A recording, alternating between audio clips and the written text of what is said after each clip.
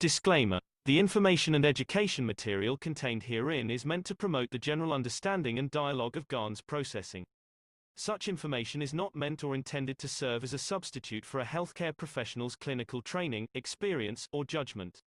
For patients and individuals, such information is not to be a substitute for professional medical, therapeutic, or healthcare advice or counseling. For medical issues or concerns, including decisions about medications and other treatments, readers, viewers, listeners should always consult their physician or, in serious cases, seek immediate assistance from emergency personnel. Prescription information, procedures, and use of medical devices information should be undertaken only by properly trained and certified medical personnel. We specifically disclaim any warranties, express or implied, including implied warranties of merchantability or fitness for a particular purpose. Such information is provided, as is, and is believed to be accurate at the time of its publishing, but it is the viewer's job to evaluate the accuracy of any information found in this presentation. Every case presented is of their own experience, applied by themselves for themselves, and it applies to their case only. Every person experiencing health problems should seek professional medical advice and consult their course of treatment with a doctor. The processes of plasma balancing described herein are a natural process which supports the body but does not replace medical advice or therapies one is already subject to.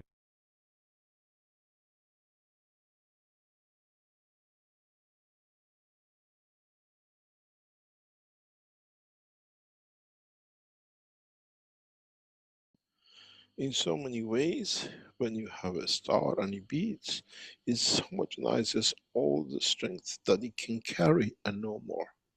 And that heartbeat shows what it can, what it possesses, what it's made of. It's its signature.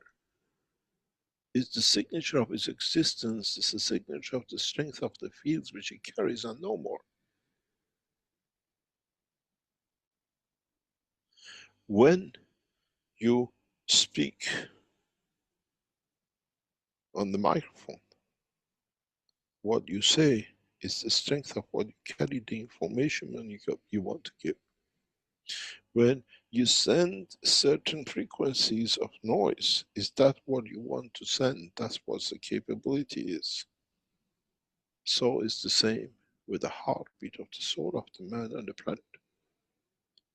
Every heartbeat dictates the strength, the position of the strength, and in what capability it can work within. In one of the ways that the body of the man has managed to interact with the soul of the man, and in a way, in the past, we have called it the third eye. What is the truth about the third eye? Is there a confirmation that it exists? Or is it in fact the eye of the soul of the man? As man could not understand, the soul of the man is within the physicality of the man.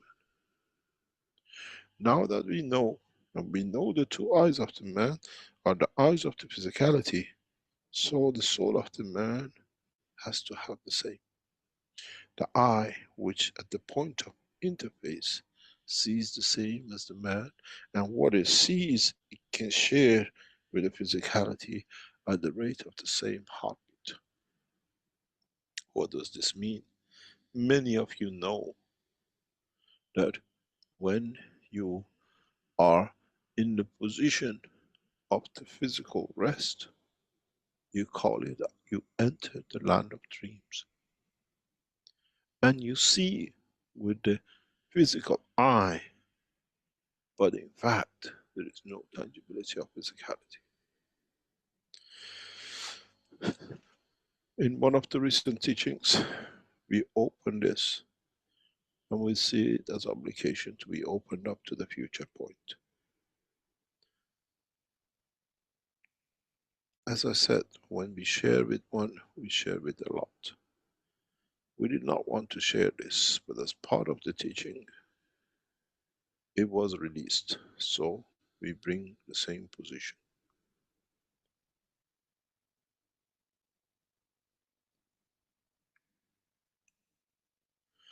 If you look at the eye of the man,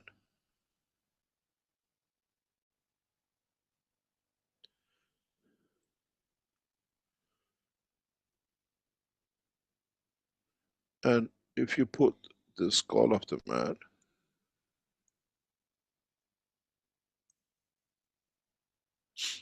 where sits the soul of the man? In so many ways, when the fields of the soul of the man enters through the specific position, like the dimension of the soul of the man, to enter into the dimensions of universal community, as it passes through the point, and as the two eyes of the man are built to have exactly twin stars in parallel, it leaves in interaction with these some of the information as it goes back and forth between the universal community and the soul of man. And what man sees in a dream is this information. This is why our dreams are physical vision to us. In fact, what we see as the information goes through, if I can draw this as an eye, and this as a soul, and this as a physicality of the man with his nose, as the information travels back and forth, in a way, in that spot, some of the information transfers to the dimension of physicality, and man sees it as a dream. This is the third eye of the man, you call it.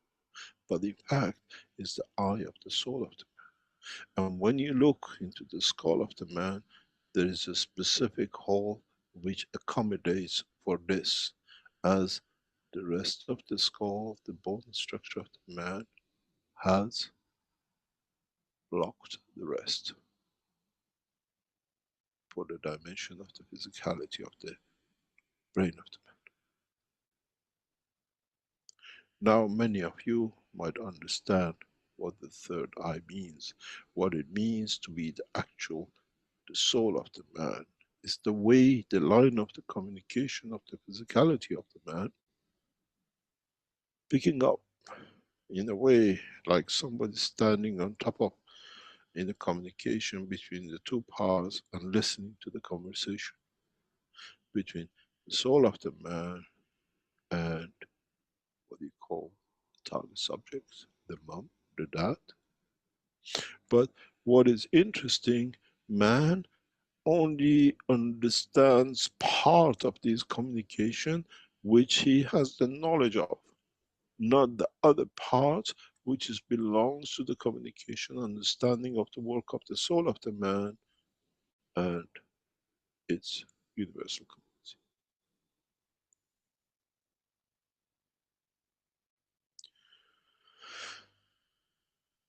It has, and it lives, and it works through this way. There is no other way to explain it.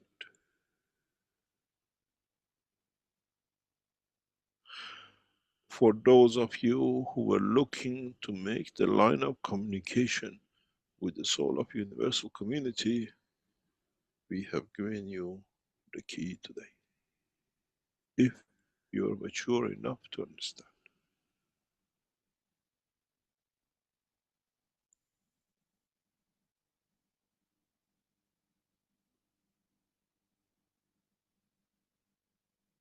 In reality, this is the soul of the universe, where the rib of the atom was the physicality of the man.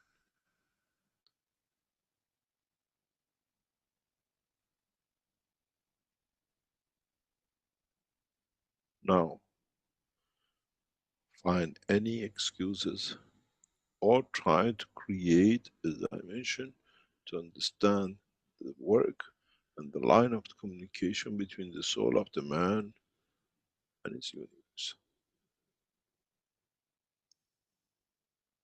When man understands this line of communication and become mature enough to understand this, man has entered the everlasting peace. Then he feeds through this channel the physicality of the man, and not for the man to kill to confirm existence in dimension of physicality.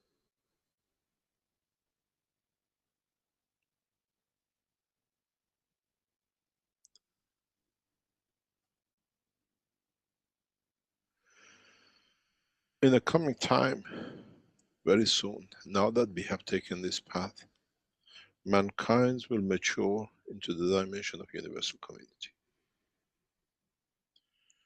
The dimensions for unification of the man does not come through the sword or through the blame. It'll come through the peaceful actions of the nations that the soul of the totality elevates.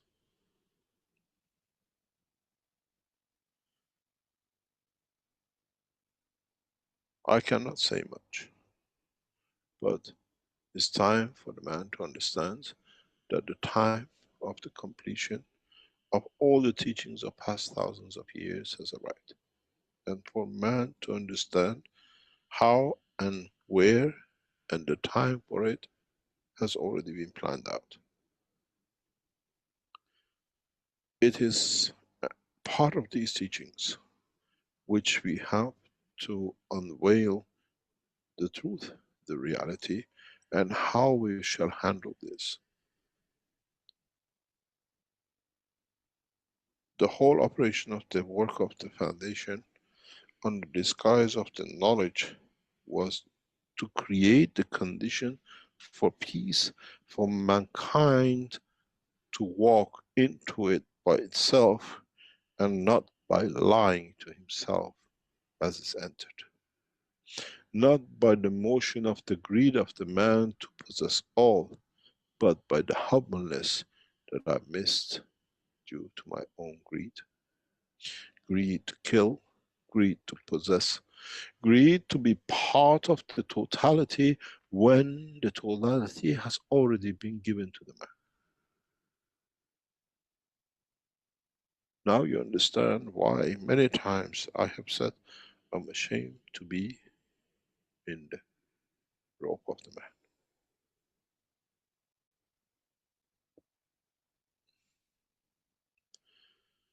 My knowledge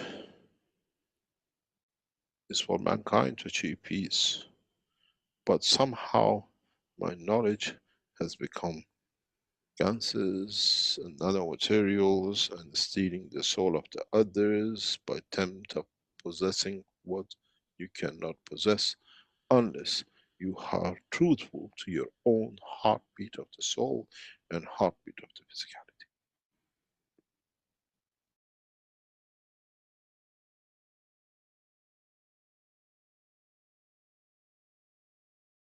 And welcome each and all to the Keshe American Knowledge Team for June 9th, 2024. I'm your host, Mark Anderson, along with Alex Skoric, and along with each and every other participant in this meeting. As we all have microphones, this is a roundtable discussion, so you're all invited to participate in the discussion today. And as I understand, everyone seems to have knowledge that I don't have, and I may have knowledge that others don't have. So as Mr. Keshe said, we learn from each other. And as we heard in this rather long introduction video, is to get the killing out of the man, this greed or this killing to confirm our own existence. And I know it's food or it's other things, but as we understand, it's vertical people and horizontal people, and we're actually interfering with the soul by taking it. And interestingly enough, we have someone here who'll share a little bit more about his progress of feeding or lack thereof, and how he's managed from the Netherlands or from the Dutch community. And hopefully we'll hear from him right after we read the World Peace Treaty, or at any time. As I say, we all have microphones, so whenever you feel it's important for you to say something, you get that little inkling in the back of your head or the top of your head that said you should say this, please feel free to share. As we know, nobody's wrong and no one's 100% right. And so we're just learning this. But after watching this video, it certainly seems that you're already doing a transmutation. He calls it a dream. We've been told to call it a dream, but actually it's the work of the soul. You meet the mother, you meet the former coworker, or a pet you may have lost. You're already actually communicating with this universal community or the soul of the universal community, but there's no physicality so much involved. And of course, now with the full transmutation, which is going to be taking place hopefully in Iran, which we'll cover this conference, or perhaps in Washington, it all depends. As Mr. Keshe said, there's a possibility of showing certain things and maybe not a possibility of showing everything. It all depends on who the next leader is in that country.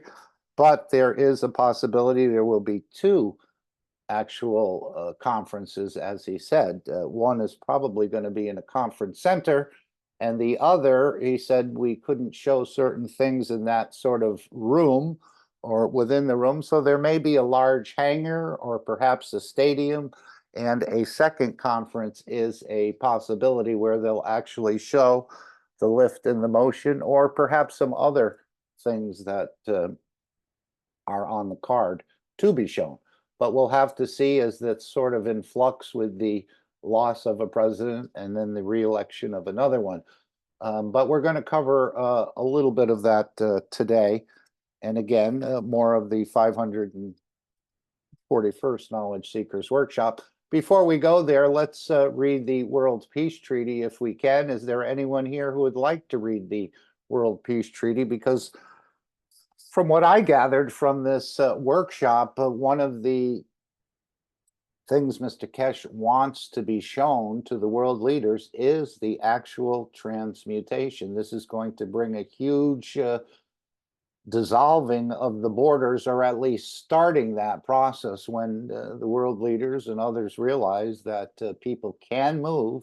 It's all within their structure. It's just a matter of learning how to do it. And of course, we know the next few sessions in July, August, and September of the transmutation sessions are going to be going into that quite heavily, a little bit more on the techniques and the practicing of how to achieve a full transmutation, meaning moving the physicality from one location to the other.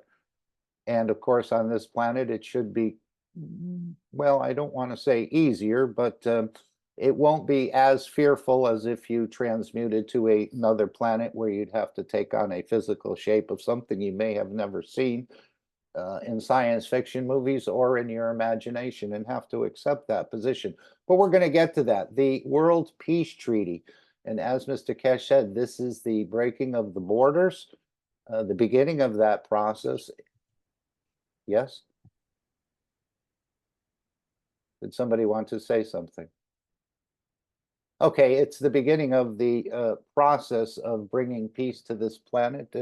And again, you become, as you do the transmutation, you'll become one of these ambassadors for peace on this planet, perhaps. I don't know all the details, but this is why he's pushing the transmutation in such a way. And again, a lot of times we've heard we don't need confirmation.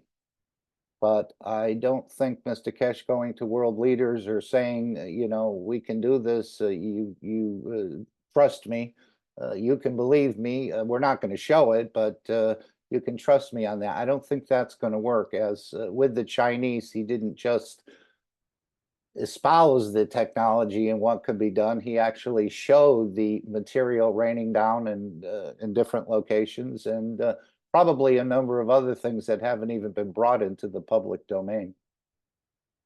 But and this will, again, cause leaders, cause others to think more and more about signing the World Peace Treaty and bringing down the borders. So to me, the transmutation is an integral part of the world peace process. It's just another step in this process, and we're going to cover it a little bit more today. But we're all doing a transmutation of sorts in the dimension of energy, as I see it, when you daydream or when you go to sleep at night. There's a lot going on in the background, and this is the understanding that you're dreaming of the mother. And the soul has to show you this in that dimension, in the physical, or what you would think as a physical dimension. But as he said, in that dream, there's no tangibility of physicality, even though you're seeing it with the eye. So this would all be done as an observer in the dimension of energies. But now we want to show the full transmutation, and that there's no reason for borders. This is one of the understandings I've taken out of this 541st workshop.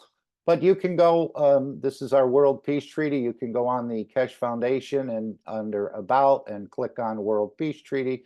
You can print this out, share it with others.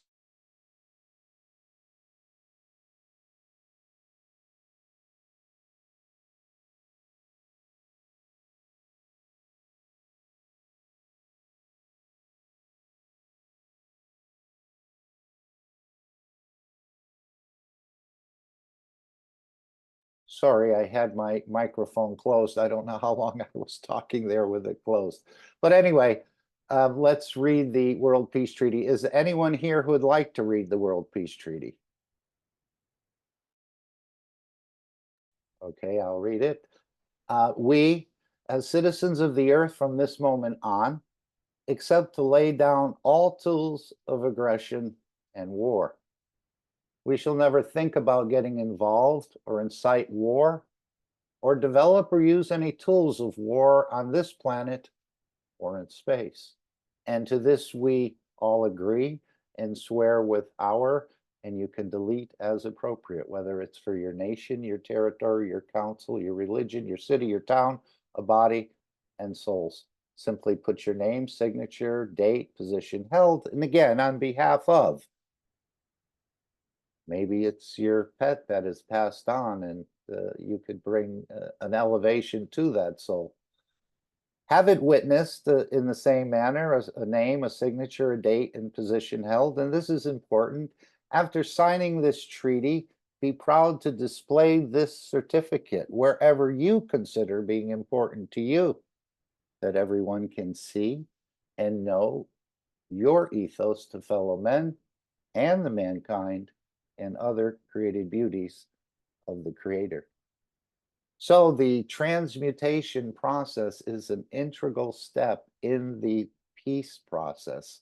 We wouldn't think of it that way. We were thinking more of gaining an aspect of immortality or visiting places we haven't been before.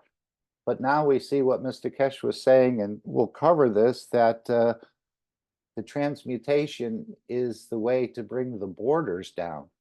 Once the leaders know that a few people can do this and they can teach the others, there will be no reason for borders.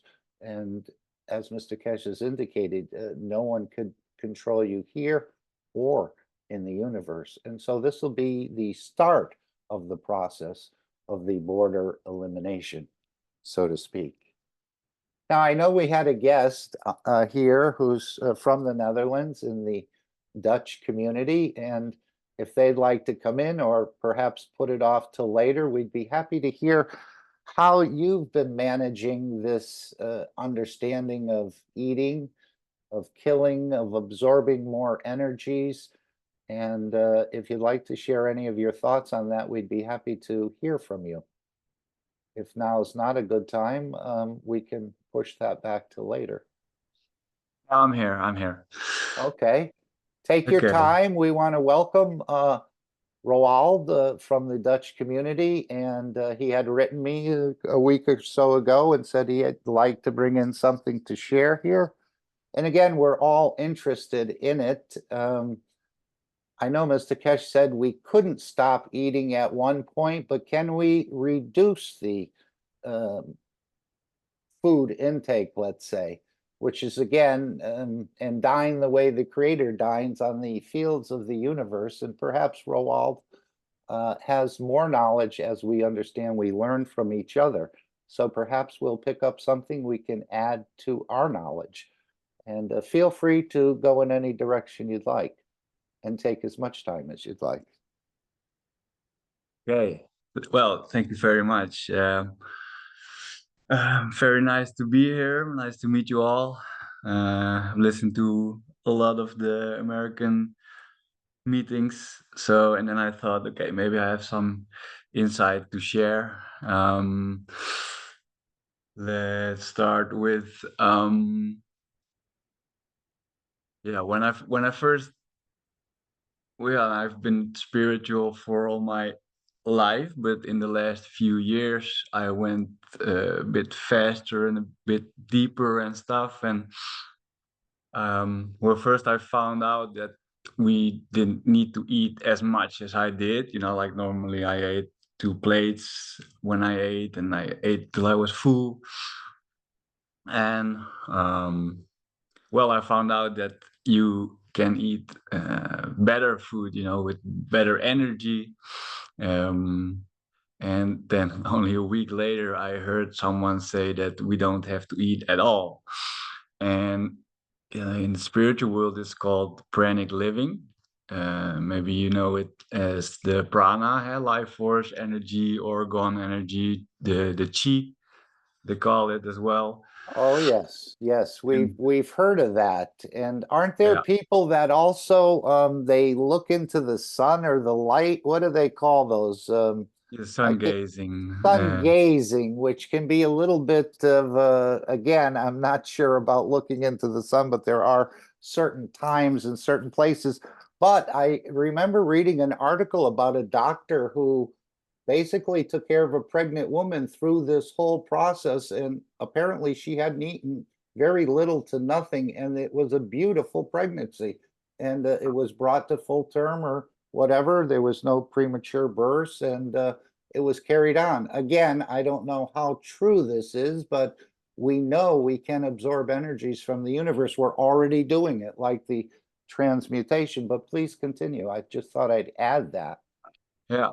Well, the sun gazing, I practice that as well, and I I can look straight into the sun now during the day as well, because I practice it during the evening and during the sunrise, and it fixed my eyes actually. So maybe that's interesting as well. Wow. But let's go on to the pranic living, living from the prana, the life force energy. And when I heard that, I was like, oh yeah, that sounds really plausible, and I want to try that.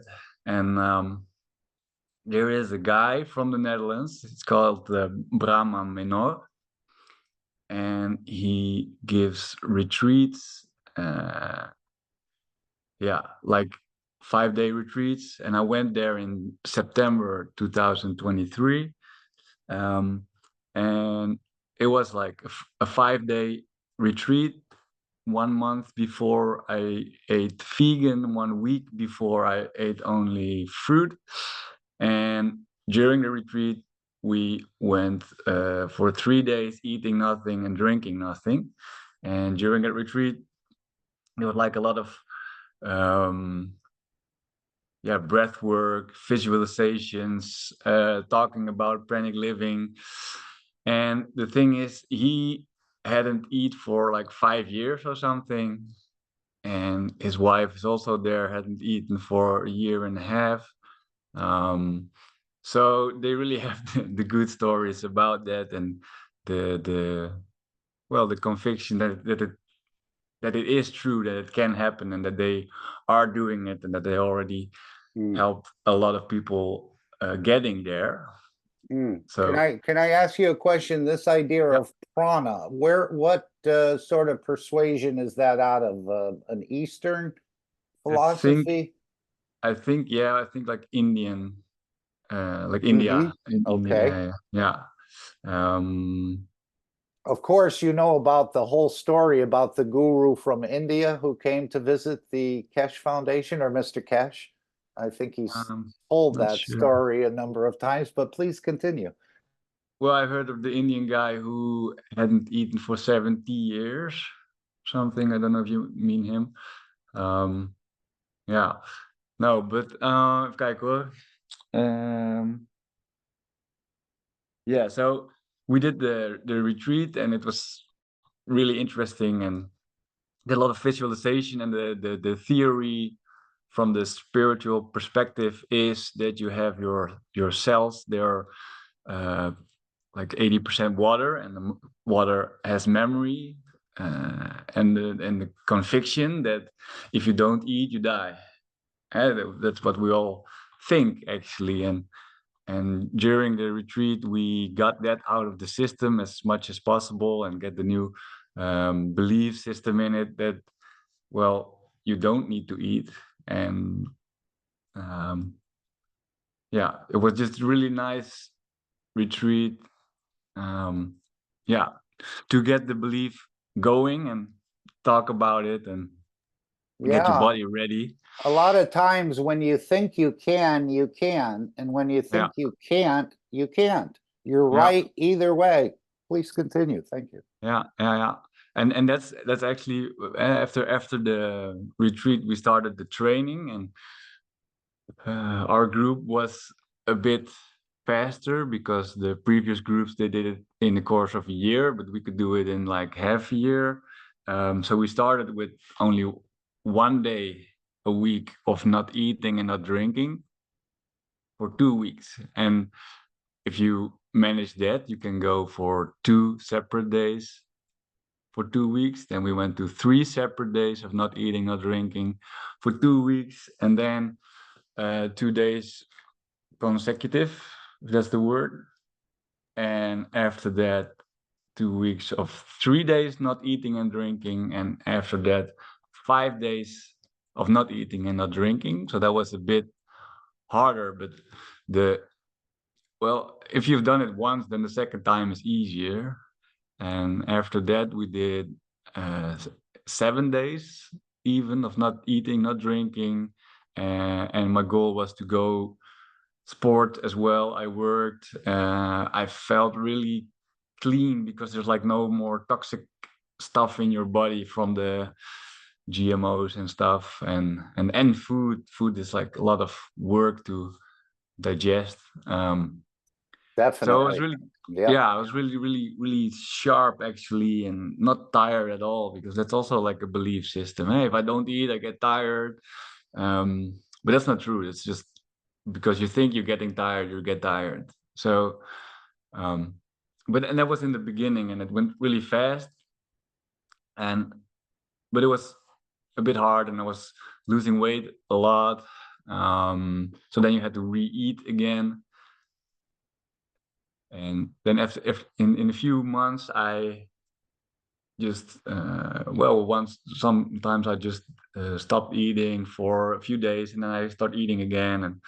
But I was losing weight a lot, because the second time I did the 7 days, I lost 1 kilo a day, which is a lot. So I got really skinny, and then I thought, okay, let's just make my body get used to the fact that I don't need to eat that much. So then I started eating 1 meal a day. But the great thing is, when I did the retreat, my right brain was like, yeah, intuitive, I know this can be done. But my left brain was, the logical side was like, yeah, but it couldn't be, like it's not logical that it can be. And it was only a few months ago, like 3 months ago, maybe, I came into the plasma science. Well, before that, I learned making GANs, and I have a MAGRAPH at home.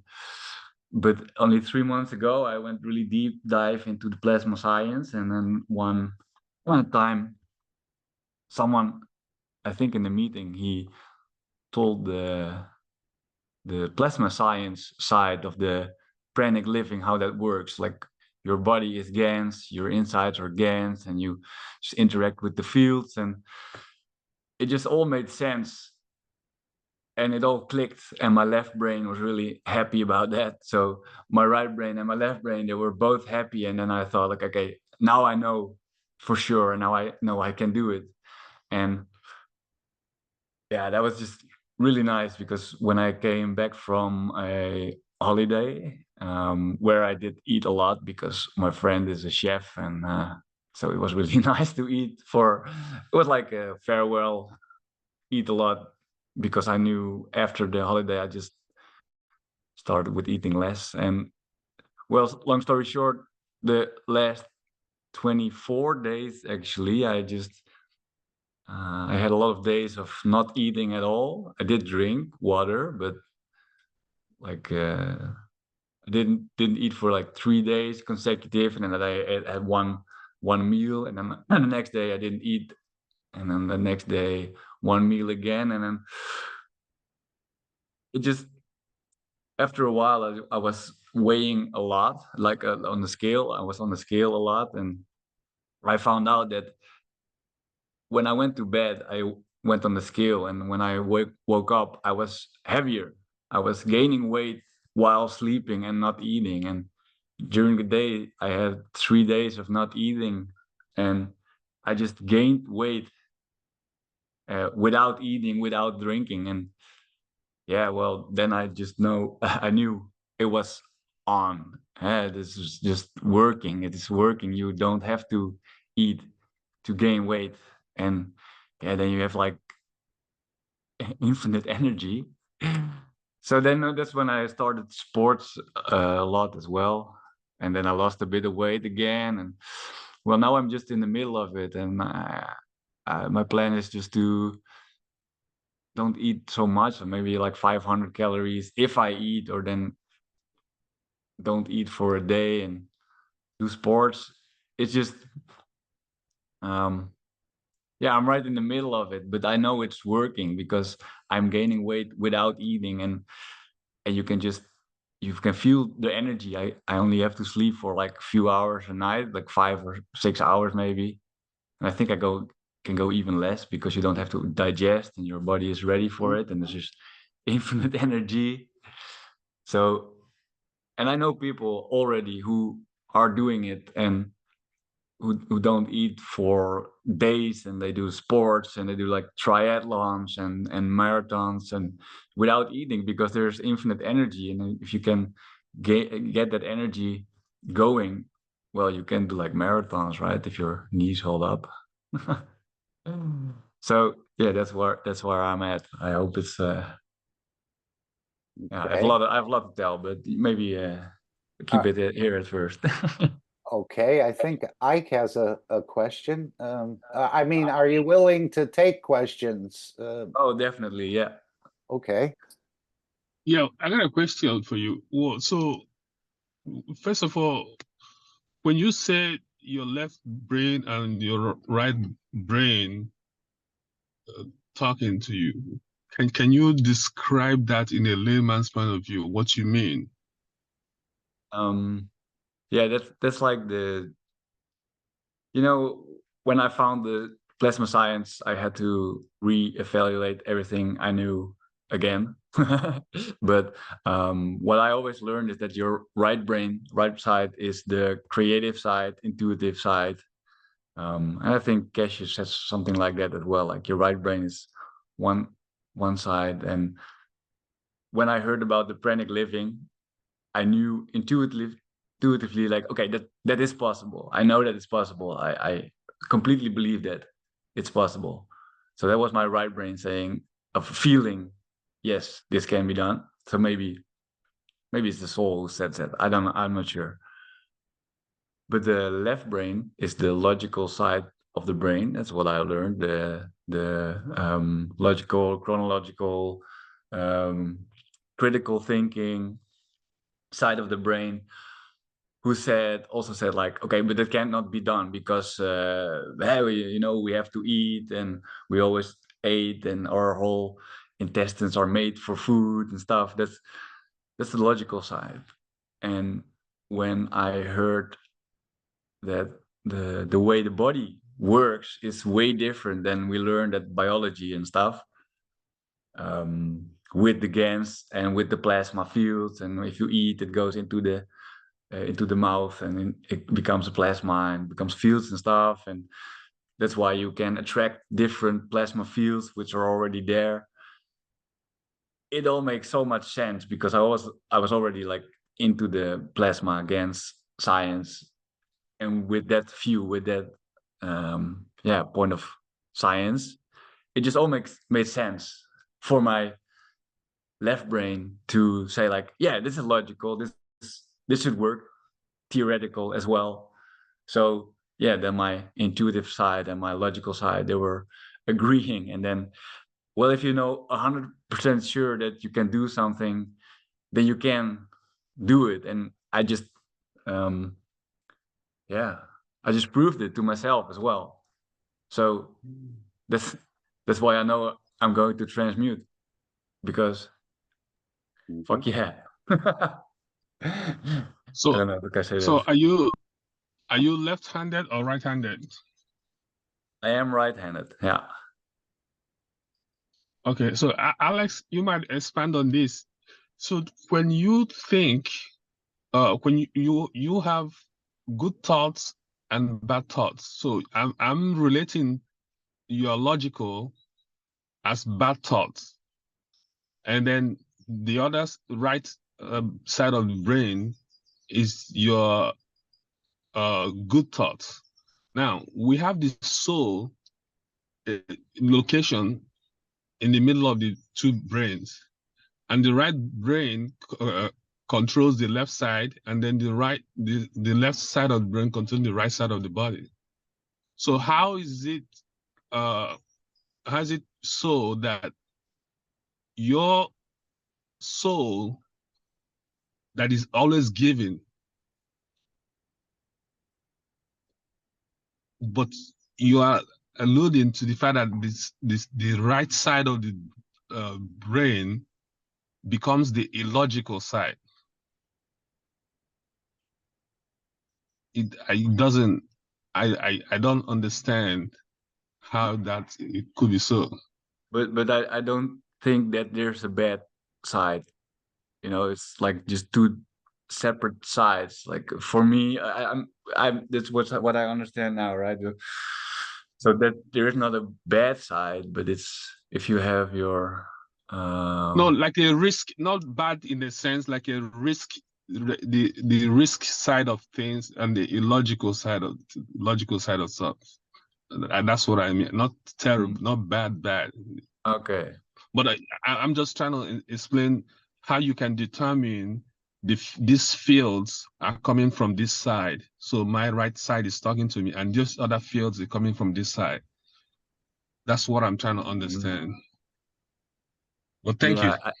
I don't know if I feel it like that. It's well, I did feel my whole when it clicked, when I heard the story about the pranic living being the plasma fields, and how that worked.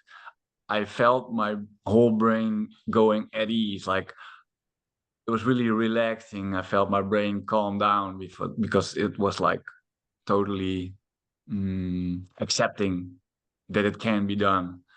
But I'm not sure if I felt it in my left brain or right brain. It's just what I learned and what I think is logical. But like I said, when learning the plasma science, I have to reevaluate everything I learned. So I'm in the middle of that as well. Well, it sounds like you've gotten a good head start with all of this, and then you're going to add in the plasma. As Mr. Keshe said, we're adding to the knowledge of man. Beautiful. Yeah, it's really great because all the what I keep saying to people is all the spiritual stuff I learned in the last years, or actually my whole life, it's still true, but now it can be explained scientifically, and that is just perfect. It just everything still makes sense in the spiritual way, but you can add the scientific side as well, which is it's brilliant. And as Mr. Keshe said a number of times, this is where science meets the soul of the man. Definitely. Ike threw out a worm on a hook for me. So I think I better respond. Sure, please. Anyone, all of us, yes.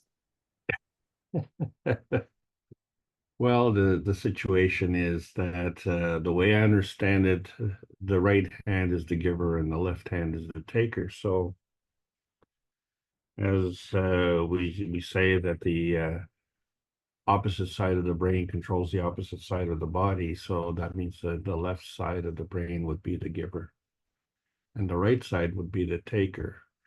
So that means that there's a blend on the right side between what the soul of the man is um, in giving as an intention, and then there's the left hand, which is taking in the energy from the environment. And of course, when that is confused, then there's a point of conflict that ends up in the brain and needs to be rationalized. And so this becomes the, shall we say, the battle between the emotion and the logic. And we need to understand that the higher strength feeds the weaker in all cases, and then the physicality is the lower strength. And we need to respond to the physicality in order to mitigate our actions, respond to the environment. But we've taken that too far and become physically dominant. And so that's where the confusion and everything comes in. So that particular explanation allows room for both you gentlemen's points of view. And I think this is a wonderful conversation. So thank you very much for what you've added. Yes, Yeah. when I first heard Mr. Keshe say you could feed yourself without eating, my brain jumped in right away and said, impossibility. There is no way I could figure out how you can feed yourself without eating. But now we're understanding much, much more about our own creation and what's actually happening in there. And there's not a large gap to fill. This is the beauty of it. 80% is coming in from the environment and the universe. It's only the, as he said in the last workshop, if you had to depend on eating, you'd have to eat a mountain of food just to feed one cell in the body. So we have this very unique system of being able to absorb energies and release energies up to about 80%. But it sounds like Roald has mastered this to a certain point. And that's very beautiful. Again, as you say, if you believe you can do something, you can do it. As Mr. Keshe said, there's no limitations in this world of science that we're in. Of course, we limit ourselves most of the time due to the lack of trust. Well, my mom told me I have to eat 3 meals a day. I've got to listen to mom. And many other things, if you've taken nutrition or other things. And again, the loss of weight is very interesting. And then the regaining of the weight without eating. I know, I think the amino acids play a huge role in this. Go ahead. Can I Yes. add something more from Yes. when we're thinking about the brain and the left brain and the right brain? Also from the introduction, you have like the Lemniscate, the figure 8 from the left brain, right brain, so they have to be in balance. So what I also learned is that if your right brain is the creative side, but your right brain is too dominant, then you will be like gullible or naive, and maybe end up at, well, let's say religion. But if you're left brain dominant and your logical skills are too high, and you just only believe what you see, then you will end up an atheist.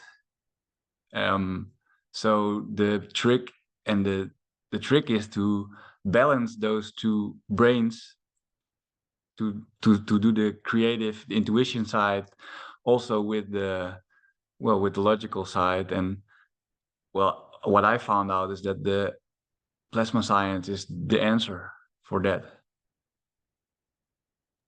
Yes, we have a beautiful, a simple but complex structure. And I know the health teachings, if you find any of those on the internet, you probably already have. But as you said, the explanation by the Keshe Foundation and understanding how this structure works, we put in the food in the one end of the tube and it comes out the other end of the tube. It never actually touches the internal structure. It's just all a matter of transfer of fields. Because if the food ever went into your physical body, you'd probably expire. So it's all done through that tube in the digestion process. But now we're learning we can even absorb more working with these energies where we can walk away from killing more and more as we understand this. I know part of the transmutation sessions was dining with the creator, and some of us had a very, very good experience. I wanted to ask you, Roald, if you have to struggle with this, like, are you really fighting to eat and not eat, or what has brought that satisfaction that you're settled into that position? Well, that's a nice story actually. Well, first, when I found out that I didn't have to eat that much, I started with the intermittent fasting. I learned that was like maybe a year and a half ago. I learned that if you fast for a longer while, like you eat from 12 to 8, then and then don't eat for another 16 hours, then your body has time to do the processes which are really meant for your body, not the digestion, but the cell cleansing and stuff. And then I found out that in the beginning it was hard to skip breakfast, but then it got easier. And then in the first, you were like, "Oh man, I haven't eaten breakfast, so I'm tired," because that's what you've learned, right? And Yes. and I was in the car one day and I'm like, "Oh, I haven't eaten, I feel tired." I'm like, "No, fuck no, I don't feel tired. I don't feel tired. Let's feel not tired." And then maybe 15 minutes later, I was just energized again. So it was a mindset. Mm-hmm. And when I did the training after the retreat, I was still really good at making appointments, making rules for myself, and hanging on to that. So I was just, okay, I'm not going to eat tomorrow. Then I didn't eat the next day, and well, that worked for me for like 35 years. I was really good at that.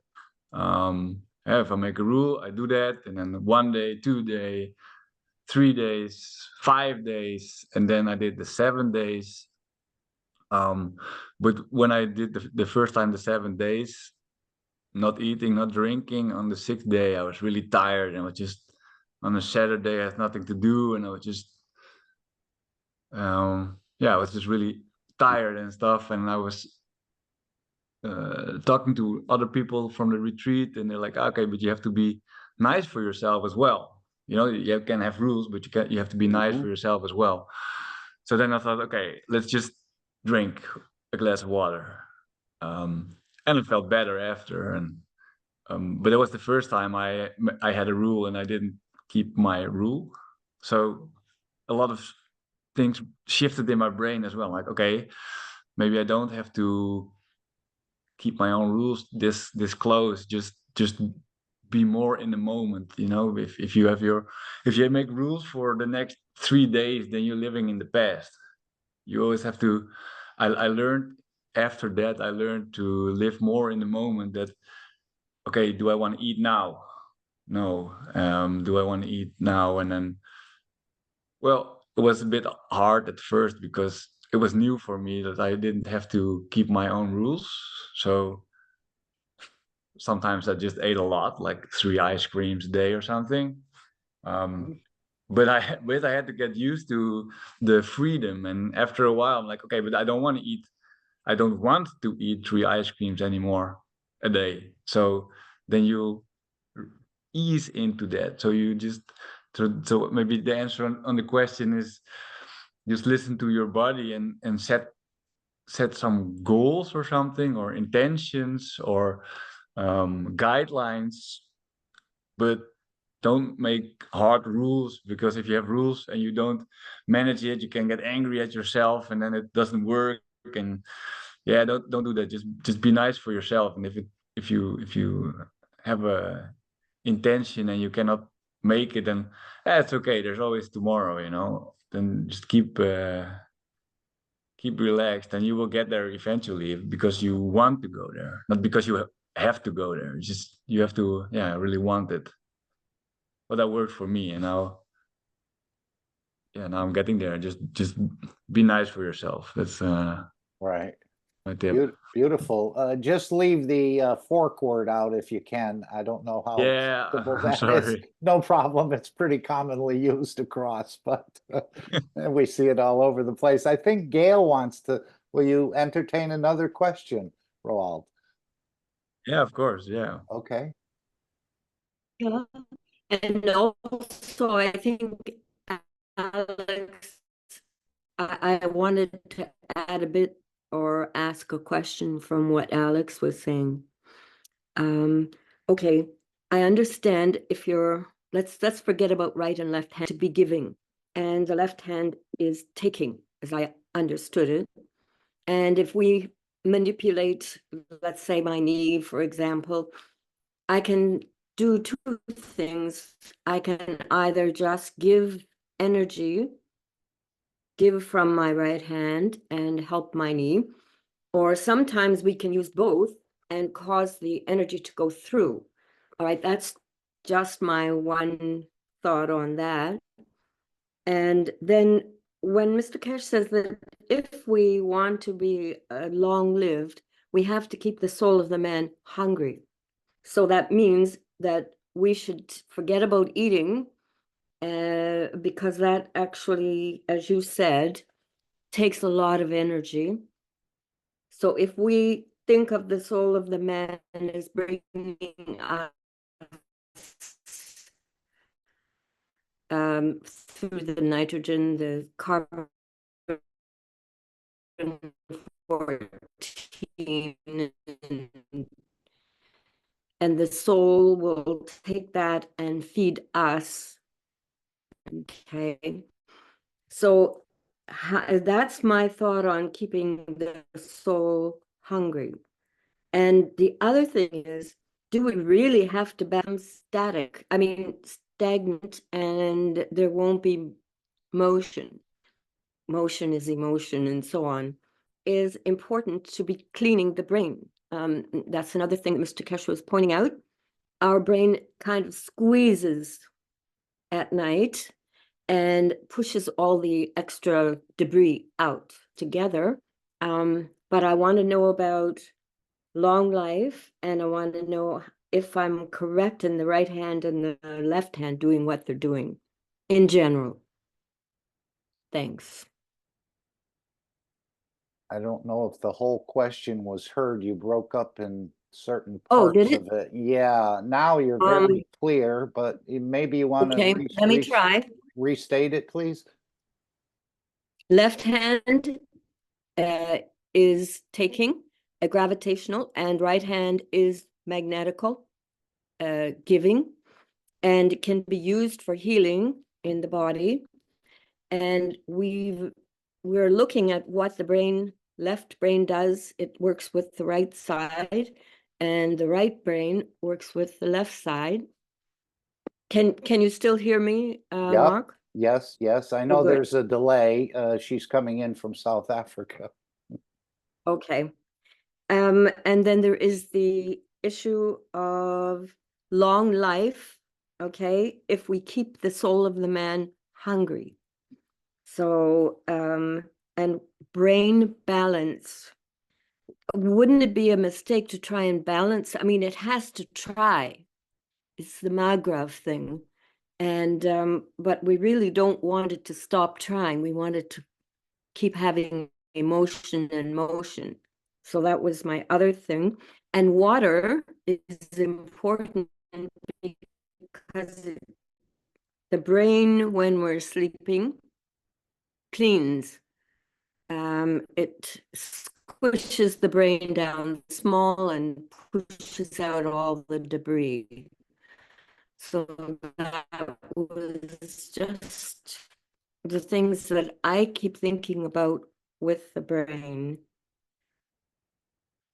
So I don't know if I've got it right. Right hand gives the left brain. Does that mean that the left brain pulls from the universe and gives the life a whole unit? Thank you. I don't know if you got all of that, Alex, but if you'd like to address it, at least the parts you heard or what you think she's trying to ask exactly. Well, that's part of the problem. I'm not exactly sure of the question. I think what we're looking at is to ascertain some kind of confirmation, confirmation of ideas. But the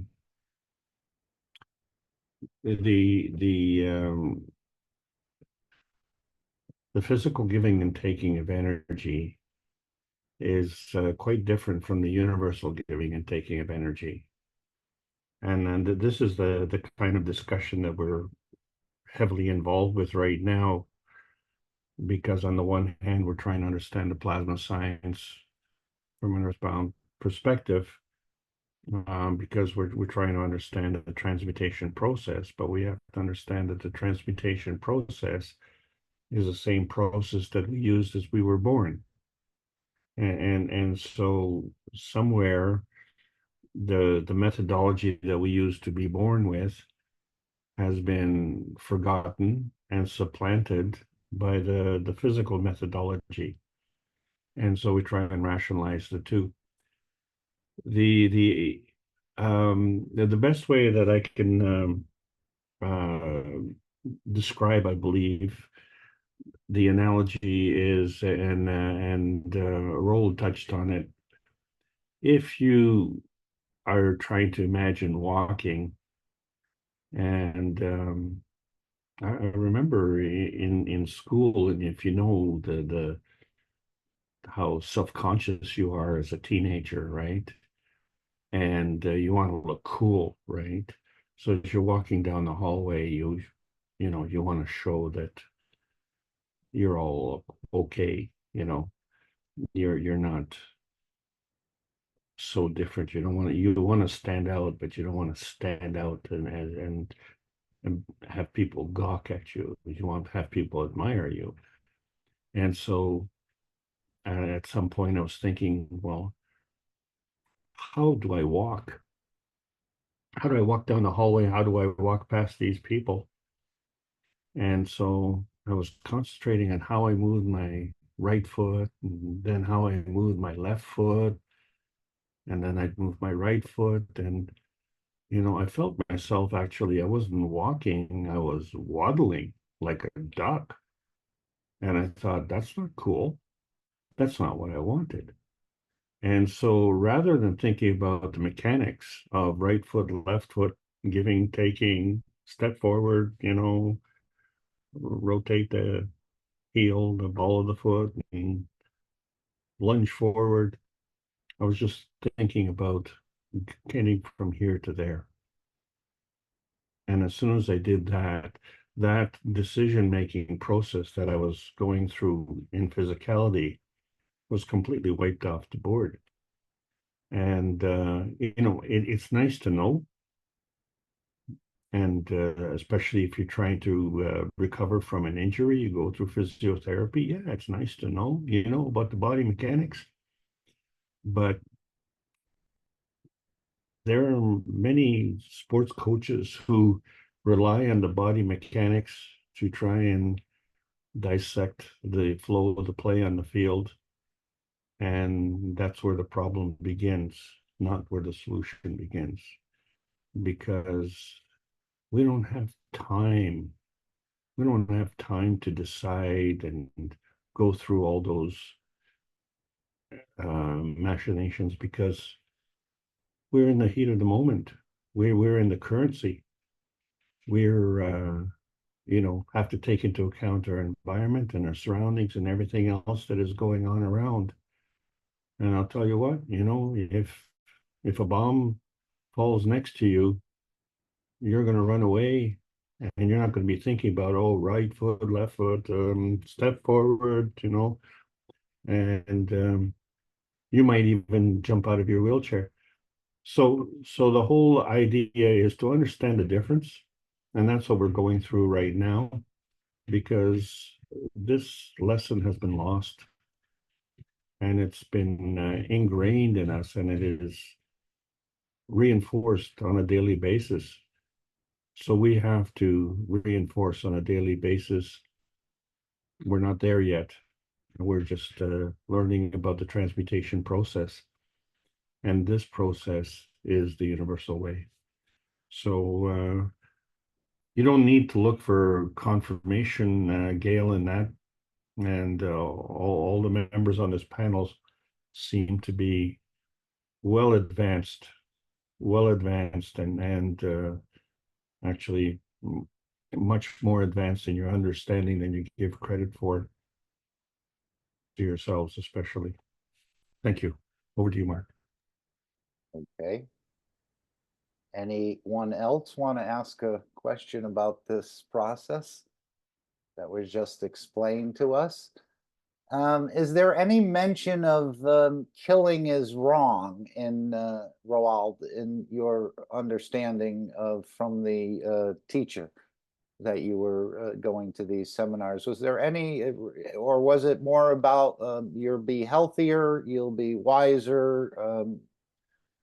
It's more not about the killing. No, not that I remember. It was more the fact that you don't need to digest anymore, because I think it was something like I don't know how much percentage of what you eat, the energy you need for digesting. So yeah, he was saying about you take in 2,500 calories, Mr. Keshe said at one point, and you use 1,500 calories to digest that. yeah, 2,500. Yep. Mm-hmm. And the I think the main thing is the brain, that the brain gets really clear. Yeah, there's no more toxics in the brain, so you can get a really clear vision of Yeah, yeah. yeah. I remember fasting in the Christian tradition there, and as a younger person, and certainly you feel lighter, certainly you feel clearer, and certainly you have much more energy. But I was just doing it sort of as a sacrifice in a way. I know Rick is very fond of fasting to clearing up ailments and other things. Apparently the body getting rid of some of these toxins and so on. But I think the main point is, as Mr. Keshe said, is to walk away from the killing, because in the universe, you cannot do the same thing. You can't take another entity's energy to sustain your own. And we're so used to that, we think it's our right to do. So it's in a way, a deeper understanding of the Keshe Foundation, of this, the reason to get the killing out of our structure. It makes a lot of sense, actually. So, yeah. Yep. So that's beautiful. You can add on both of these knowledges or combine them in so many ways to achieve something that most people think, as I have in the past, that it's an impossibility. But I know when we went through Dining with the Creator and the rest of this, I probably went for close to 2 days or so without any strong desire, day and a half or whatever it was, even though I hadn't eaten the day before. But there was no, that whole emotion of food was basically gone. And as Mr. Keshe said, you can come in to these systems and take some energies and then maybe come back in 2 more days and take some more energies if you need it. Or you can go in there multiple times a day and to receive these energies. This is part of the feeding program. So again, it's very possible there's systems that have been created and have been shown in Gaza so that you can really walk away from the killing more or less. Hopefully more. But again, what these systems do is to actually inculcate this process, I think, into the structure, and the soul is learning it as well, and how this can be achieved. So the systems are there for sort of a support until you can do it on your own. And that's the same with the transmutation and the rest of it. So once the physical structure remembers what you can do, then you're on your own, more or less. But there's still a lot to learn about this whole process. Any other questions before we go into a couple of the clips from this workshop I'd like to share? Well, actually, I'd like to go into the Keshe Foundation store. Thank you very much, Roald, and I think you've given inspiration to many more people that this can be done, even if it's not a full understanding of the physicality, your structure, again, through this wish of wanting to. Apparently, it can manifest itself. Yes. Yeah, very welcome. Any other last questions you'd like to ask of someone who's doing this on a regular basis? And again, as he said, don't be too hard on yourself. It's a learning process we're going through. If you wanted to not take in food. So what's happening is your shopping reduced? Obviously, your dishwashing has been reduced, or what is the latest, let's say, where have you progressed to in this whole process? It's really interesting, because in the last few months, when I when I started the pranic living, I found out that I had to eat. I could eat less. I had energy for the whole day, and I sleep less. So if I look at my weekday now, I wake up. I wake up. Well, I had the period. I wake up at 6, and I start learning Spanish for an hour, and then I go to work for 8-9 hours. And when I'm in the car, I listen to the workshops or to the meetings. And when I come home, I sport, and then I watch some more workshops and do some more study. And then when it's 11 or something, I did some Spanish again, and then I went to bed at 12. And then the next day I had another 6 hours of 6 hours of sleep, and then the rest of the hours is just there for doing stuff instead of thinking about what you're gonna eat. You have to go to the store, then you have to prepare it, and then you have to do the dishes. And well, if you just first cut down the breakfast, that saves a lot of time. And then if you don't skip lunch as well, it saves a lot of time. And well, if you're not eating anymore either, and then you have energy for the whole day, yeah, that's perfect. I can do stuff all day. Yeah. And I go to bed at 12, and then I wake up at 6. Yeah, that's perfect. And as Mr. Keshe has indicated, we haven't brought ourselves here. Our soul or one of our ancestors has done something good, and this is the reason we're here in this foundation. So perhaps your soul wanted you to understand the scientific understanding of what you're actually going through. How did you find your way, if I may ask, into the Keshe Foundation? Or had you been sort of listening to things? What brought you into the foundation? We know it's your soul, but what did you thought triggered this? I think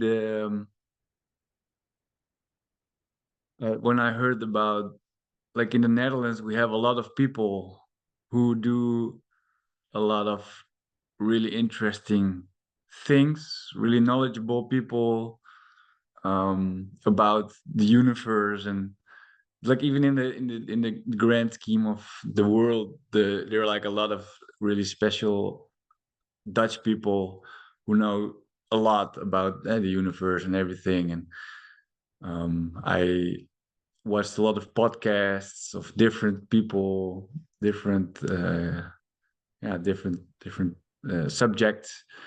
And then once I found well, someone was talking about alchemy. I did like a lot of research on alchemy as well. And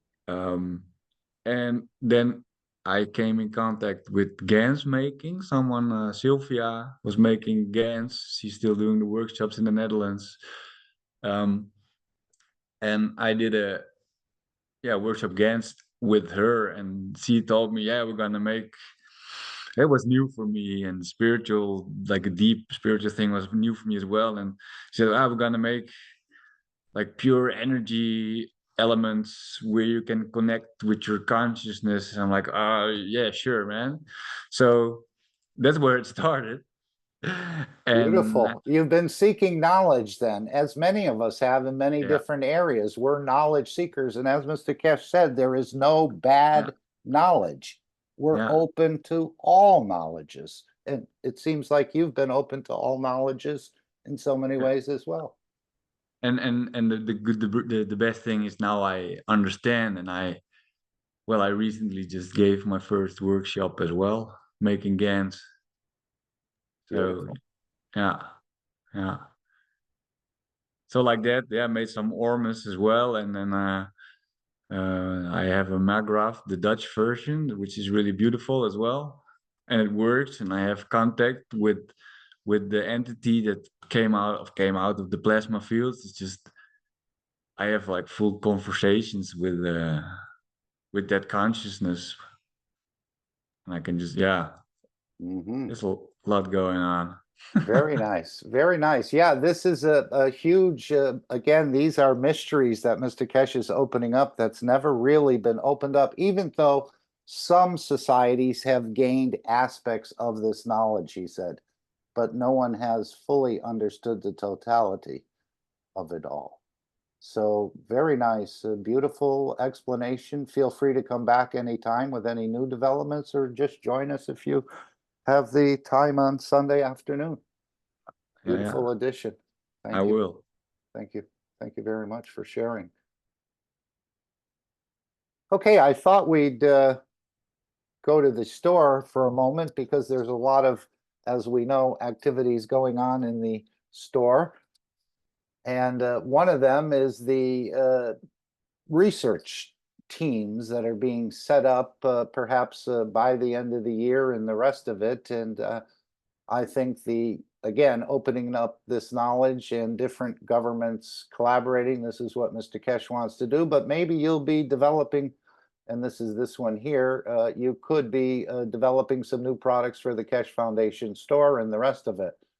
It seems rather expensive. I think it's 25,000 euro a year, and you have to provide your own housing and food.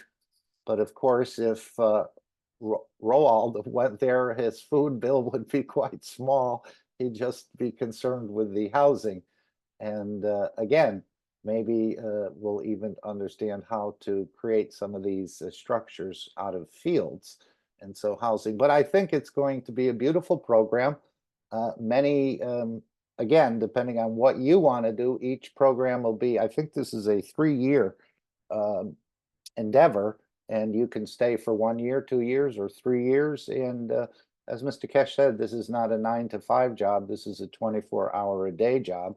And I'm thinking some of these centers, scientists will actually be transmuting. And also, I think that they could be a portal or some sort of, not that we need it, but maybe in the dimension of physicality, you can interact with some of these citizens of the universe, let's say, or our larger family, and some of these things. So this is a very beautiful program. Hopefully we can find the sponsors or the funds to do some of these things.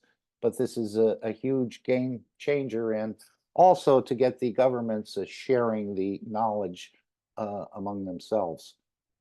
But anything you develop will become the property, intellectual property of the Keshe Foundation. So it's not that you're going to go here and create the next wheel or something like that and be able to market it and the rest.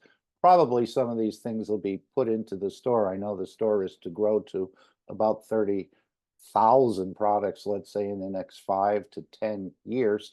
And maybe some of these products will come out of the research center. So you can sign up for it. And this is where you would do it on the foundation website. Next product, I thought we would, again, this is the cosmic ray material, probably quite a bit of the C14 in there. He hasn't released a lot of information. He said, we'll have to teach you how to use it. It's 1,000 a gram, and they've just developed a container or found a container that would house this in probably some sort of unbreakable or acrylic formation. I'm not actually sure. I haven't seen that, but it has a tamper proof. You're not supposed to be really physically touching this material, but just using the fields. And again, this has never been available in such of a quantity, but he did say it would make the transmutation easier to achieve using this. But again, it has to be taught how to use it. And this is another offer from the foundation. One of the next events that's coming up in November, as it's planned at this point, is the Iranian conference in Isfahan, which is priced at the 7,500 euro, and that would be, you'd have to bring yourself into Vienna, as I understand it, and from there there'll either be a chartered aircraft or a direct aircraft going either through Turkey or through or directly, perhaps, if it's a chartered flight. And maybe we need to hear Mr. Keshe actually tell a little bit more, and then we'll go into the pre-transmutation session. So there's a lot going on within the store, as we know, and I just want to see if we could bring up this workshop.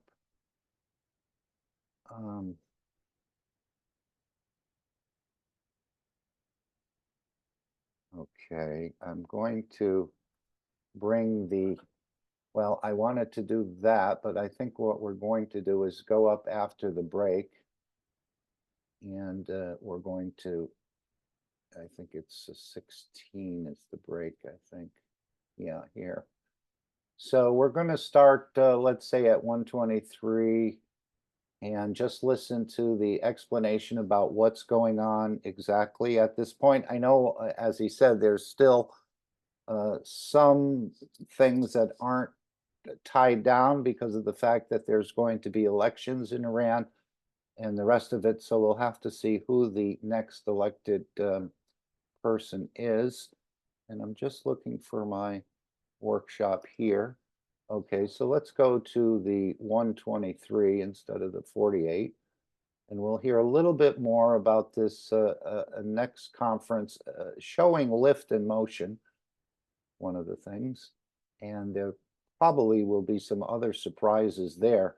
I thought he had talked about a room where you couldn't go in it unless you transmuted into the room. But let's hear a little bit more about this process, and then we'll hear about the pre-transmutation or transmutation preparation sessions.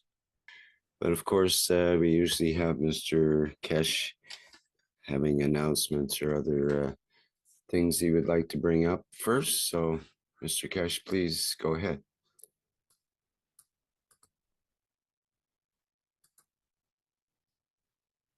Yes, thank you very much.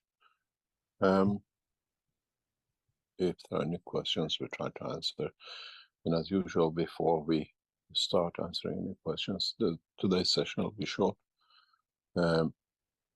But in regard to Iran conference, I have to, as I said before, explain that we close the part for the knowledge seekers very shortly, because Keshe Foundation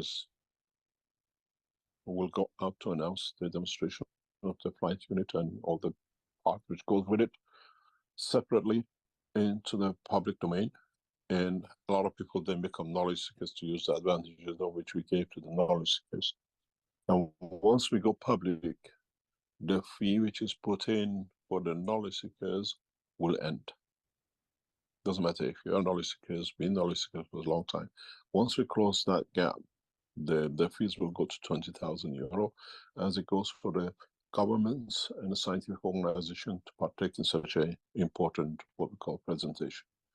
So those of you who already applied or planning to apply, please complete it at least before end of June, because we'll make announcements very soon that it goes public, and we'll take that bracket off the knowledge seekers. It does not matter what it is, because then we can't say, "Here, we've been the knowledge seeker for 200 years. It doesn't count. We open this door till that time and we close it.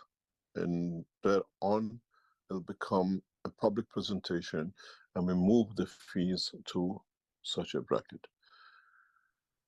It has to be understood that the presentation in Iran will be in collaboration and close presentation of facilities provided by the Iranian government, which means, as I said before, we will not be able to show the whole demonstration inside a hotel. It has to be done in a place public and at the same time safe and secure for many reasons. So it has to be understood, part of the presentation, somewhere in between the 5 days, you will be transferred or you'll be traveling to a destination appointed by the government officials where the presentation of technology will take place.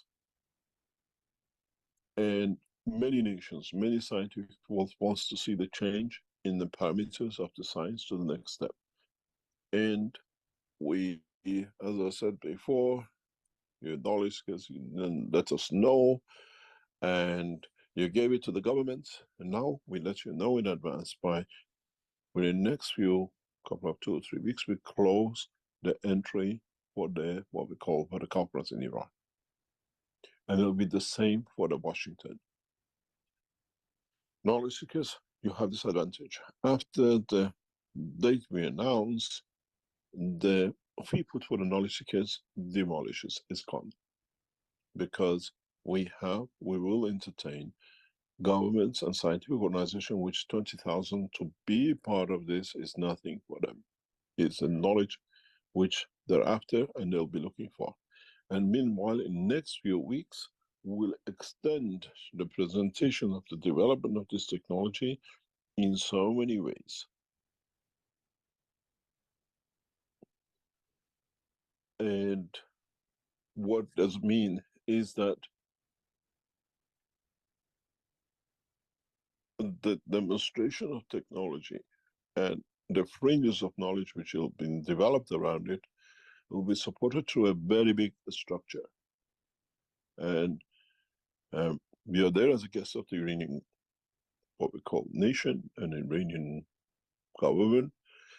And at a certain point, the technology to be shown will be outside the parameters of the hand of the, what we call the Keshe Foundation. This is where, in conjunction with the Iranian government, we'll invite the world leaders, world ambassadors, advanced technologies around the world, leading companies to be present in our presentation. Because there is not a conference which is kept in one hotel. It is a conference which then will transfer into showing the beauty of the technology developed and delivered. It cannot be done as you saw in China in the room. We cannot fly a system in a closed environment.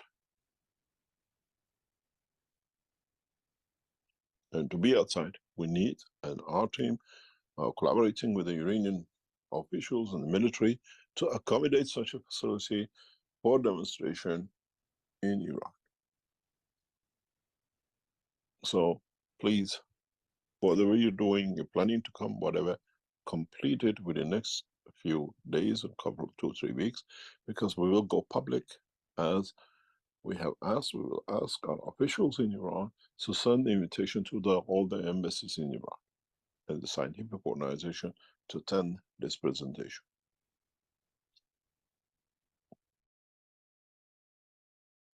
Okay, any questions about this?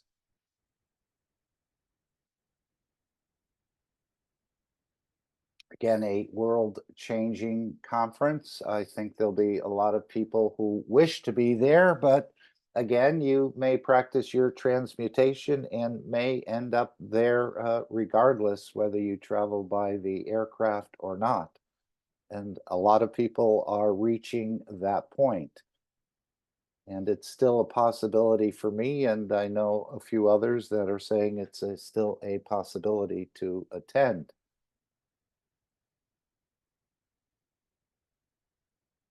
So it'll be totally up to you. Again, the price is a little bit high, but not for what is being shown.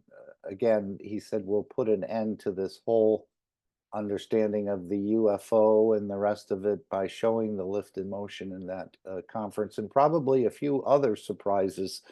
But as he said, there may be two separate conferences, one where they'll demonstrate outside in a protected area or a large hangar, and then the other one will be a conference probably at a hotel or another place.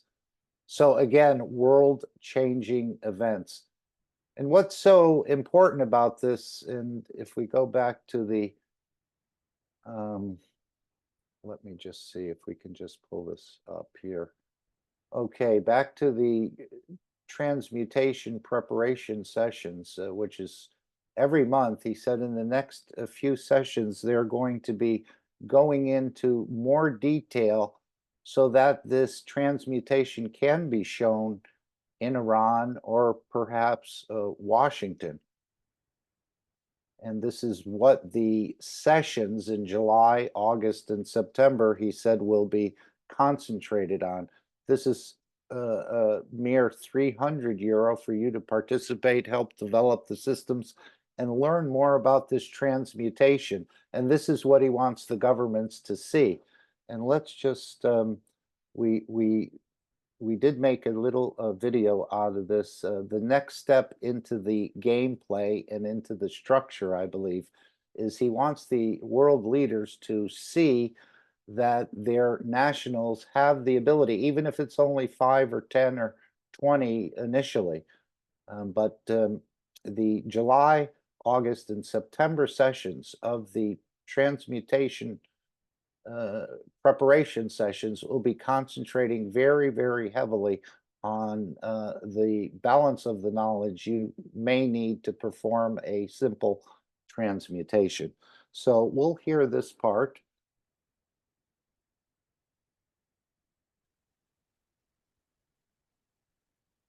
In the near future, and in the sessions we'll start in July and August, will bring many of you into the position of understanding and being able to transmute and understand the process of transmutation. As we teach some of it in public, in the private sessions, there will be very intense teachings to go.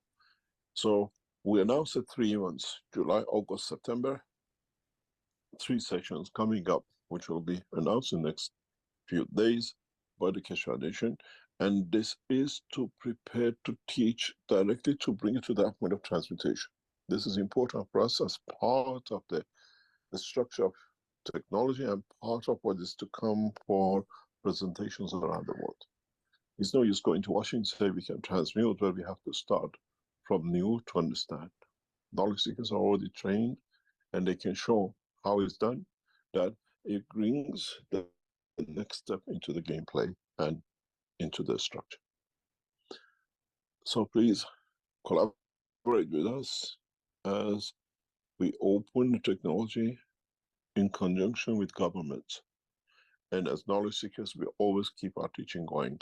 There will be no way the teaching will stop, even after demonstrations in Tehran or in Iran or in Washington. There is a possibility that again in Iran we'll have 2 presentations, one in Isfahan and one in Iran, depends on the what we call agreements with the Iranian government and Iranian, what we call the structure of the setting, which is we have to delay this till we know who's the next president, how the structure will set for second presentation. You have to understand, knowledge seekers, we have taught for years, are the backbone of the creation of the peace. And when we can show in Iran, we can travel without limitation, with Washington and Iran, show we can do transmute, you become the ambassadors of peace. You show to governments that borders have no meaning. You show to governments that having wealth and robbing each other's banks has no meaning, because now the banks can produce as much as they like. And in that process, in a way, I have brought you up to be the assets of peace. All your knowledge, because all of you who attended all these teachings and all the sessions, you have to understand, you become the tool of the creation of peace. The more of you we get in Iran, the more of you we get in Washington, which can show the governments how it can be transmuted, the more what has no meaning. It breaks the barrier and brings the peace. And it cannot be done. It's not just a theory. That's why we start teaching more and more of you in public and private, that it'll become, it's not just one or two, tens of you, hundreds of you can do the same. And this will set the scene for world peace, as the governments have no borders to fight for. All these naval forces, all these limitations with the landmarks of imagery in the head of the man will go to the wall. And the time for it has started. And you're the backbones to it. Try to attend the Iran conference, the Washington, because there and then we ask you to show, because you've been taught to show. It's not just a few. And when 10, 20 of you can do, then the whole nations can do. No barriers, no borders. Passport in my pocket worth nothing, because I can be anywhere I like to be. You cannot put me in prison because I entered your country illegally, because I can move out of the prison instantly. We have to bring that consciousness to the world leaders and to the government through delivery of the technology, in the essence of what it is. And we are building systems to back this up. The new systems, which are now developed and getting developed, will bring us to that position.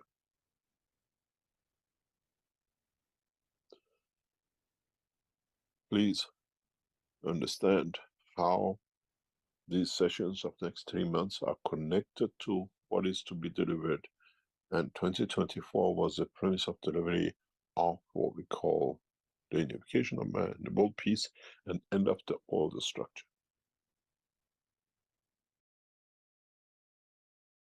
Okay, so we can see the importance of this preparation sessions here that you can sign up for, and the July, August, and September are going to be going into depth. Again, as we heard from the Dutch knowledge seeker, we have to decide that we're in a way already doing it and can do a full transmutation, meaning moving the physicality. I think our dream state and our daydreaming state is more or less an observer in the dimension of the soul, or the dimension, what appears to be physicality. We see the dream, we think we're there, but it's just a dimension within the energies of the soul that you're actually seeing all these things happen. But now, by demonstrating the movement of the physicality, this will be the beginning of the end of the borders around this planet. And again, as Mr. Keshe said, this has already been decided long, long ago. We're just, in a way, going through the motions, going through this process. But when they get to understand, as he said, that they can no more control people, even putting them in jail won't be a control mechanism anymore, where they threaten you with jail for being in their country illegally or being somewhere else. You can instantly transmute out of that position or change your map location. And this is quite serious. It's never been shown before, but it's in a way like the 100th monkey syndrome, when a certain percentage start to do it and they teach the others, or it just happens through osmosis, then as he said, we'll all be able to do a physical transmutation. I think it'll be more accommodating on this planet than physically moving to the moon and appearing there as some sort of other type of creature. So we're going to have to get used to transmutation, just moving the physicality and manifesting perhaps as a Chinese or an African or an Asian, other, depending on where you want to go.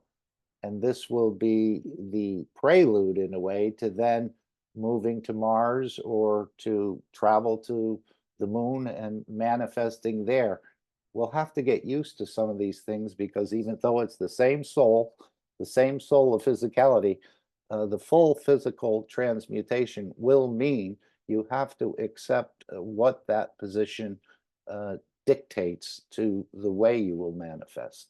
And this will probably take a lot of getting used to. So to me, we'll start the physical transmutation on this planet.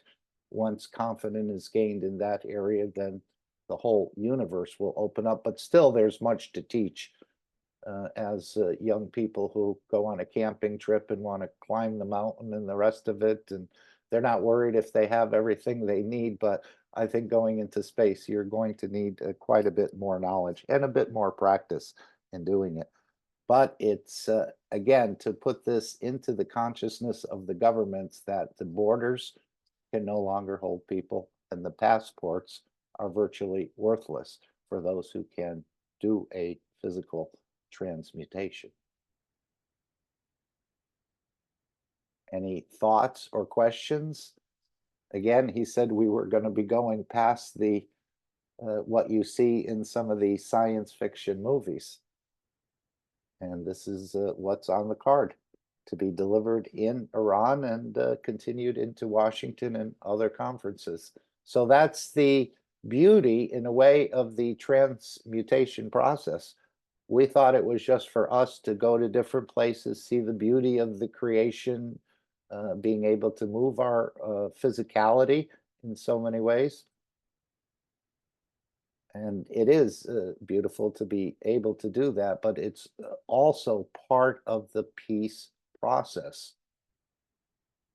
And we never really thought about helping to dissolve the borders. I was always wondering how the foundation would get to that point of dissolving of the borders. And I know Mr. Keshe said he's been working on that in the background, but now it'll be actually shown there's no way you can hold on to your nationals if they want to move. And he said that for this planet as well. Once people learn this transmutation process, in the next century or so, this planet will become quite deserted in so many ways. There'll still be a remnant, of course, but people will be moving around and back and forth through the universe, as I understand it at this point in my understanding. So sign up if you can. It's helping to develop the systems, and it's also keeping the Keshe Foundation free for humanity benefit. Okay, I thought we'd go to another clip that we had. Anyone have any thoughts or questions about this whole process? We've been wanting to do it. I think we're going to go to about 48 minutes and hear a little bit more of the conclusion in a way, even though the workshop, this is about a 20-minute or more clip, but we can have some interactions if you'd like. Stop the recording and say what you'd like to say, or share your understanding or ask a question. Okay, let's see if we can get zero. I'm just trying to zero in on this on the other screen. Here we go. Nope, it moved. Okay. Okay, we may just pick up a little clip of the last question. Okay. So here we go. It's the conclusion in a way of the workshop, but I think there's as there always in all of Mr. Keshe's teaching, so much knowledge to be shared here. Okay, we're just going to back up our transcript about to the same spot so we can read it. Sometimes we don't fully understand, and these transcripts are reaching a very high level of accuracy, and we appreciate the delivery as it helps us to really center in on something you hear in the workshop, but then you'd like to see how it is written, and sometimes we miss words. So we're very thankful, the creators of these transcripts, how quickly and how accurately they come into our reach. So we want to thank the person or the persons creating all the transcripts.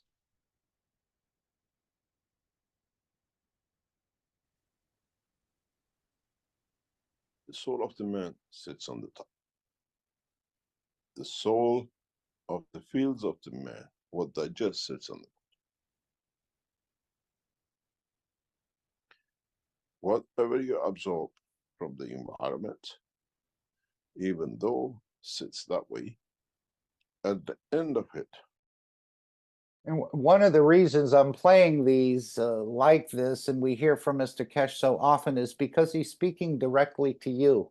Instead of me telling you what Mr. Keshe is saying here, I can share my understanding, of course, but to me, it's much more effective as Mr. Keshe is, in a way, speaking to all of us individually, and also speaking to the universal community.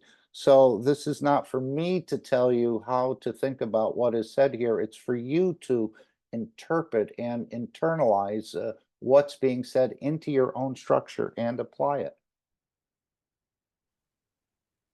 Will go in directions out. And as it comes in. So in a way, your body, your physicality feeds the soul of the man. To apologize, we have an internet problem and we lose pictures very easily. But you understand. And the fields is in reverse back. Rick, you have to do your screen, please. We lost the network. And then you understand, in that invisible part, that is the gap between the lines in the bottom, is where the energy comes back into the physicality of the man from the universe, from the unicos. That again goes inside the soul of the physicality of the man, that it feeds the man to absorb more from outside. In so many ways, man will understand very, very soon how he, in understanding the totality of the process of the creation, he can reproduce the energies of the universe within himself. How he can reproduce the energies of the cosmos within himself. And then how to use it to transmute. Am I a stronger field? Am I a stronger plasma than what I have created? Or has it become stronger than me as I have created? The same as I am the origin of that. I live within it, the essence of my creation. And this means man finding out, analyzing this process, can live forever in the dimension of the fields, in the dimension of the fields of the universe, the way the Creator has. Is this what you were saying, Gail, about how do we keep the soul hungry for long life by feeding physicality instead of eating and giving from the soul to peace? Yes, this is the one. I don't think these exact words are there. I think it's, maybe it is, or a little later down. But yes, we need to keep that soul hungry to absorb fields. And apparently, he said you can extend this physicality to everlasting. And so you can be moving across this planet, still manifesting as a man, perhaps again, African, Chinese, Russian, whatever, speaking the language and the rest. And then you wouldn't really need to manifest so much unless you're going in the universe, unless you're going to take a position as another creature. So you can fully explore the universe from this position here and keep the physicality going. Yeah, in other words, you're never bored. You've always Yes. got something you want to learn and Yes. do. And as he said, there won't be enough time for all this fun that's coming up. But we'll find time. We'll make time. Let's continue. And in turn, in time, this will bring man forward to another understanding of his own creation. But we need to learn this step by step. We learn to need learn how to transmute. We learn to need to do this because in time we become part of the process ourselves. We become part of the structure ourselves. At some points, our soul is the feeder, and at some points, our soul is a giver. And then we have to understand how we process this knowledge, how we come to activate it, and how we can activate it, at what position in the time of the transmutation, in the time of what we call arriving at a given point, and come to activate it, and how we can activate it.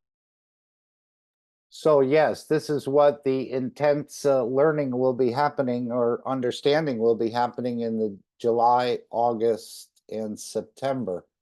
How to trigger this process, how to activate it.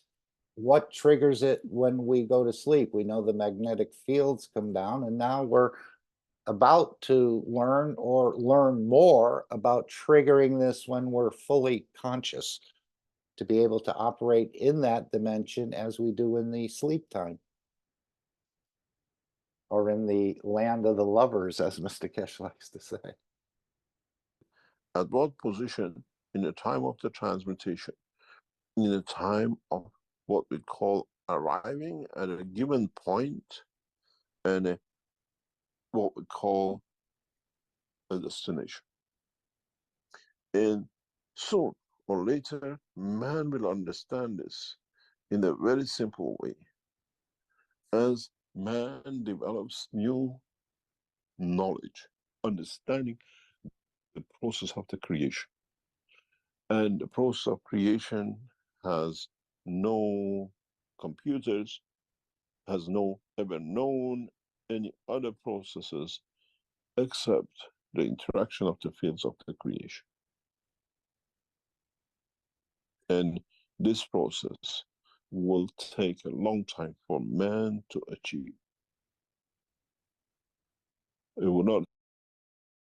Again, he said it'll take a long time for mankind to achieve, but there are people that are on the verge of doing it, as he's explained in a number of workshops, and he showed the graphs. So again, this will be a slow process. As he said, he's walking us into this very slowly, almost feels like you're walking backwards into it, but there's a reason for all this. And it's probably allowing the governments and other structures to adjust. I think I lost my place on the transcript. Let's see if we can pick it up again. Happen just because you managed to transmute today. It will not happen just because you managed to do it once. You'll find out as you go through the transmutation, I went there, I did something, but I couldn't move the thing. I went back in physicality and it wasn't there. Because you have forgotten, even in the dimension of the soul transmutation, to understand the entity you want to move has a soul.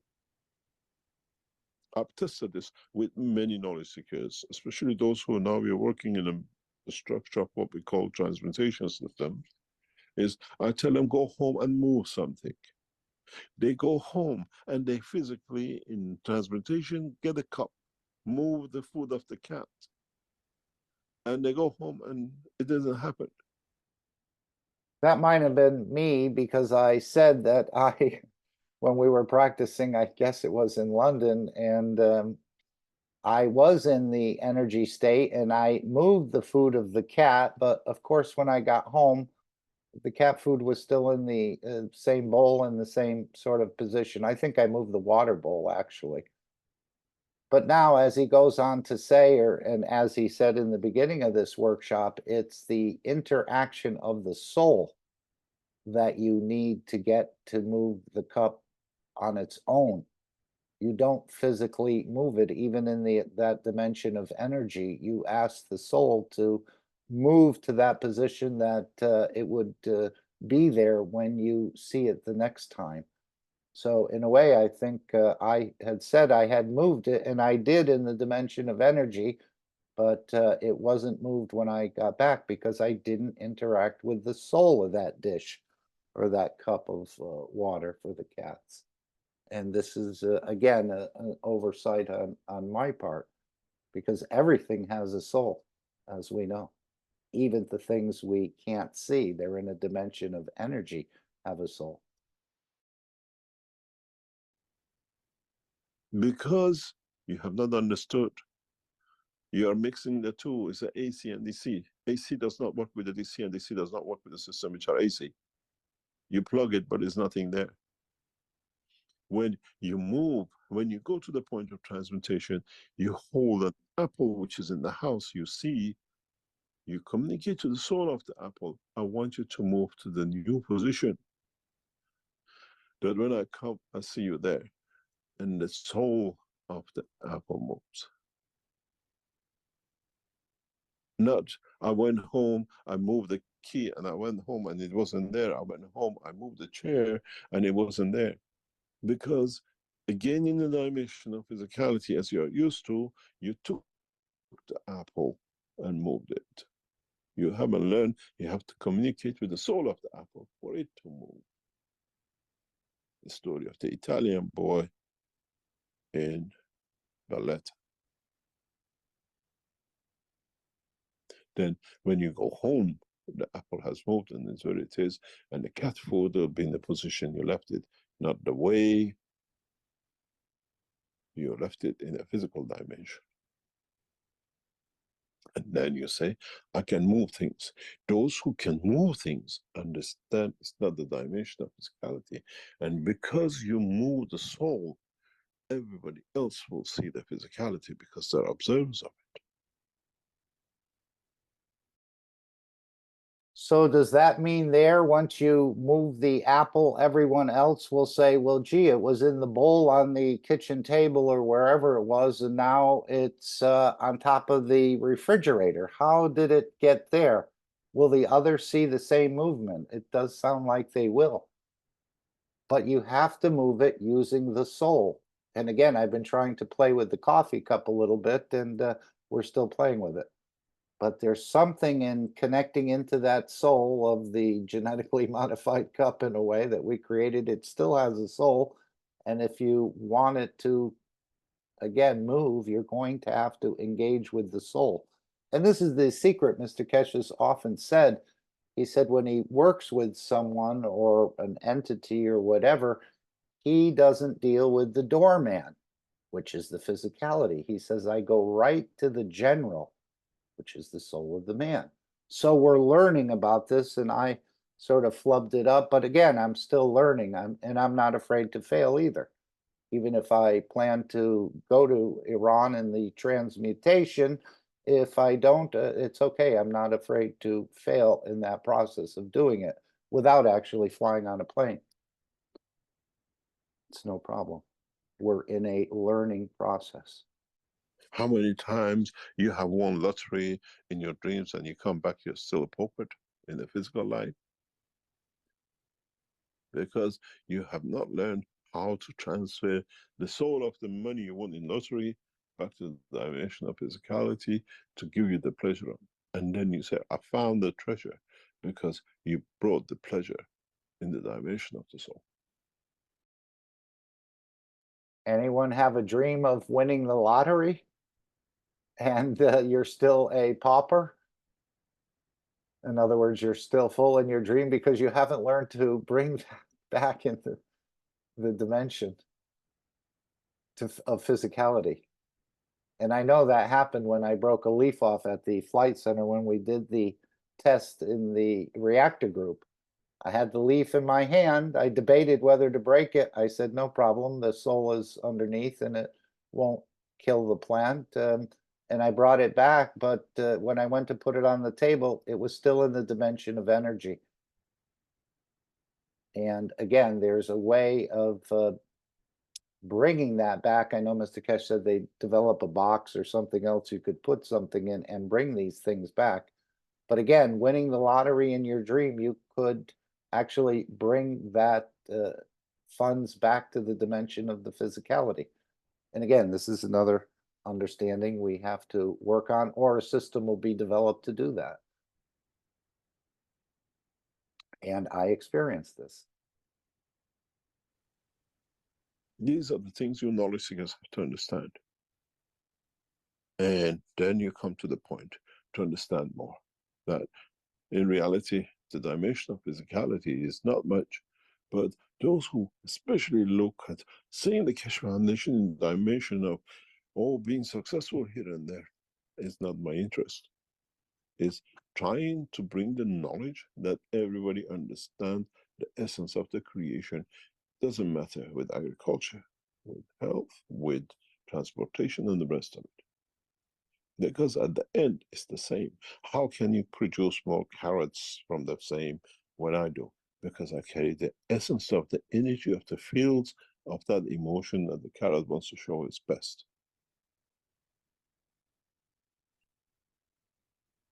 And those who doesn't work on it because you haven't understood the essence. You were too busy, I make ganses and that.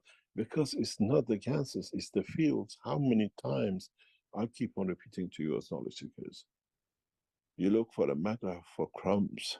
I gave you the structure of the technology of the creation in the fields it creates, the combination, how to separate them, the one you need.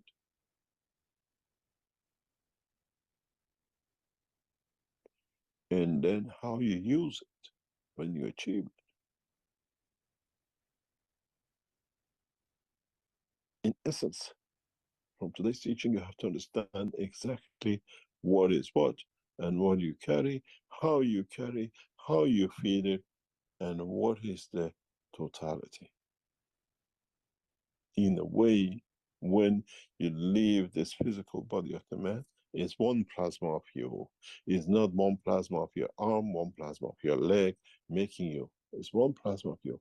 You become that fundamental plasma. And every fundamental plasma has a connection because it came from the source to the creator. Which line, which field, which strength of the ray in that plasma was the creator, or is connected to the strength of the creator, that he can take you back. And if as knowledge seekers you understand this, if as knowledge seekers you come to that position to be able to comprehend the totality of the teaching of today, you have learned to live in the universe. And it take you even past half an hour, 45 minutes of teaching, a lifetime of man on this planet to understand fully what it is. And not just your life. So you're happy because you can use a mobile phone. It hasn't made you the engineer to manufacture it and to create it.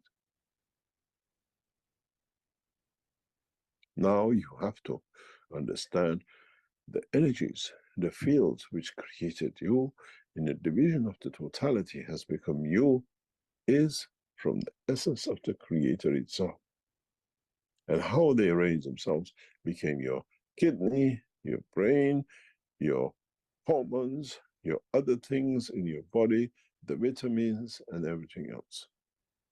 But they have found a way to operate to keep your manifestation. And because you have created such a condition inside the physicality of the man, and you have managed to condense it in different form, is exactly the position of the Creator, which has created himself within you, and is condensed to that point, feel the strength of totality. And if you understand this, you are one step further to understand the process of creation. You get one egg to lead to creation of such a handsome and beautiful child. Now you can imagine what you received from the Creator, which led to creation of you, that you could manage to transfer to create such a thing. And then if you understand the beauty of what you see as your child, you can imagine what the Creator said, that's beauty of his own cosmos, and then his own unicosmos.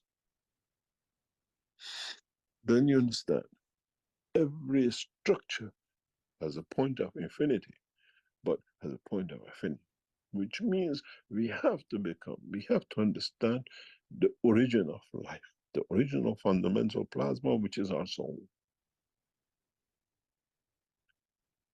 And it's in division, and in the field it radiates, it leads to creation of another cycle of life.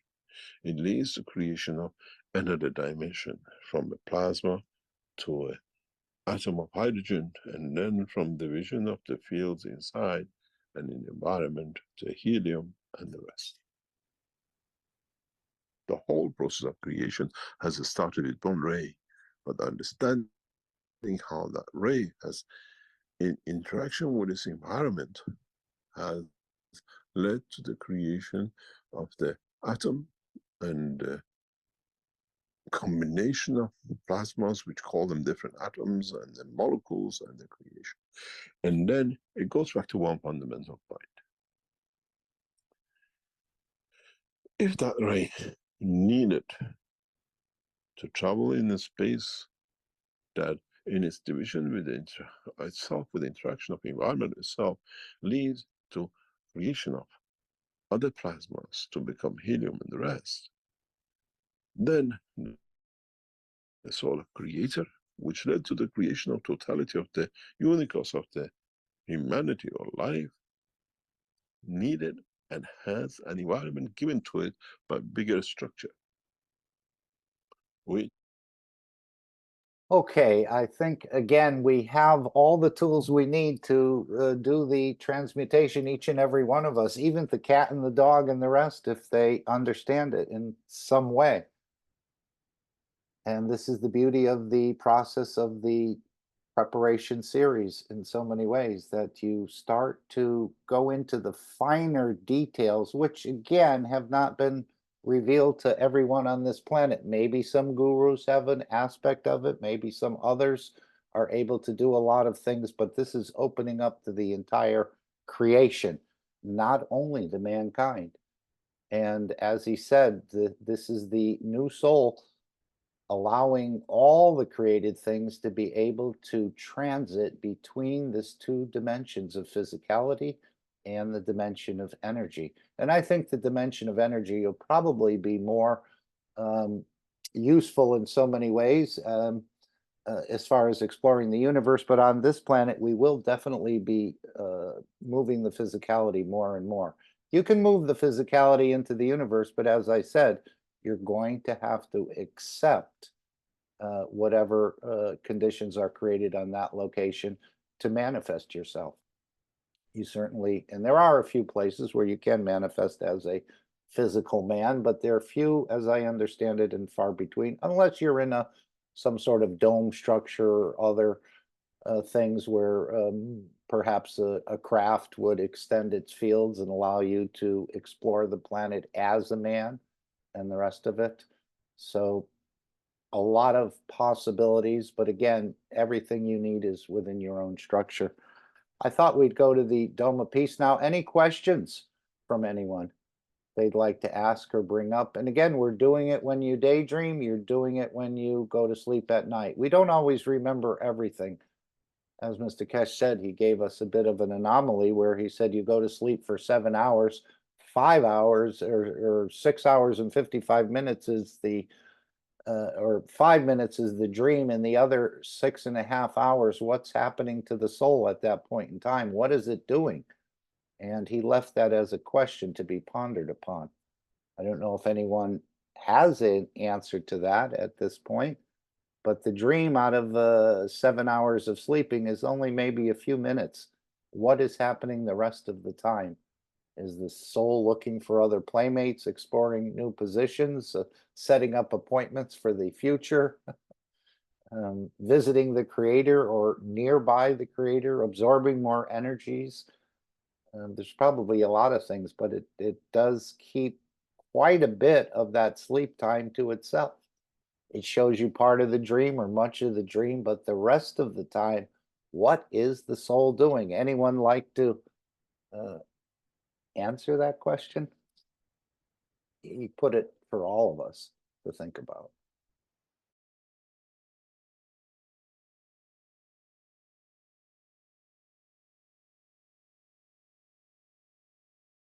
Okay, and this is creating the dome of peace. And again, using our own reactors. But the first step is just releasing GAN's waters into the environment to find balance or to bring balance. It's something for the physicality to do. And of course, you can join the Brazilians in the session as well, creating this dome of peace. And this is every Sunday at 12 and 6 p.m. CET or CEST. You can join in releasing GAN's waters. If you're not sure how to make them, you can go on the KF Wiki and or ask another knowledge seeker. I think as Roald said, someone else taught him about making the GANs, energy and the rest of it. And you can take some of these plasma waters, which is basically the water, half of the water in the container after the GANs is settled, and release that into the environment. It has a way of creating a balance, and it also, Mr. Keshe said, it would connect the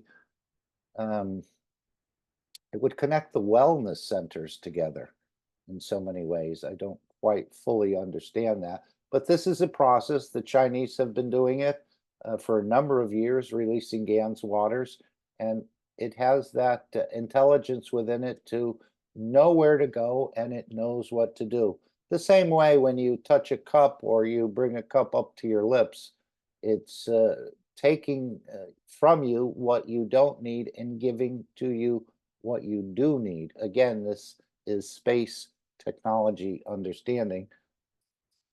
And so that's why it seems in a way so strange to the to us, and hearing these sort of things could be possibilities. But in this dimension of plasma, in this dimension of energies, we know no limitations.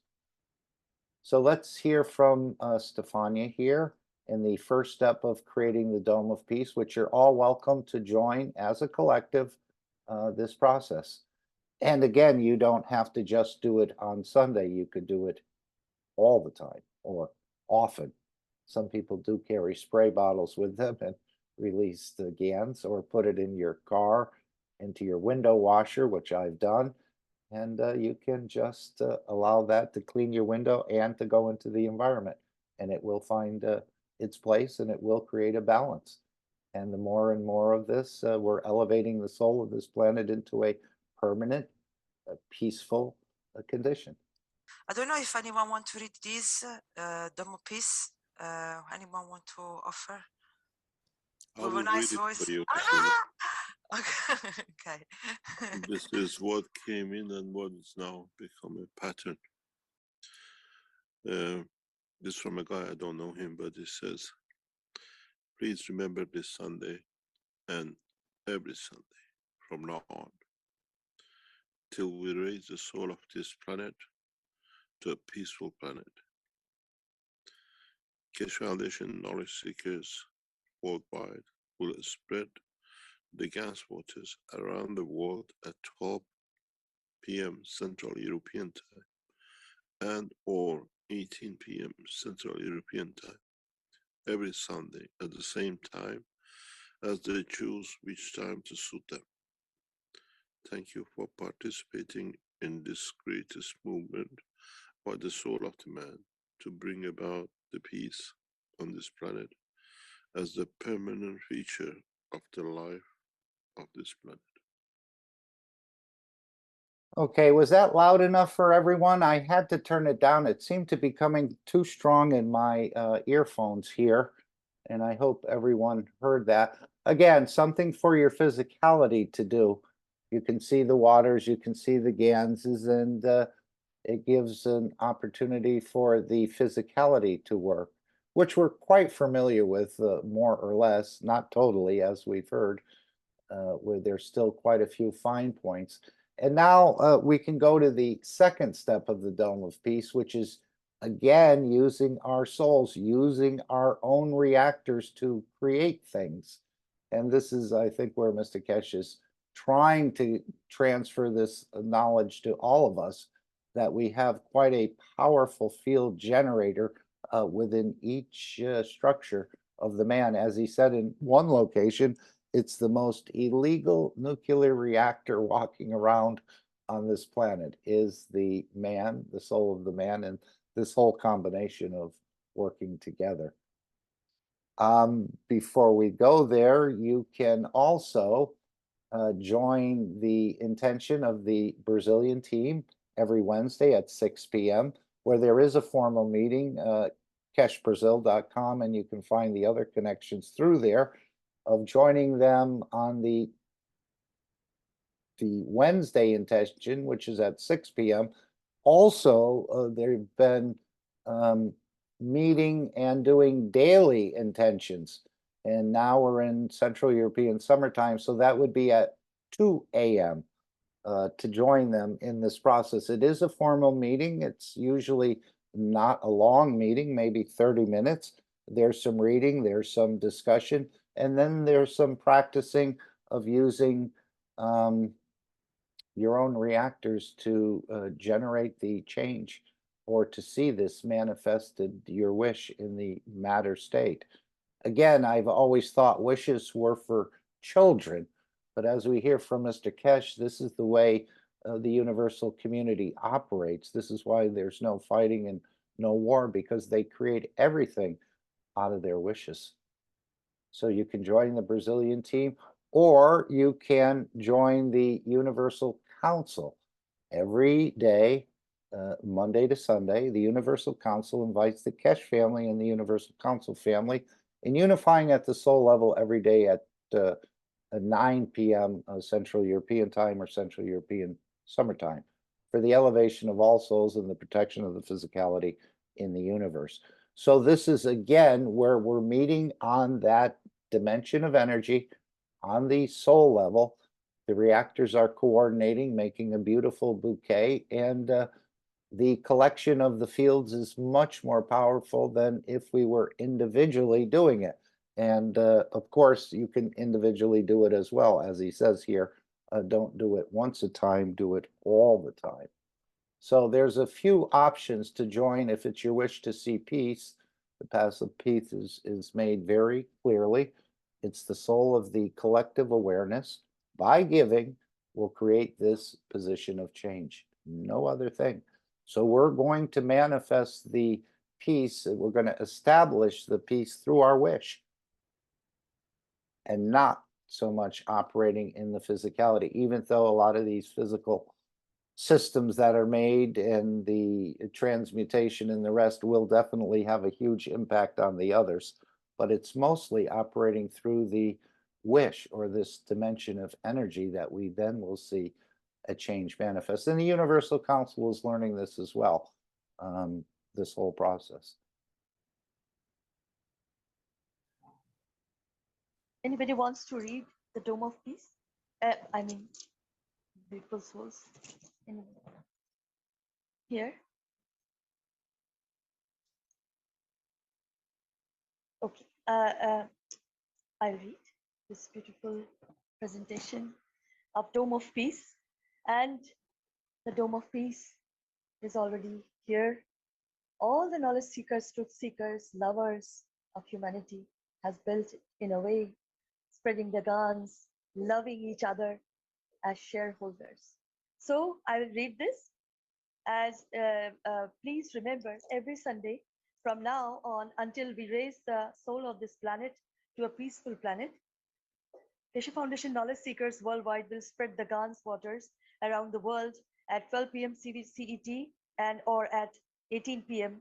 CET every Sunday at the same time, as they choose which time to suit them.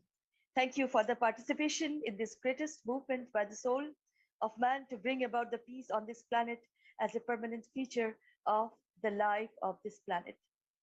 Mr. Keshe suggests we add the next step to create the dome of peace with power of the souls, as we have already going through this with the two eyes. And we ask you to spread the guns, waters each Sunday. Now we give you a new path. Now try to unite each other's souls. Try to elevate the soul of humanity through your own soul to a level that no one can touch the embodiment of the human race. So beautiful. Choose a time where all of you come together on the soul level in a state of inner calmness. At that time, don't spread the water of guns, but spread your soul. Unite, and in time, we will make a new race out of the soul of man. And then, instead of doing it once a week, do it all the time. Kesh. Thank you. And thank you, Shweta, and thank you, Stefania, both for bringing that. And what I thought, we're going to take 5 minutes of silence. I know we're running a bit over. I don't know why we keep running over like this. I'm trying to shorten it. I thought we would go through this learning how to pray through your soul. We're going to take about maybe 8 or 9 minutes, and this is going to set the stage in so many ways for you to go in and use your own reactors in this creating the dome of peace through our energies, through our soul, through our center, through the triangle, however you'd like to refer to it. And again, this is back from 2014, where Mr. Keshe was talking about this learning how to pray through your soul or using your reactors to bring a change about. So let's listen to about 10 minutes of this, and then we're going to go right into the 5 minutes of silence. And this should give you, in a way, a better understanding of how to use or pray through your soul using your own reactors in the energy state to see something manifest in the physicality.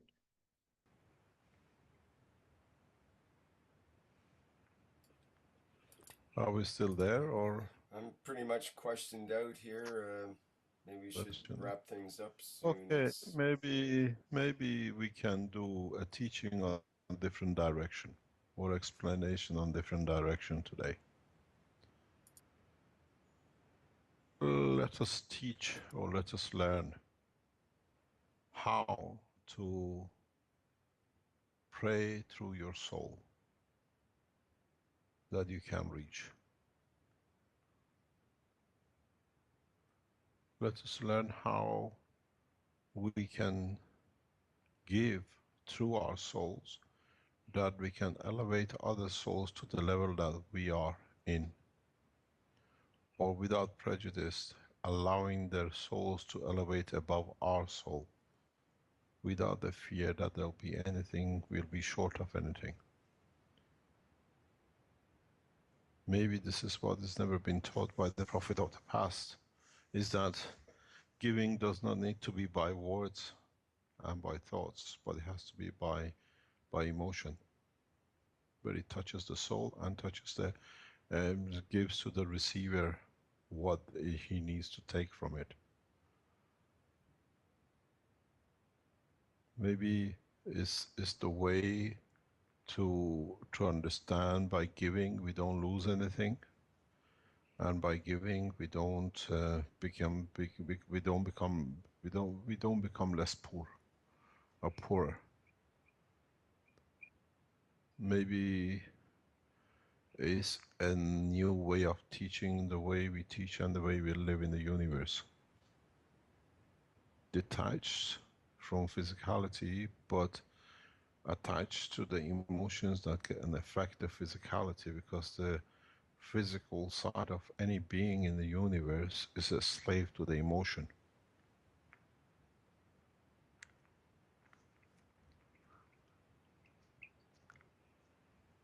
maybe it's time to start a new way of looking and how to share not only the knowledge but the emotions in the true sense, or allowing access to the soul.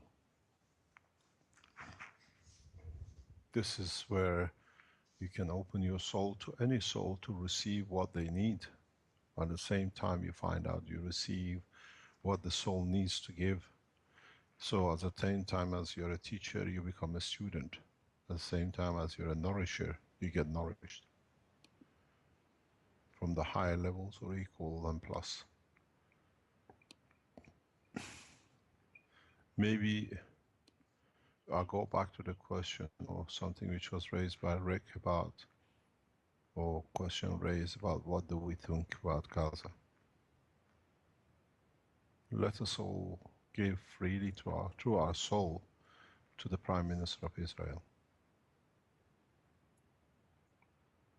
that his soul will receive as much as he needs, and through it will affect the work and the direction. Maybe by giving freely to his soul to take what he leaves, we reach the soul of the people who finance these things. Because the man is a spokesman, and the people who decide sit behind the curtains. Maybe through his soul we can reach those who finance these things or encourage these things, that their soul changes. We don't pray for the man, we pray for the soul of the man, or we give to the soul of the man. There are hundreds of thousands of millions of, there are millions of supporters of Keshe Foundation we know around the world. And I know a lot of people listen to these workshops. You spend time every day and open your soul to the Prime Minister of Israel, and the same to the other side. That through them will reach to their paymasters.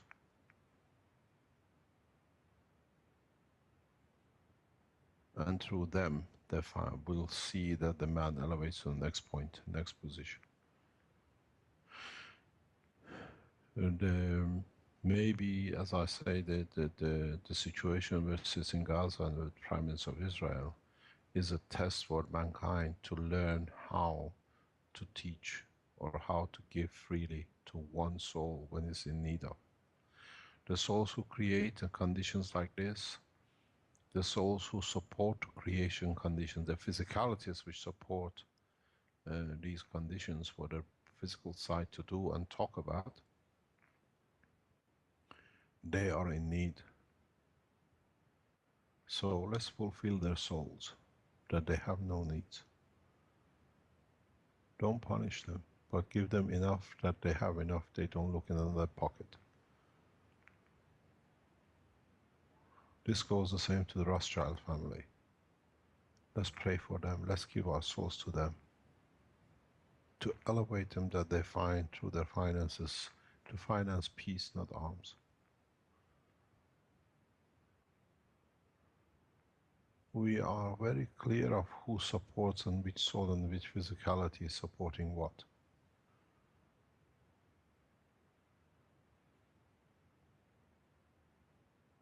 Let them.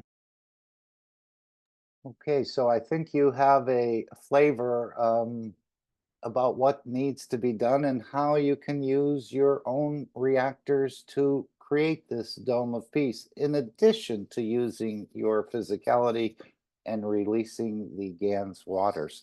So let's take 5 minutes of silence. Again, we're not praying for the man, we're praying for the soul of the man, or we're giving to the soul of the man that he can elevate to a higher position, even if it surpasses our position, which is fine. So let's take 5 minutes. Let me just get this set up here, and we can begin now. Think about what you just heard about using your own reactors to elevate the others, and you can reach any soul. We'll continue this next week. We'll start now. Thank you.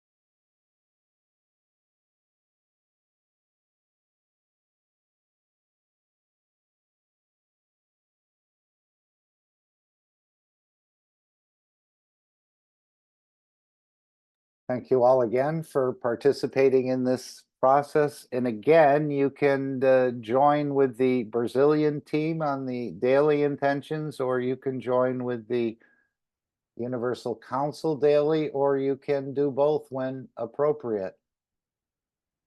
Remembering this is not a day job. It's not as easy as flicking of a finger at this point. These souls that we're praying for are so low, they can't seem to get out of their position. So they're going to take a lot of need to receive a lot from other souls to elevate their position, that the physicality changes. But we'll hear more about this, learning how to pray through the soul in the coming time.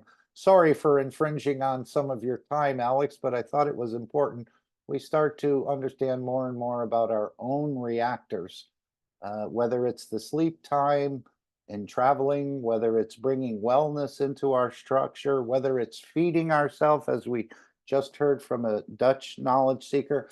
We have a fantastic, simple but yet complex system, and this is all being unraveled step by step. Slowly, we're moving into this. So now I'd like to welcome Alex Skorik into the presentation. And why don't you take it from here, Alex? I know you have to play the disclaimer, but we appreciate you being here and again expanding our understanding of this huge knowledge. And as Mr. Keshe said, the knowledge never ends. Thank you very much, Mark. Thank you for bringing us here. I'm a little worried about the word unraveling. We don't want to unravel things too much. We would like to maintain some gravitational stability, if you will.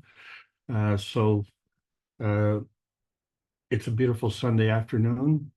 And as he said, we have to do the disclaimer.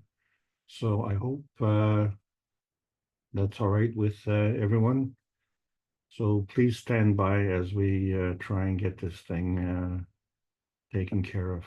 You may be doing 2 disclaimers in the future, Alex, as he said, one for the medical or wellness end and one for the religion end, not to feel slighted. I disclaim and disavow everything. How about that?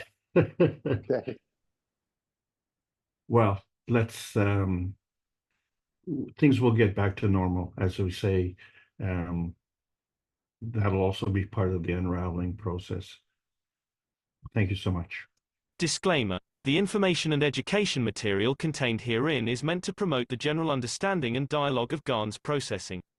Such information is not meant or intended to serve as a substitute for a healthcare professional's clinical training, experience, or judgment. For patients and individuals, such information is not to be a substitute for professional medical, therapeutic, or healthcare advice or counseling.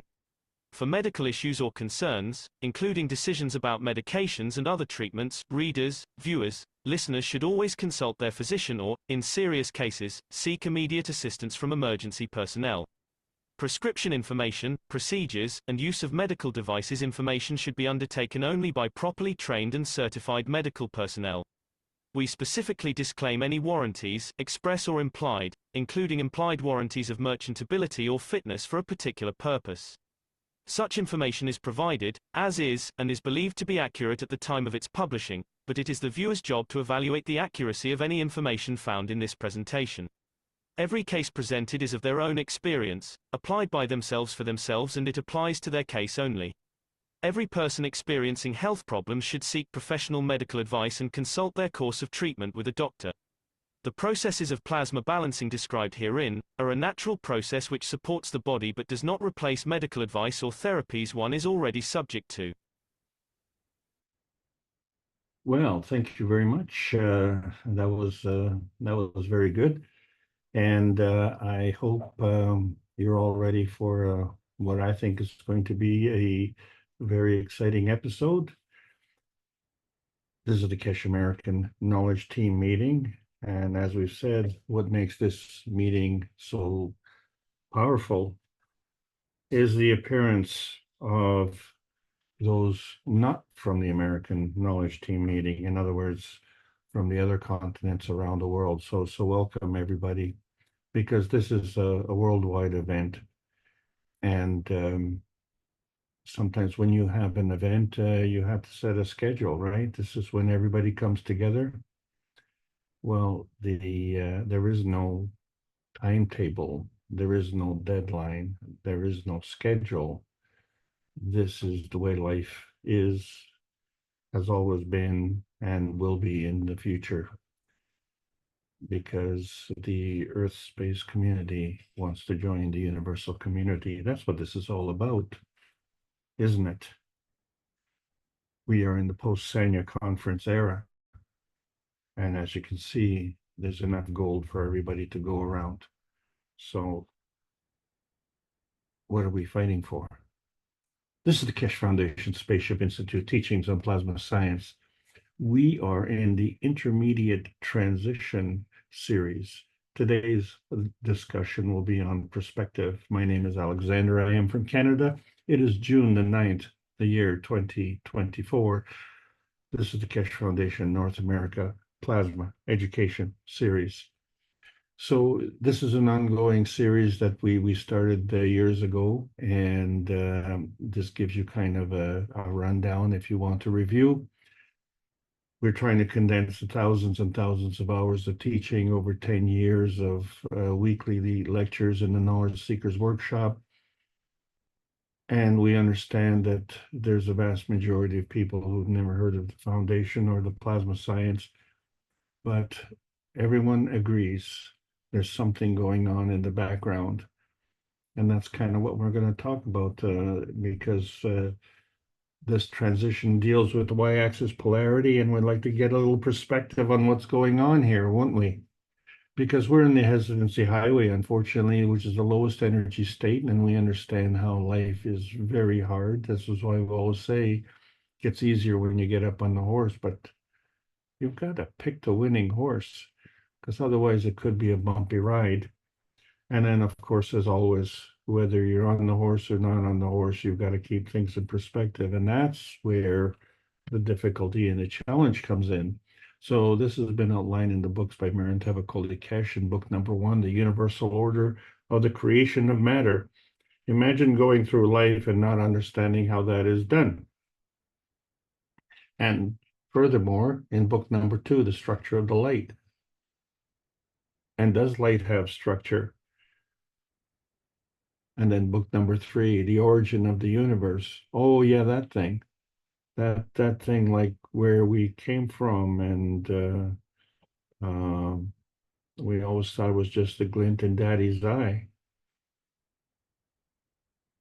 But what is the problem on this planet? We don't act as one planet, one nation, and one race for justice, and we're trying every Tuesday, 329 weeks in a row, to bring world peace, because that's fundamental. That's fundamental in our search for outer space, because man has never been in outer space, not the way we've been doing it. And we have to do that to get on the plasma highway. And we ask ourselves the question, are we passing by, or is it just pie in the sky? That plasma highway, are we there? Well, no, we're still groveling on the transmission highway, the waveform. And how do we get there? Well, this is what we're discussing, the transition highway. How do we get from here to there? And so when we look at our little piece of pie in the sky and we say, well, we can create a MAGRAPH pie chart, but you know, there's a lot of things that aren't answered here. So when we think of speed of light, and is that the constant transmission? And is that a symbol of truth? Or is the universe 70% hydrogen? Or is this a thimble of truth? And why a thimble? Because we have to identify if you are here or if you are here. So I ask you to show me the electron map.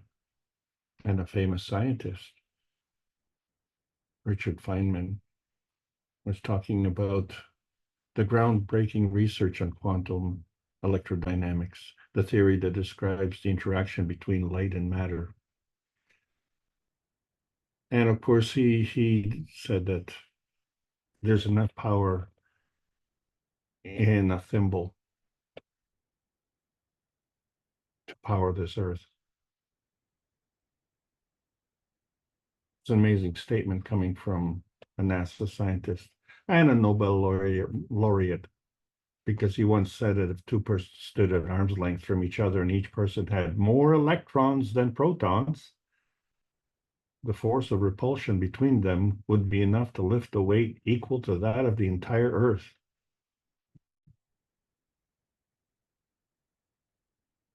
It hasn't happened for me, but we keep reaching out. And then, of course, he later proposed this interpretation of the positron, which is an electron moving backwards in time. And another scientist, Yoshiro Anambu, applied it to all production and annihilation of particle-antiparticle pairs, stating that the eventual creation and annihilation of pairs that may occur now and then is no creation nor annihilation, but only a change of directions of moving particles from past to future or from future to past. Isn't that interesting? So in the plasma science, we're discussing how two forces come together, and we see the y-axis and x-axis dimension coming together for those two forces. And for some people, this is a point of conflict. But the resolution to this conflict becomes a point of containment. And this containment is essential because of the energy binding characteristic of it. We all need to be self-serving to maintain that binding energy. But we've learned how to do it at the expense of others. And this becomes a problem because others need that binding energy as well for their self-serving purposes. So where did we go wrong? Well, we went wrong in the plasma rule where the higher strength feeds the weaker strength. So these energies coming together create this conflict point. And when we talk about the electron fixation, it's part of the negative charge principle, but it's misunderstood because when we say the negative gives and the positive takes, we have to understand that the energy can be flowing or it can be binding. So it has to be both. So we just haven't said gives to whom and takes from where. And so as we're discussing this terminology, it's very important for us to understand that the fundamental terminology of the transmission, transition, and transmutation aligns itself with the X, Y, and Z axis, which aligns itself with the rotation, polarity, and field strength. But now we are, as we are saying, unraveling things, we find that part of the transmission dimension involves the transition dimension. And each dimension has its own transition dimension. So the x-axis has both the transmission and transition dimension, but interestingly, so does the y-axis. And so that's what we're discussing today, the y-axis transition. So is it time for a coffee break or is it time for a jailbreak?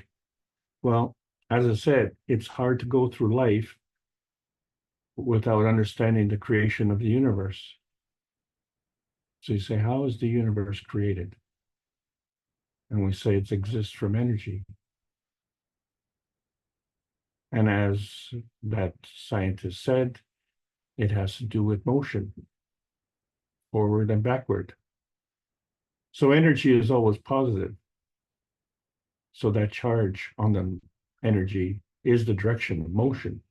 And if there's a motion, then there's a to, going to, and a coming from. And so in that basis, all things are working in combination. So do we understand what is the combination? So this is why we're talking about perspective today, because we understand the gravitational conformation of the hydrogen spectrum. We understand it comes from the interaction with the gravitational field and magnetical field that is given off by the interaction of the gravitational field of the sun interacting with the gravitational field of the earth. So we have the gravitational realization of the hydrogen. And so that's the principal matter that's coming together from all sides. And it comes as an energy pack, as an energy parceling unit. But the principal interaction, since it's energy in motion, is a two-way street. So that means not only is it a two-way transmission, but as we said, it's a two-way transition as well.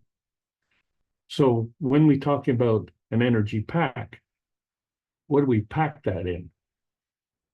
So a good way to pack it is in a parcel. So an energy pack and an energy parceling unit are kind of two of the same thing. And so when we look at water and we see that the water adding the oxygen to the hydrogen as an H2O becomes a maggrav, and the maggrav is round. So the maggrav is the balance between the magnetical gravitational field forces, and yet the balance between the hydrogen and oxygen doesn't look very balanced to me, because the hydrogen has a mass of 2 and the oxygen has a mass of 8, and that's not very balanced. And yet the maggrav is very round.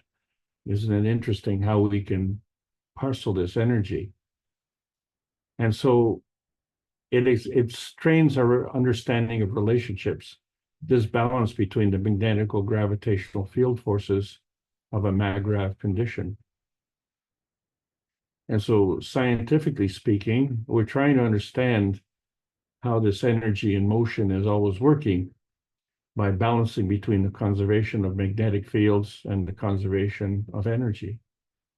But spiritually speaking, then we're seeing the difference between the spirit and the soul and trying to understand how the spirit is the motor of the soul. And so these 2 points of conflict, or these 2 points of view, or these 2 points of containment require a combination. This is where the plasma science adds to the knowledge. So when we're looking at the conservation of energy, we have to understand that the law of conservation of energy extends into this field of energy, where energy can neither be created nor destroyed. It can only be converted from one form of energy to another. And so in that aspect, it is true. And so we have a balance between what we call the initial kinetic energy and initial potential energy, and the final kinetic energy and the final potential energy. And so these energies are variable, and yet the formula maintains its balance.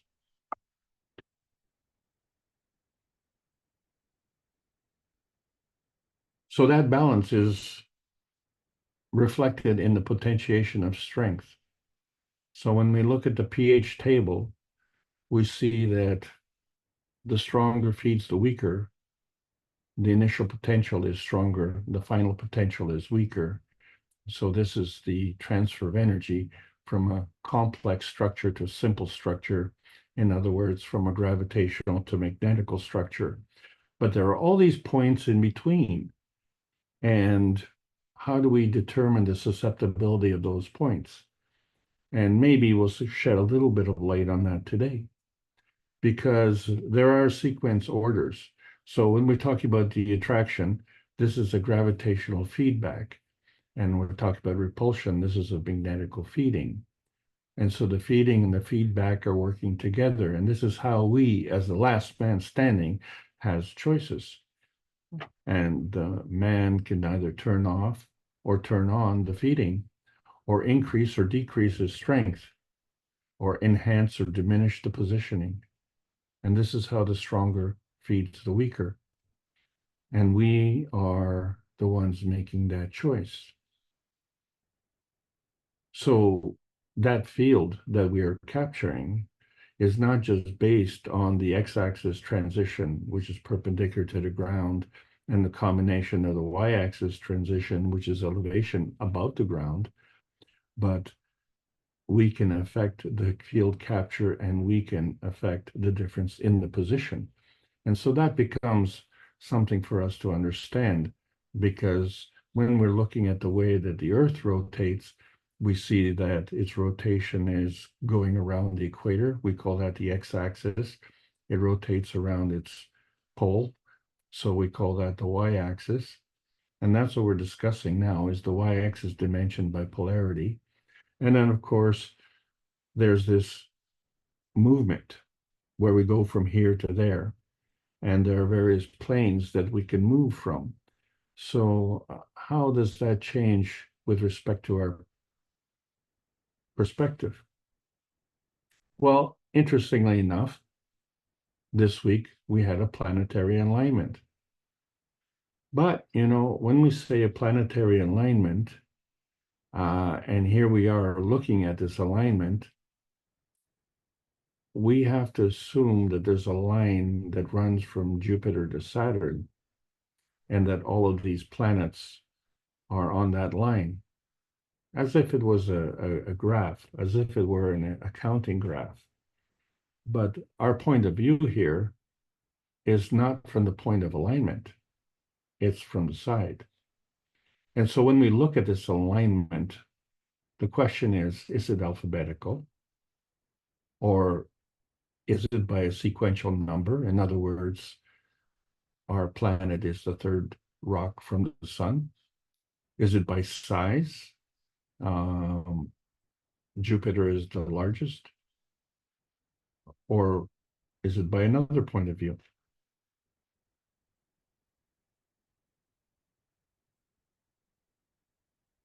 Maybe the MAGRAV pie chart is not the answer. Maybe it's a muffin chart. And so when we look at the historical references of the expanding universe, and here from the University of Chicago, we see that if we put blueberries in a muffin batter, and we call the muffin batter the universe, and each of these blueberries is a position, and there we are, one of these blueberries, and we bake it for 15 minutes, you know, the muffin will expand everywhere. And the blueberries will move apart. So over time, we get further away from other galaxies. So much for the thimble. We call this the Hubble effect. Hubble's law explains that the reason most galaxies are moving away from one another is because the whole universe is expanding. So pick any two galaxies, and they're moving away from each other. So how do we determine how they're moving away?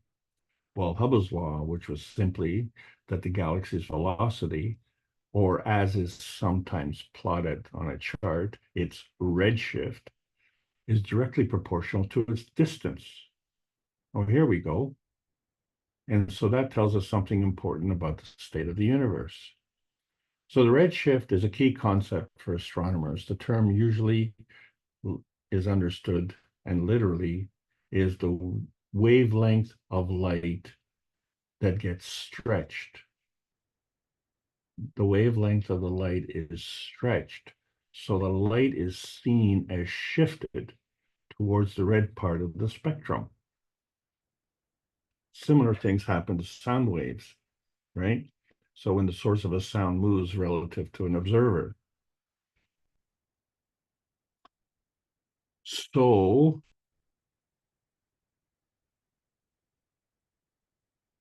the Hubble's constant is trying to determine is how far and how fast these blueberries expand. What is the rate that this is happening? But another interesting thing is distant galaxies move away faster than nearby galaxies.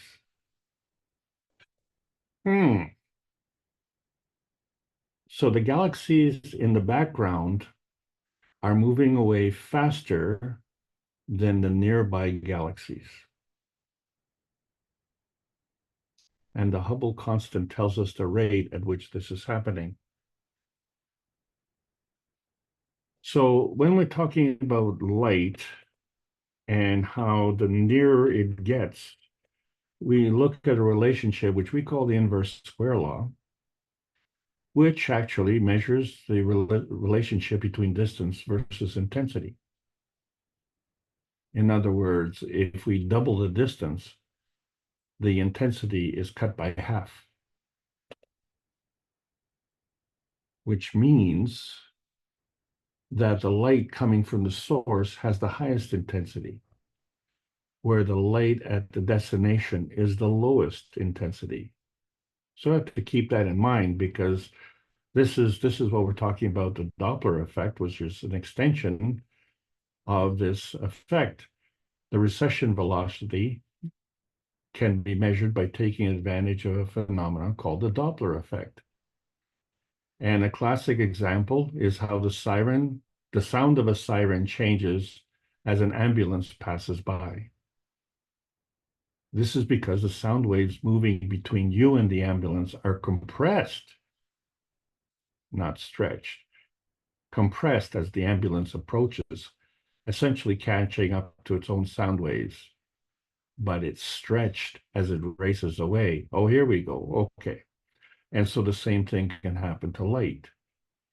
So the light from the stars and galaxies moving away from Earth is stretched out in the same way as a siren sound from the ambulance, increasing the wavelength of the light. Astronomers call this the red shift. Isn't it interesting that an ambulance is used in this example?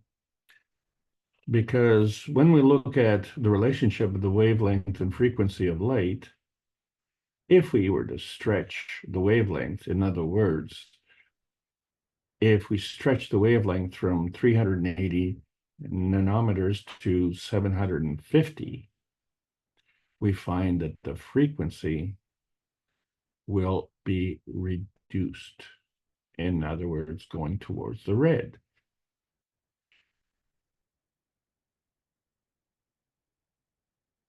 But if the ambulance is turning on that siren makes a sound. And that sound has a frequency. And so we don't notice it because the sound frequency changes. The ambulance sound is distinctive. But what would happen if the ambulance sound was just a horn? Just one constant horn.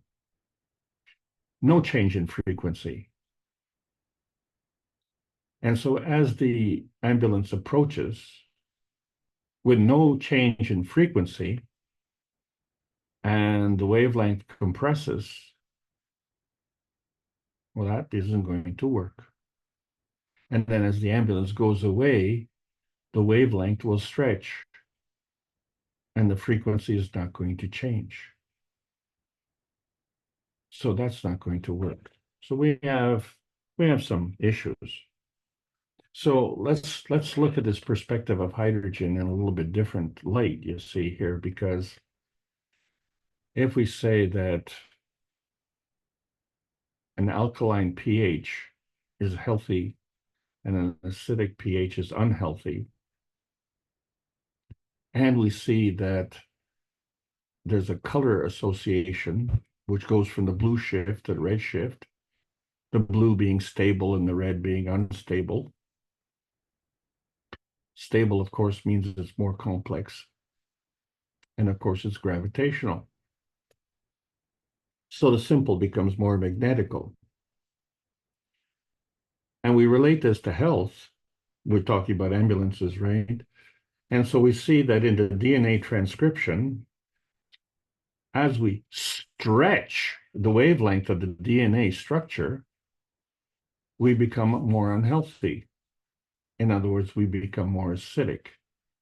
And if we stretch it far enough, well, then it becomes anaerobic, dead, in other words. So this is the future as we are expanding the universe. The universe is on the road to flatlining, isn't it? According to that description. So what we're talking about is the y-axis transmission, because when we look at this simulation of a wave, you have to look at, even though the picture's a little bit out of focus, notice that there is a wave pattern on the side here, and there's a white ball that is in there. And if we move this, we find that the ping pong ball sits in this wave. And the wave moves the ball and moves it all the way to the end. And then it gets to the end of the road, and then, we fall off the flat earth. Well, let's get rid of the wave and see what's behind the wave. Oh, yes, we're talking about the y-axis transition. Okay, so there was a vertical wave transportation system that was created by this y-axis transition. Well, let's follow this again. So here we go. And we see that this vertical wave moves along. And it keeps on moving. And then it too reaches the end of the road and falls off the edge. So this is the whole point of the potentiation of hydrogen, to go from this gravitational to this magnetical pH scale. But there are all these points in between, as we discussed. And, you know, what determines the susceptibility of that? So the whole scale is actually a density range, right? And if we were to add the field from the acid plus the alkaline, it would always give us a total of 14. That's kind of the rule. And so we see the difference where acid is oily and alkaline is wet. Well, that makes sense because oil and water don't come together. But the fact is that gravity seeks density, and oxygen is more dense than hydrogen. And so this is one of the reasons why the pH scale involves water, because hydrogen and oxygen are the universal solvents on this earth. And if you were to split up that pH and you take the residual pHs of the two splits and add them together, they would always total 14. And that's the rule. So the potentiation of hydrogen is kind of like a zipper, and it's aligned itself as neutral. That's what we call neutral. We don't know if it's acidic or alkaline, but 7 alone doesn't total 14. So if we were looking at the potential, which is what the potentiation of hydrogen is, it means there's a potential to be acidic and a potential to be alkaline, and that potential is sitting at its neutral potential.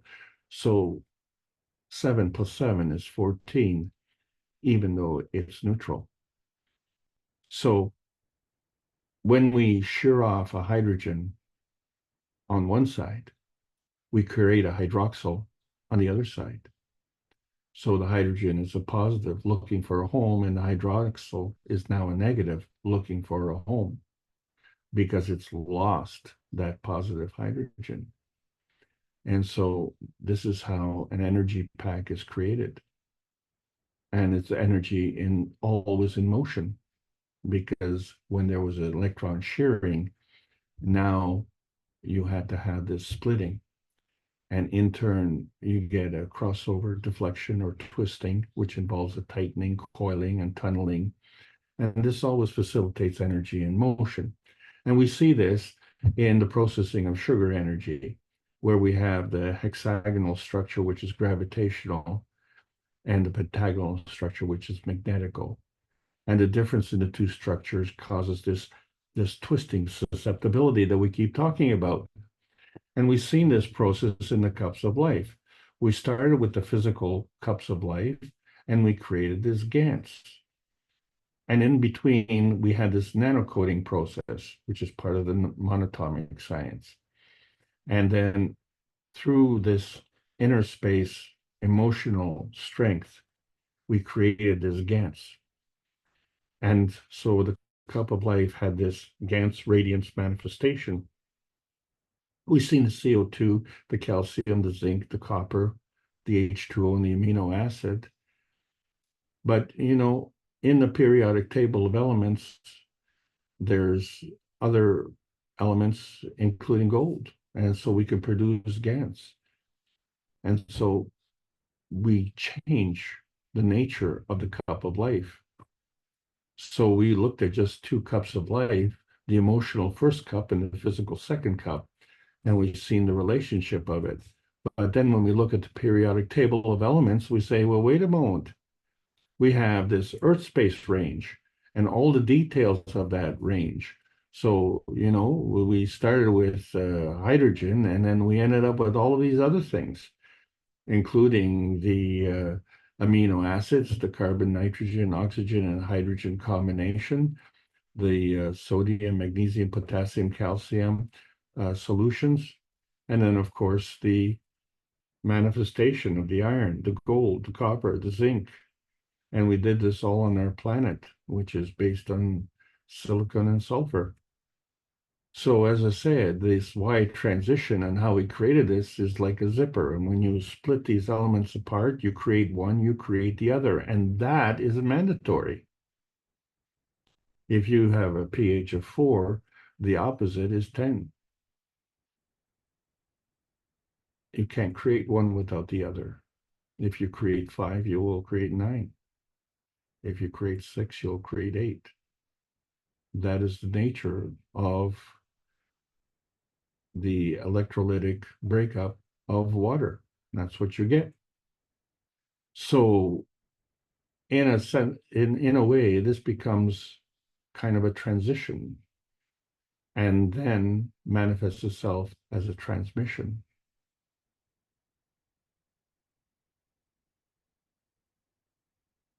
But how do you go from one pH to another? How do we make that pH transition? All we're talking about is the y-axis transition. How do we get that wave moving? And what is that wave? So one of the things that we discussed last week was the y-axis transition dimension. And so we see that in the atomic physicality, we have the nanocoding, which is monatomic, and that is physical. So that is a higher field strength than the basic x-axis transmission. And then we have the GANS transition, which is higher still, but it's still physical. But something is missing. Something is missing that accounts for the different GANSes. Something is missing that accounts for the different monatomic structures. Something is missing in the atomic physicality because we know it's there. So it's Sunday afternoon, and I think you know, let's talk about transportation. So I'm going for a drive in the country. Okay, so we'll see you later. I'm going to get in my car and I'm going to drive away. And as I leave, my perspective of you is I'm passing by you. So I'll see you later. Well, remember the galaxies in the distance moving away faster than the galaxies nearby? Have you ever been a passenger in the car? And this is the North American class, so we drive on the right-hand side of the road. So the passenger is on the right-hand side. You look out the window and what do you see? I am passing by you. And I can see those in the background. And the thing is, the one in the front, the one near me, is going away faster. It's going away faster than all the others in the background, but the perspective is wrong. Let's see if we can make an adjustment. Oh yeah, that's a little bit better, right? Because the farther away you are, the smaller you are, right? So we're assuming that everything's in alignment and everything's of the same size. So to enhance the perspective, we have to make that adjustment. But I am further down the road, and of course you are farther away.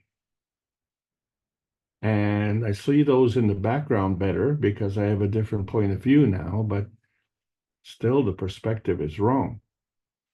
So here, maybe this is a little bit better, but it's still wrong. Let's try something else. Oh, yes, this is better. But it's still wrong, isn't it? Because everybody's the same size, kind of. So, oh, yes, this is better. Yeah, but it's still wrong. So let's change the perspective again. Almost there, but it can be a little bit better. Okay, I think we got it. And so what do we see here? As we're driving along, those objects that are nearer are going faster away than those objects in the distance. So much so that the mountains in the background aren't moving at all. And yet I'm on the highway moving 100 kilometers an hour because I am obeying the speed limit. So what we're talking about is the redshift perspective, where the background has no movement or lacks movement. My car movement is going in one direction, but the foreground objects are moving in the opposite direction. And they are moving at different rates of speed. Now, I am moving at one speed. All these other objects are moving at different speeds.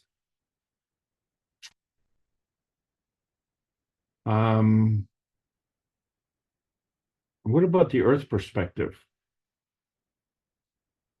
Let's look at this planetary alignment again. So we talked about overlapping fields, didn't we? Because from our perspective, the Jupiter is the largest. Mercury is the smallest. Uranus and Neptune are pretty much the same. Mars is, well, it's kind of the size of Earth, but from our perspective, Mars is far away, so we're bigger. And then, of course, there's Saturn. We see the rings around Saturn. But what if we just did it by size perspective? In other words, Mercury being the smallest, and then Mars is next, Uranus and Neptune, Saturn, and then Jupiter. Well, that could be one perspective. Or how about the plasmatic perspective, where the car movement direction is gravitational and the foreground object movement is magnetical. And we're just assuming that things are all aligned. So this would be one of the plasmatic perspectives, wouldn't it? And so maybe what we're talking about is the pH of motion. So when we talked about pH, we said the water splitting is always 14. Okay. So if we say that the car movement is gravitational, and I am driving on the highway at 100 kilometers per hour, the foreground objects are moving away from me at 100 kilometers per hour. But they're not moving. I'm moving. They're moving in relationship to me. I'm the one who's moving. So if I dictate a pH of 9 and I'm moving,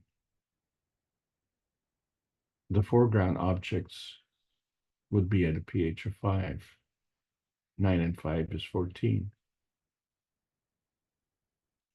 But the movement perspective is undecided, because you could say that I am standing still and the objects in the foreground are moving.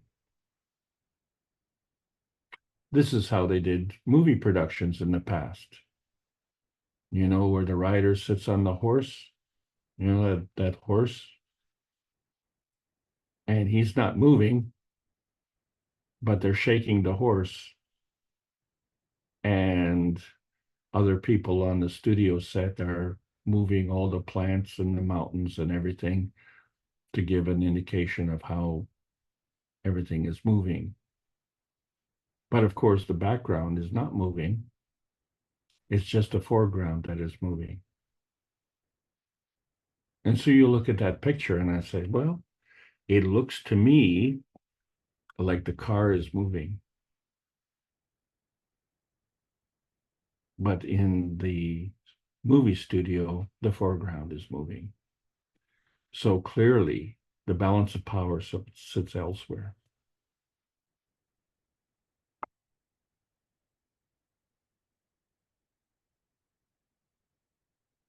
So what we're talking about maybe is a plasma shift. And we say, well, wait a second. The higher strength is gravitational and the plasma state is gravitational. And so we've seen the plasma shift to the GAN state, to the nano state, to the matter state, the small m matter state. And we see the transfer rate and transfer state manifest in heat and electricity. That being magnetical, the lowest energy. So let's look at the pH of perspective. As we look at this scale, the susceptibility changes from nearness to farness, from being near and more intense to being far and less intense. So that being the difference between the blue shift frequency and the red shift frequency, isn't it? So the blue shift is more stable, the red shift being more unstable as the universe is expanding. And of course, the more stable it is, the more complex it is. So as we get farther away from the stability, we become more simple. So that makes the gravitational have more mass and more volume, like Jupiter. And the magnetic will have less mass and less volume, like Mercury. But Mercury is closer to the sun. And the sun is the source of energy for our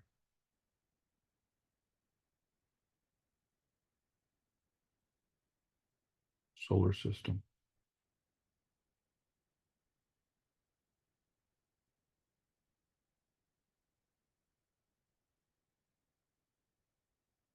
How could this small planet be in that gravitational position?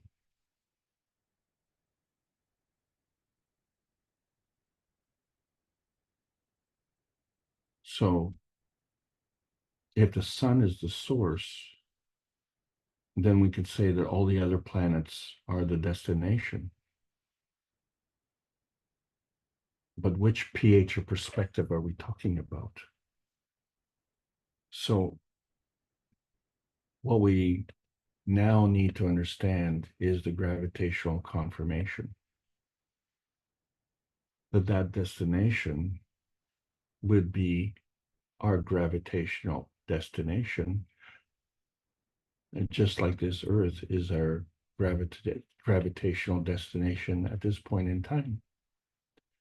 But remember that we are the third rock from the sun, and Mercury is the first rock from the sun. And we didn't gravitate to Mercury. And we didn't gravitate to Mars.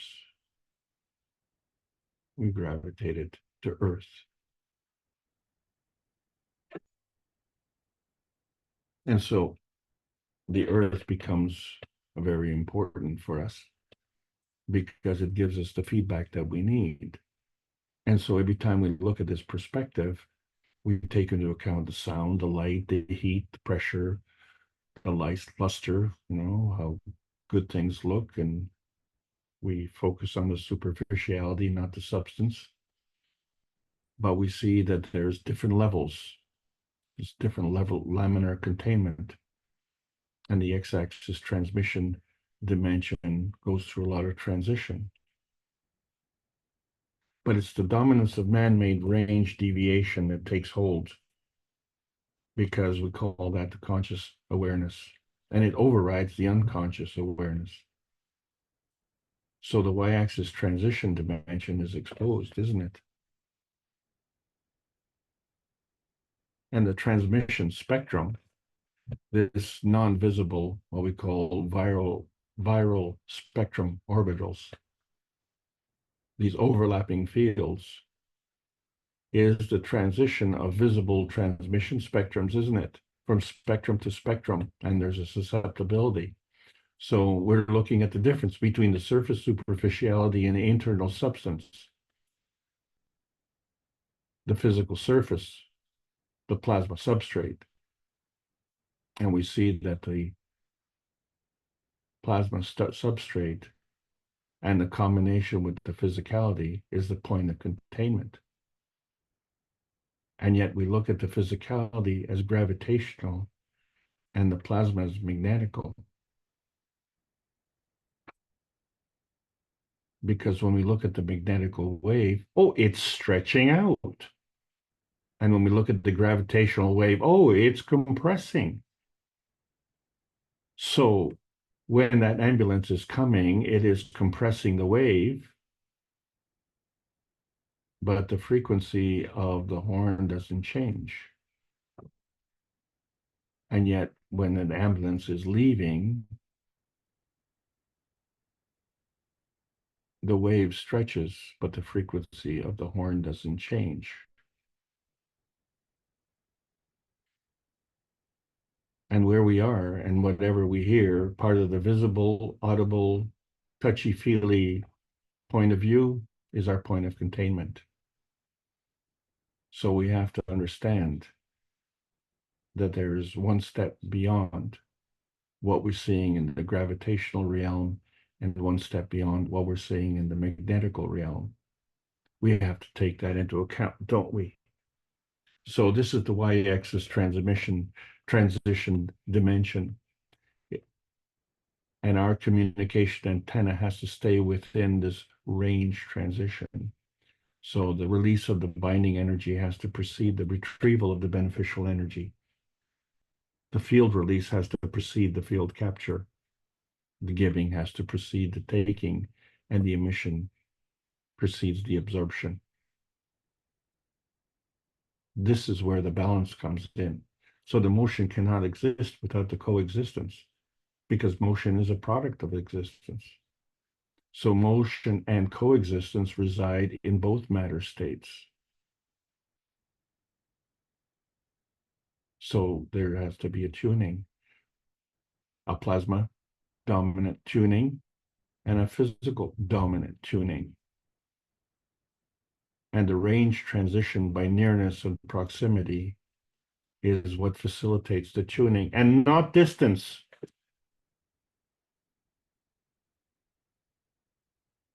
So the y-axis transition dimension is not man-space centric, and it's not even Earth space centric. It could be sun space centric.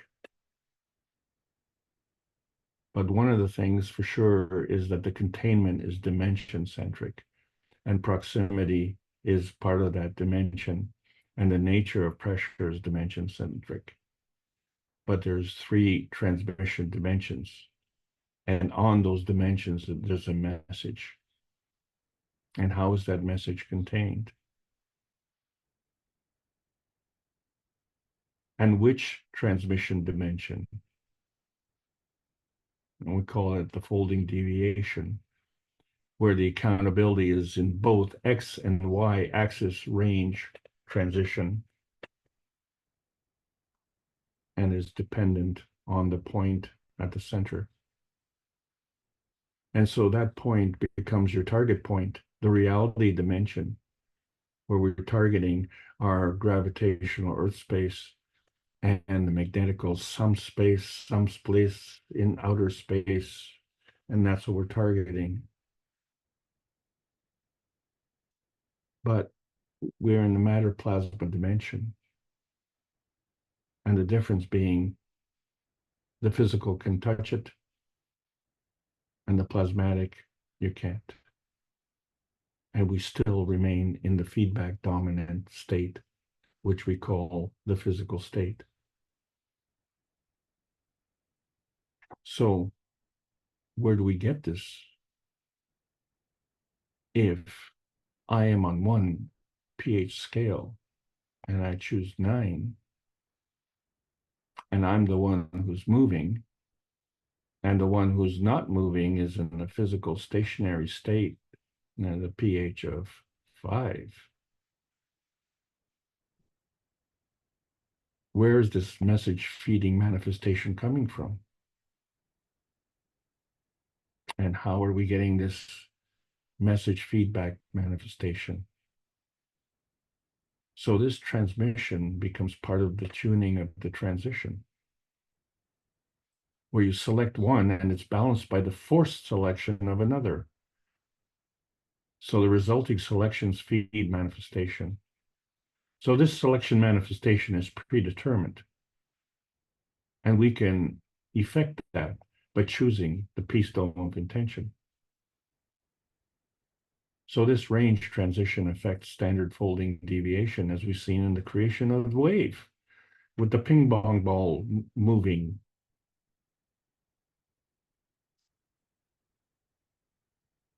So this y-axis transition tuning comes from that hidden seat of power, comes to and from the peace dome. And that's the plasma perspective. So yeah, knowledge and wisdom can give you deeper insight. Experience will change a man's perspective, though. And factually, misconduct becomes harder to rationalize. pH balance becomes perspective balance. So when you're looking at the pH graph, you see there are many points on the perspective scale. So when you're looking at the periodic table of elements, each one is a manifestation of a combination. And when you choose one, you choose the other. And as long as you keep choosing one, you get the other. So each element is produced in its place based on nearness and proximity. And so that's the pH of peace as well. Where do we position it? The pH of peace is seeking balance. But that balance doesn't come from just sitting and idly watching the world go by. Understand that the balance is a coming together of two different fields, and you choose one and you get the other. And these are the lessons that we're learning as part of the transmutation preparation sessions. And coming up very shortly on June 21st is the sixth of the set of 6 preparatory sessions on learning how to transmute and go into outer space. And this is only the beginning. So we are calling out for the space plasma research teams to come together and truly put man in outer space, not with the fake science that we have been seeing, because now we're in the post-March 15th era where we can make choices, a new selection process to go from that bountiful space we call Earth space to that wonderful transmutation space we call outer space, and back, and all places in between, which are always that graceful space as part of our inner space. And that's the space of the greater oneness.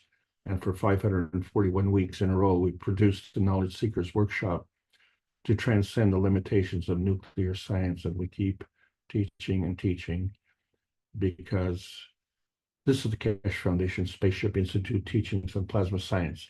Welcome all the beautiful knowledge seekers, learning about the new selection process of the new plasma science. There's a World Peace Treaty. It's harder to rationalize, isn't it? Sign it. Sign it with a pen. Sign it with your soul. And sign it in earnest. And you'll see that man is the reactor of a 3-dimensional universe, where man can find heaven through the field transition. And man can go into outer space without a peace dome. As we mine the transition dimensions of truth, trying to stay within the range of standard deviation of perspective, which means we're accounting for the transition perspective of the physical transmission dimensions. So plasma science needs to be delivered daily via the Peace Dome in exchange for peace on Earth. So welcome to the new outer space age.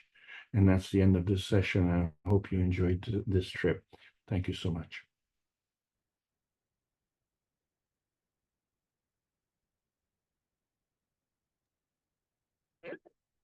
Thank you, Alex, as well. Very interesting. I think you've generated probably a few questions, but let's open it up to anyone. I also want to thank Roal as well for coming in and sharing his perspective on the feeding. And again, we're learning about our own reactors, this wellness, the travel, the feeding, and probably a few other things like generating energy to allow lights to come on. That's probably another aspect. We know we're full of energies, but very interesting. Does anyone have a question they'd like to ask either of these two gentlemen? Perhaps you thought of something after Roal stopped his presentation you'd like to ask, or something you'd like to ask Alex. You know, Alex, if you were to tell the passengers of the UFO that they've never been in space, they'd probably wonder about you and say, well, come for a ride, we'll take you through space. But are you saying that, or a man has never been in space, but I guess it could apply to the ones in the UFO because they're still in the dimension of the matter state. So if you were to say to them, you've never been in space, would you feel you were correct? Oh, no, they have been in space. Okay. Which space? Okay, what we're talking about is outer space. And the reference that the outer space being the inner space between, or the in-between space between the Earth and the Moon, that's not outer space.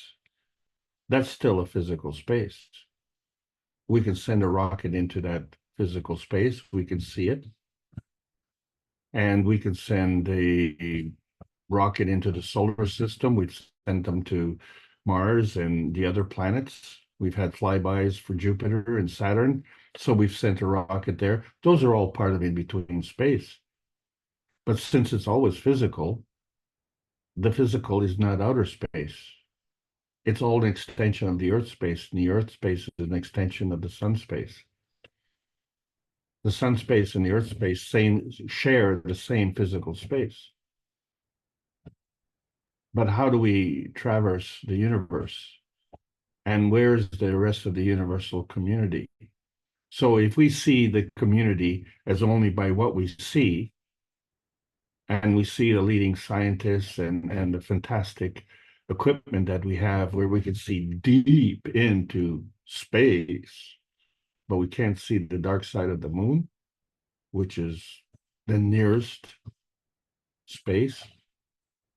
It's kind of strange. It's just like, it'd be just like you can't tell me what your neighbor looks like, but you can tell me what's going on the other side of the planet. It doesn't make sense.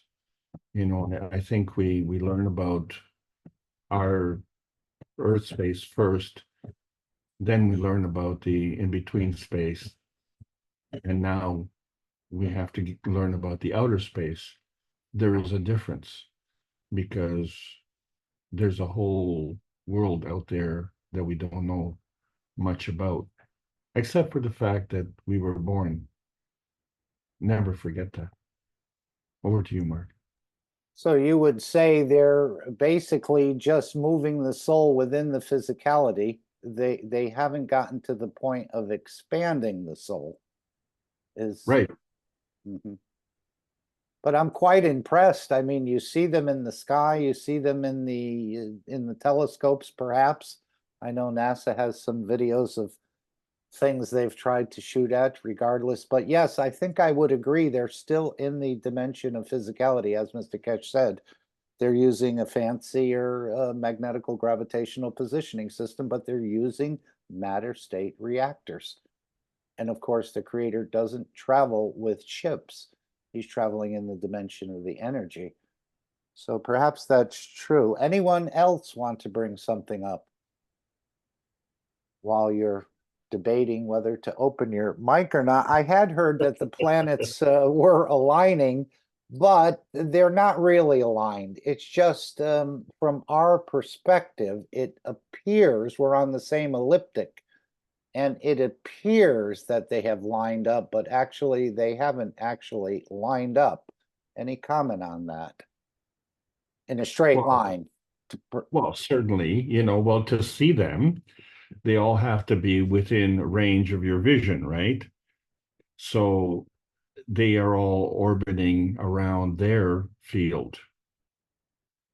And so we have overlapping fields. So it just so happens that position on the overlapping fields coincides. And then the question is, so what? Because up until they come together, they are coming together. And up until the point that they have aligned, they're passing away. So the point of alignment is just a point. It's here, it's gone. It's an instant. Everything else is either coming to or going away from. But since, they see the planets going around, well, the going eventually becomes the coming, doesn't it? And so that's how they base the science, that the only thing that changes is the direction. And then as that direction is changing, that is determining the past and the future. Well, that's fine. That's fine if, you're on your Earth plane. But what if you're on Jupiter's plane? And how do you get on Jupiter's plane? Oh, well, I can, take a physical rocket and go from the Earth to Jupiter. Really? Well, it's possible. I'm not saying it's not possible. It is possible. However, we would have to do that in the physicality. Well, why didn't we do that when we were born? Why did we choose the Earth space? So there was a reason for that, right? And that's our field. The Jupiter's on another field, and these fields are overlapping. So the question then becomes is, where is the accounting for jumping from one field to another field? Because it's not visible. It didn't come from the physical space. It came from outer space. The determination for the physical space came from outer space. So it only stands to reason that if we want to change space, then we have to go into outer space and then pick our place. But we didn't pick Jupiter. There must be another place as beautiful as Earth, and that's our place. Okay. I didn't realize there was a plane on Jupiter. It's just a little funny. You couldn't pass that one up. To go back to Roald for a moment there, maybe a year ago or more, Mr. Keshe mentioned this intermittent feeding, and I picked up on that. And I was practicing between 3 in the afternoon and 9 at night. And it's been working, but I sort of went back to whenever I'm hungry, or if I am hungry, I'll have something to eat. I know my mother encouraged 3 meals a day, and it was important to have these. But then I heard an old Indian, somebody was expressing that their philosophy was they didn't eat unless they were hungry. And that's the what I've been taking that up for a while, but I noticed that I went through that intermittent feeding stage for maybe about 6 months or so, and I found it quite effective.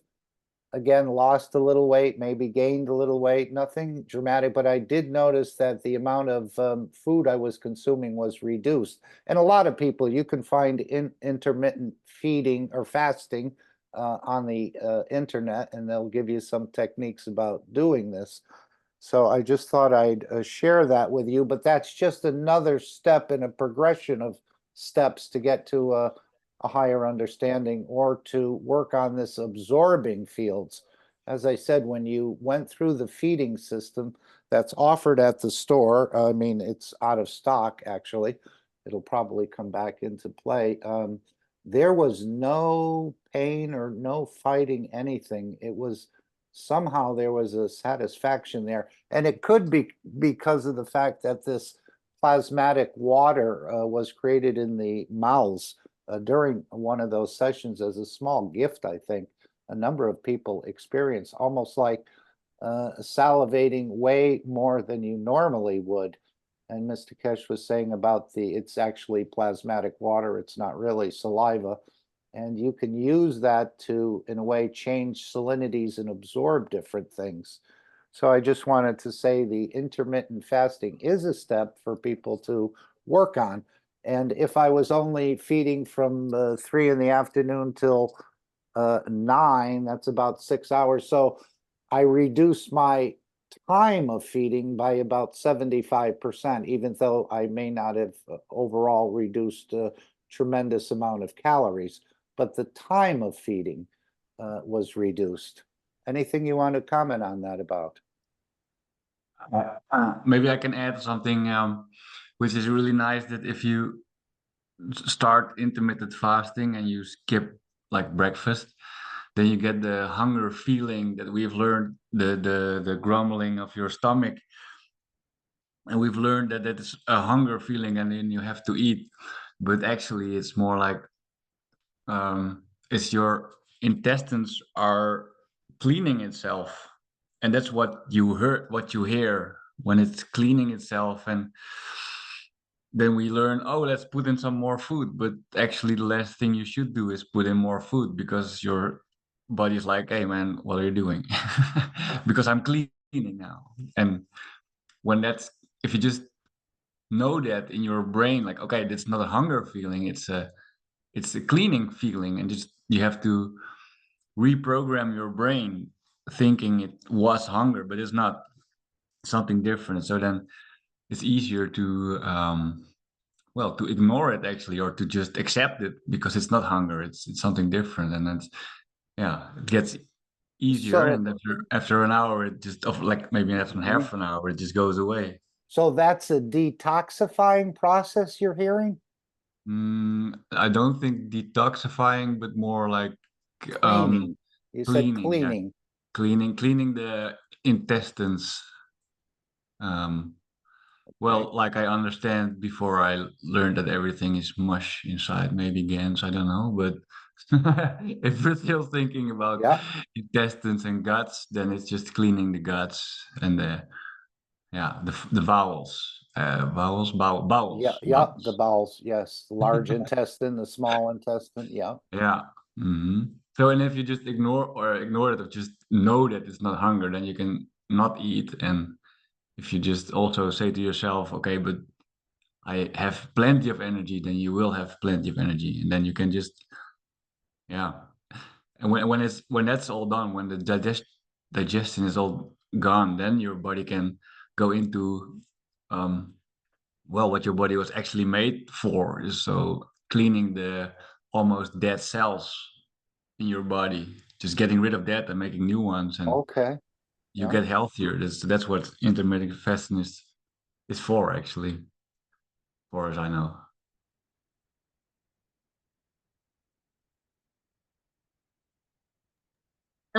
I can add something in here. Hello, Selena. Hi, Mark.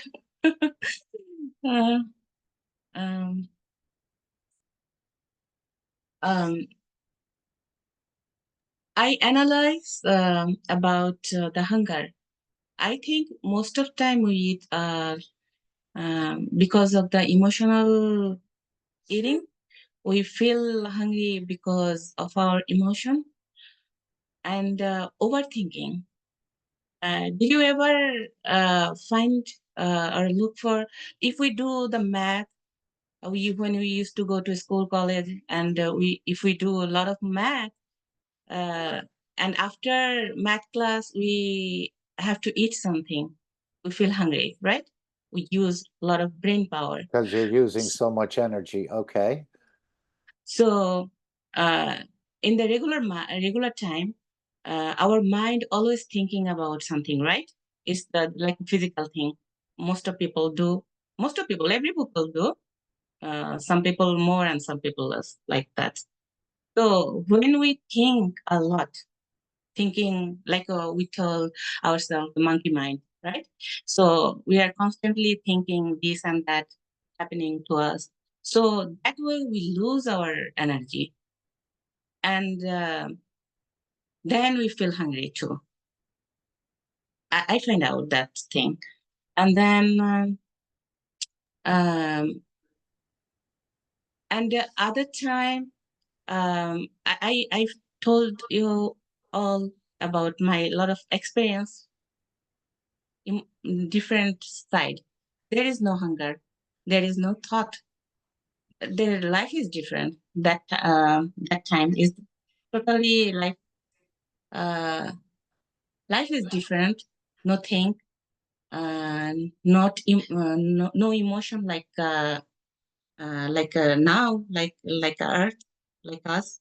So total calculation, I find out mostly our hunger is coming from the emotion and overthinking mind. And habit too, right? Yes, yes, yes, that is true. As So Miss- not as only Mi- one yeah, problem. Yeah, as Mr. Keshe said, the professor is using a lot more energy than the stonemason. Even though you would wonder, how could the professor use much more energy than a guy lifting bricks or rocks and putting them together as a wall all day? But apparently the brain uses much more energy than the physicality does. Go ahead. Yeah, that is the point. That is all I find out. So I want to add that. So I did. Mhm. So we can try not to think over a lot of things. We can do meditation, right?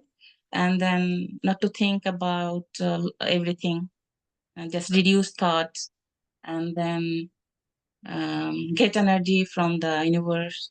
Of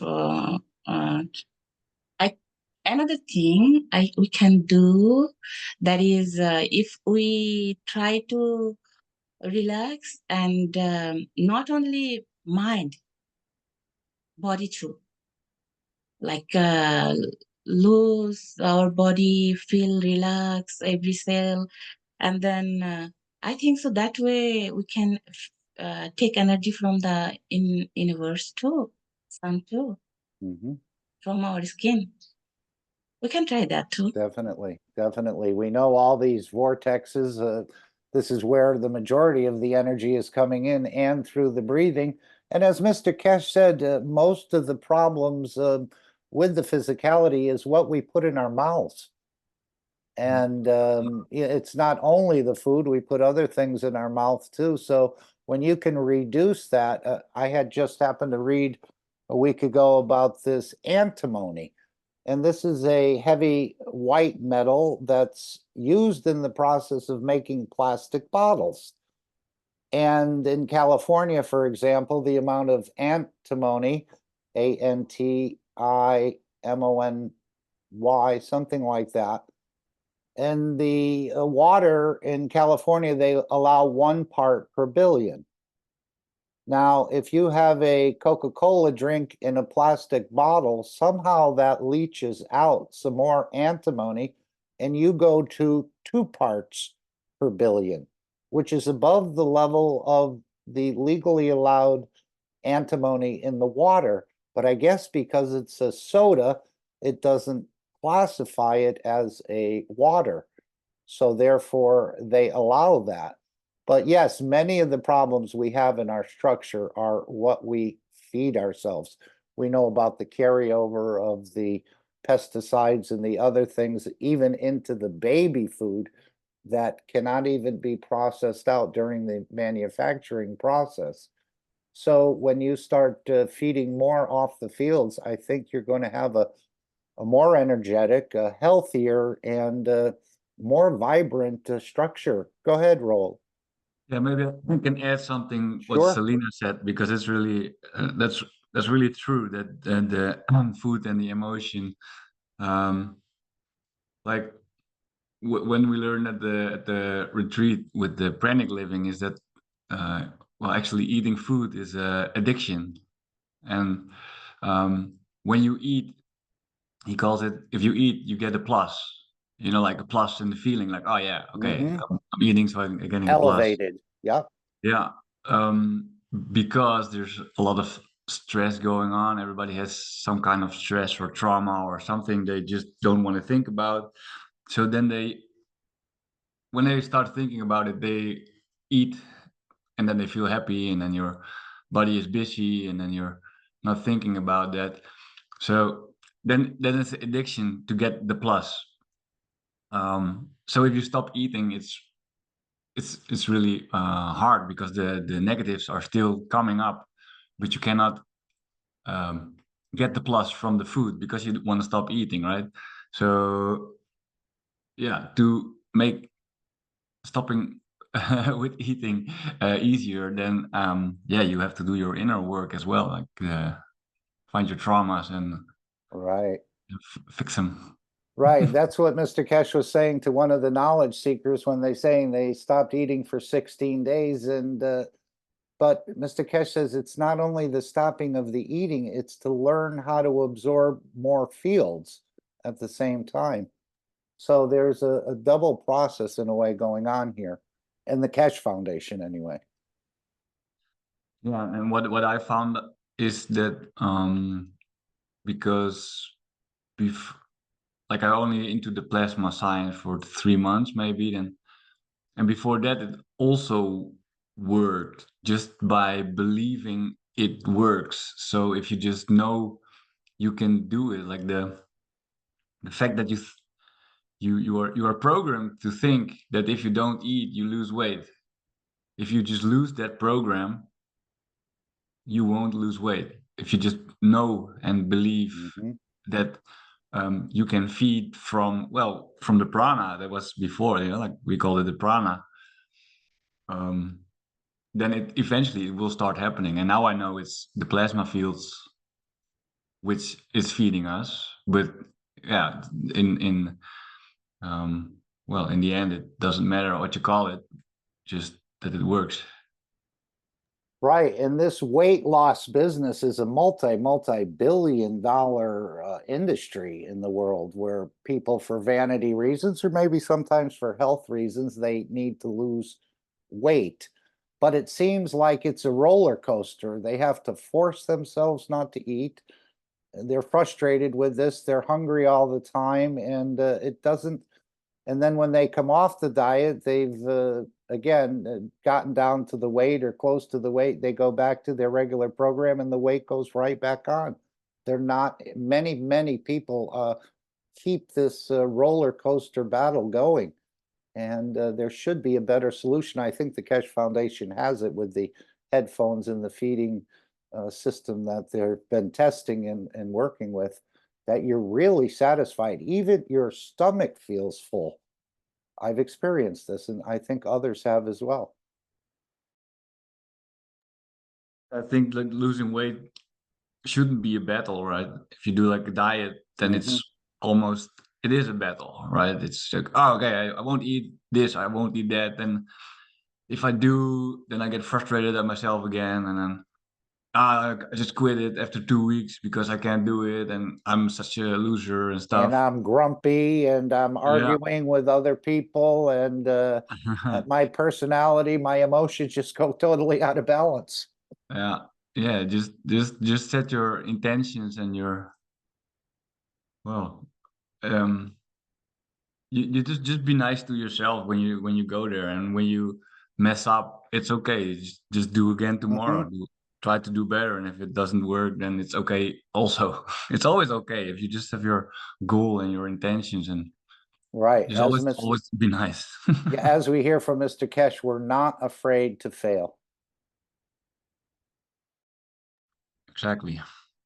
Back to Alex for a minute. You said you can't imagine what it's like to live a life and never knowing about the process of creation. And I'm thinking, isn't the way most of humanity, isn't this the way they've lived their lives? They were born, they know they're going to expire, they work a job, or they do this and have a family and get the house and the car and the grandkids, but they've never understood the process of creation. You said you can't imagine what that would be like. But I think this has been the rule rather than the exception. And as we've heard from Mr. Keshe, that if they don't know, then it's like ignorance is bliss. They've never known what they didn't know. Any comment on that? Well, I don't have to imagine it because I experience it. Not you, but I'm saying the majority of the citizens born on this planet and have gone through the process and have left, they've never realized any of this. Well, I'm part of that group. I have not realized And I don't understand it. I mean, it wasn't until I came to the Keshe Foundation that I found out where the soul resides. Absolutely. Because, Yep. you know, I have grown up to rely on others who have more experience, more knowledge, and I respect that. And that's where the problem begins. Because when I turned 40, I got the rudest knowledge in insofar as those who I respected and trusted their knowledge and everything let me down. And I said, well, okay, you're the expert, but you don't know. So what does that mean then? There are no experts? Is that what that means? And at that point in time, I guess that opened the door for me to actually find an expert. And so this is what happened to me in 1991. I found how to cure cancer.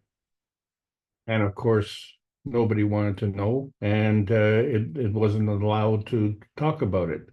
So, you know, I basically gave up until I came back with the Keshe Foundation, and I seen, well, what can we do about it? And if the answer is nothing, then this is what we have on social media right now. The situation with a lot of people, they give commentary, and all of them come to the same conclusion. Things are not well on this planet. Well, I don't need 100 people telling me that things are not well. I need people telling me how to make them better.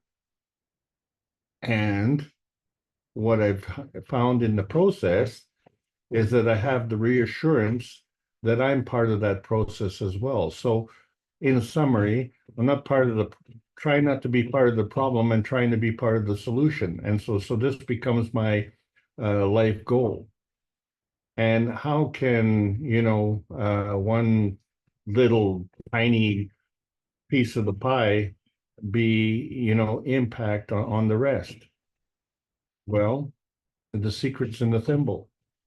There's enough energy in the thimble to power the universe.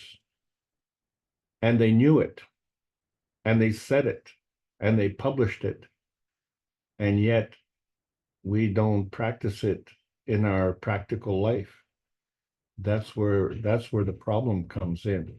So what we're trying to do with the teaching, and it doesn't matter how many years you've been here and how many years you've been teaching, we are all teachers. But we are all teachers as well as salesmen, because we not only have to sell ourselves on the notion, but it isn't smoke and mirrors, it's substance. It isn't superficiality, it's substance. And that substance is not physical. That substance is plasmatic. And the sooner we understand that that is the solution, the sooner everything else will happen in our lives so much better. Back to you, Mark.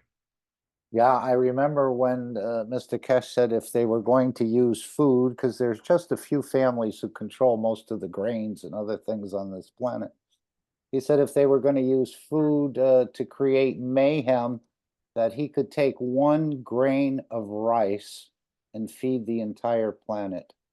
Again, plasmatically, but what a deep, deep knowledge. And we heard that with the metal as well. As you said, the scientist said the thimble has enough energy in it to feed humanity. Remember when Mr. Keshe said just in 1 piece of metal, there's enough energy in there to feed, if you could release it, if you knew how to release it, to feed the entire planet. Just what's holding a small piece of metal together, the energies that are in there isn't more than enough to feed the entire population on this planet. So this is not a dream anymore, and it's been demonstrated in Gaza. I'm sure you've heard of that as well, for those who are interested in food, and we've had some dining experiences as well. But now we're moving into so the feeding is not totally settled, but we've gotten an aspect of understanding of it. And now we're moving further into the transmutation. So we have such a beautiful dynamic system that, again, it can feed you, it can provide wellness, travel, and most likely energy down the road as well. But in the meantime, we'll be using part of the Keshe systems being developed or are developed to learn more in detail how this process actually works. As he said, in those sessions coming up, there'll be some probably more secrets, again, opened up in public and in private of this process. May I add something? Well, anybody can, sure, you don't have to ask. It's June the 9th. This feeding program in Gaza started on March the 4th. So let's recount the month of March, April, May. That's 3 months. And we're talking about feeding, and when we're talking about the regular people historically have been trying to eat 3 meals a day, at least in North America, okay? And so over the last 100 days, that would be 300 meals missed. I would say that there's a sense of urgency in the feeding. You know, it isn't a fasting, it isn't a cleansing, you know, it isn't a, maybe go for a few days without eating. It's 100 days. And no one seems to be very upset about it, except for the people in Gaza. And I think this is the thing that everybody has to pay attention to. Where is that sense of urgency? And it's a lot of fun to talk about it. It's a lot of fun to make commentary, get those clicks on YouTube, right? But hunger and starvation are not fun exercises. Absolutely. And Thank you, Alex. And it wasn't only feeding that is happening there in this demonstration in public to test the technology for future disasters. But as he said, we're delivering plasmatic water, we're delivering antibiotics, we're delivering painkillers, and especially, he said, we're delivering emotional balancing for those who've lost their families, their homes, their position there, and everything else. So it's not only the feeding that's been encompassed in this process. It again, antibiotics, anti-inflammatories, painkillers, and emotional balancing, in addition to the water and the food that's being tapped into, if we could put it that way. Yes, Selena. Yeah, thank you, Alex and Mark. I want to say something. A few weeks ago, listen closely a little bit. A few weeks ago in Bangla teaching, I was laughing and telling everybody, I want to put Mr. Netanyahu's picture in my living room, a big picture. I want to hang, but I can't because nobody wants, right, to see. So same kinds of stuff I told like 1-2 years ago about Mr. Trump. I told in Bangla teaching, Mr. Trump live in my heart, inside my heart. So Shweta asking me why you are keeping that guy inside your heart. So I told her so I can watch him. so I can influence him. But now I want to take that the other guy into my heart, inside my heart. So I can't. How can you put those kinds of people inside your heart? We Oh, say, your heart is big enough. I sense your heart is big enough to accommodate both for nourishment, for nourishing them. And in that process, you become nourished. Yes. yeah. So to take that in that position, I have to be ready. If I say, oh, I put them in my heart, no, that way it won't happen. I have to accept them really inside my heart. When I used to see Mr. Tom's picture in the TV, so I used to tell, oh, he looked like a child. He acts like a child. He talks like a child. So that way, slowly, I love him more and more and more. So I can take him inside my heart. So same processing I'm trying to do with other guy. So not in the mouth. If I say, oh, I accept him, or I'm gonna take him in my heart, or I want to elevate him and this and that. No, there is a process. There is a acceptance. So each of us, we can love him enough to keep inside our heart, and then we can order him what to do, or his my wish is my command. That time we can say. That's it. Yes. Okay. And you mentioned something in passing rather quickly. You said the Bengal teaching. Would you tell us? I think you're mentioning the public teaching in Bengali, and this is on every Saturday. It's open to the public, as I understand. Yes.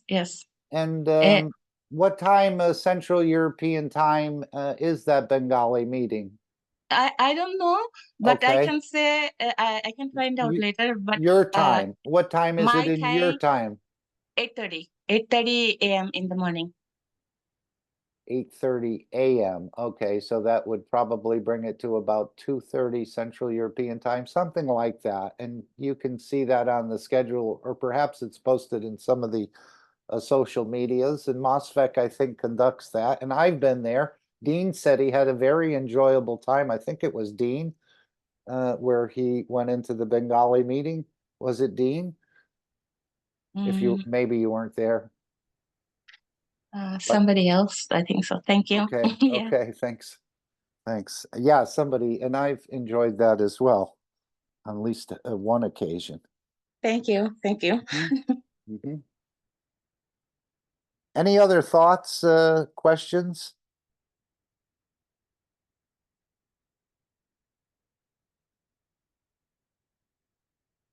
Somebody would like to bring up or discuss?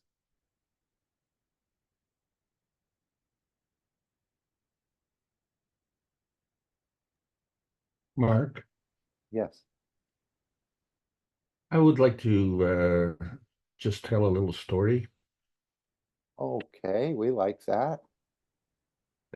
This is the way the prophets and many teachers teach, including Mr. Keshe, using allegories and stories and parables and No. things. This is a real story. Okay. This happened to me, and what's interesting about this is that your experience changes your perspective, right? And I really didn't understand this, and as I was putting this presentation together, this story came to my mind because I was in a meeting and I was selling a service to a client, and something happened where another group came in, a competitor, and they started to, shall we say, reduce my business. And they were huge, and I was just like a pimple. So, you know, I didn't have much clout, and so I just did my share of the project, and every week we had a review with the client, and it was a national account, and there were about a dozen people in on the meeting. And I attended that dutifully every week, reporting my progress. But at the same time, I would listen to everybody else's progress. And the 1 week I couldn't attend, and I announced that I was going to miss next week's meeting. And would the customer excuse me from that meeting? And they kind of looked at the schedule and what was on tap, and I said, okay, you know, that'd be fine with us. Do what you have, and then come back the following week, and you can catch up. You know, it's not that much of a problem. Have you ever gone to a class and you know, that class, let's say like today's is exceptionally long, but you know, it's full of information. And let's say you go to a class and someone comes late, and they come into the class and they kind of whisper at you, what did I miss? And you kind of look at the clock and you say, well, you're an hour late. I'd say you missed an hour's worth of class, you know, but they want in just a couple of whispers to tell you what they missed in that hour. That's not possible. You know, you know, I'd have to take a whole hour to explain to you what you missed. Yeah. Mm-hmm. So I come back the following week, and I didn't have to ask that question, you know, because that would be an obvious question. So what did I miss? You know, you missed the whole week's session. So anyway, as I sit down, the one next to me, and he happened to be a representative of IBM. And of course, IBM was massive, right? And actually, they were the largest group at in terms of corporate size at the meeting. And you know, he liked my work, and I was just, like I say, a pimple. So you know, he sat beside. He didn't mind sitting beside me. You know, there was no shame in that. I mean, whoever he sat beside would have been, you know, smaller in stature. So anyway, he says, Alex, just sit there and don't say anything and just look pretty. And I thought, well, how am I going to do this? So a lot of thought crossed my mind, and I looked in my shoes, and I had a little dust on my shoes, even though that's under the table. No one can see that, but I dusted my shoes, and I straightened out my tie, and I just, you know, ran my fingers through my hair, making sure that, you know, I guess I wanted to look pretty. I don't know how a man can look pretty, but anyway, I tried to do my best, and then of course I had to straighten out my eyebrows, right? So, I mean, that would have been the icing on the cake. And I sat there and I looked pretty. And my competitor came under fire. And I didn't have to say anything. The customer was so angry at my competitor that it turned into a shouting match. Did you see on the news a week ago that there was a massive shouting match between the UAE and the Palestinian executive? Anyway, it was that kind of shouting match. It was loud. It was abusive. The customer, who's always right, of course, was turning red with anger, almost spitting at my competitor. And I'm just sitting there and trying to look pretty. I'm not saying anything. I'm doing absolutely nothing. I'm just sitting there. And at the end of the meeting, there was a lot of shuffling going on.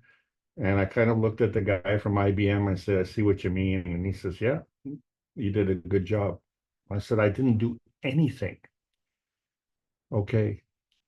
As I was leaving the meeting, I was grabbed by the customer and I was given one of the largest paydays I've had in my life. And I didn't understand how things happened at that time, because what I had seen was the payday, not only for me, but for the company that I worked for. And I seen that as a real benefit to the customer because that's what they wanted. But as it turned out, in hindsight, it was the beginning of the end of my career at that company. Because what had transpired, because I sat there and did nothing, I won this major contract, which I had to work really, really hard for. And I did a lot of stuff, but here I did nothing. And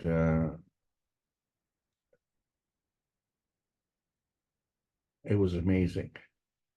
And I didn't understand it. And I understand it now. I understand what happened. It was all done on the soul level. What I was working towards was the physical supply and delivery and coordination and all that. And just through, I missed one meeting. I missed that one meeting in all the years that I did this, and I missed one meeting. And I came back and I was given this. And it's just, I think about it now and I said, well, how did I do that? I wonder if the fact that I straightened my eyebrows was, the answer. But of course, that's all in jest. The reality of it was that there was activity in the background which was going on without my intervention. And I became the benefactor of that.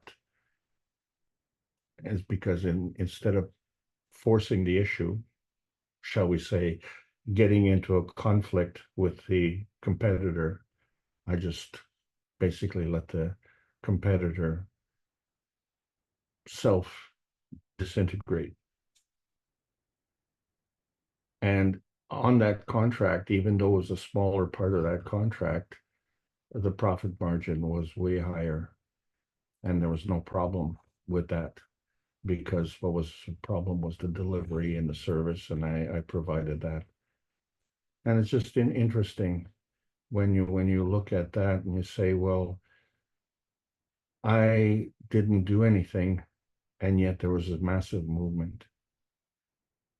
And so this is the thing that we have to understand.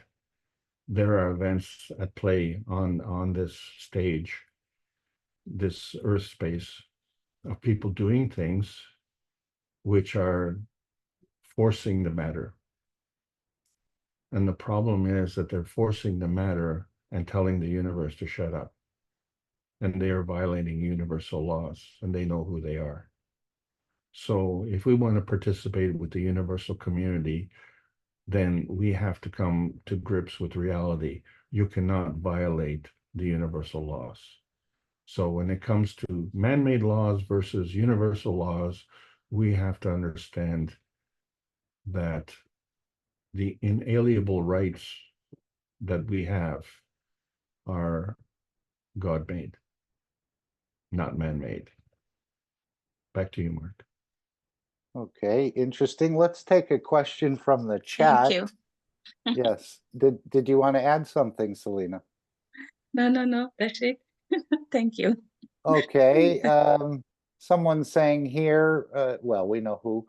It's right there in the chat. Just got back from ER. How can I get swimmer's ear when the last time I was in the ocean was 2016? I know I used to be a competitive swimmer, maybe from the ages of 9 to 14. And sometimes we'd have 2 and 3 hour practices, summer and winter. One was for the boys club and the other was for the parks department. But I used to get a little bubble sometimes in my ear. And as you tilted your head from left to right, you could almost hear that water rocking within the ear, and you kind of have to force your head or snap it a little bit to see if that bubble would come out. But you could definitely tell there was water in the ear. And I'm thinking, well, I ended up wearing some earplugs, and swimmers do that sometimes. But I was thinking just from this question that perhaps in the shower, some water had gotten into the inner ear, or maybe you just got an ear infection and they call it swimmer's ear. Any comments from anyone on that question?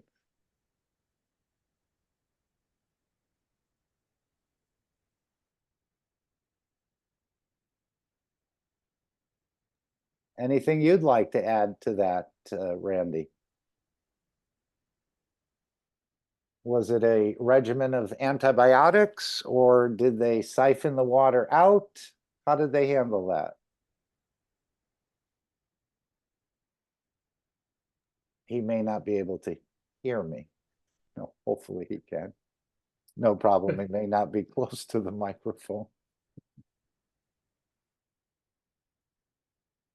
But yes, it is quite annoying as you turn your head or tilt it toward your left shoulder, then towards your right shoulder. You can definitely feel the water in the ear. And then when it came out, it was always warm. So somehow a little bubble or something blocks it from getting in there. But I experienced that. Never had any infections, but I would always have to work sometimes a day or two to get that little water out of my ear. It's quite annoying. Switching to the earplug solved that problem for me.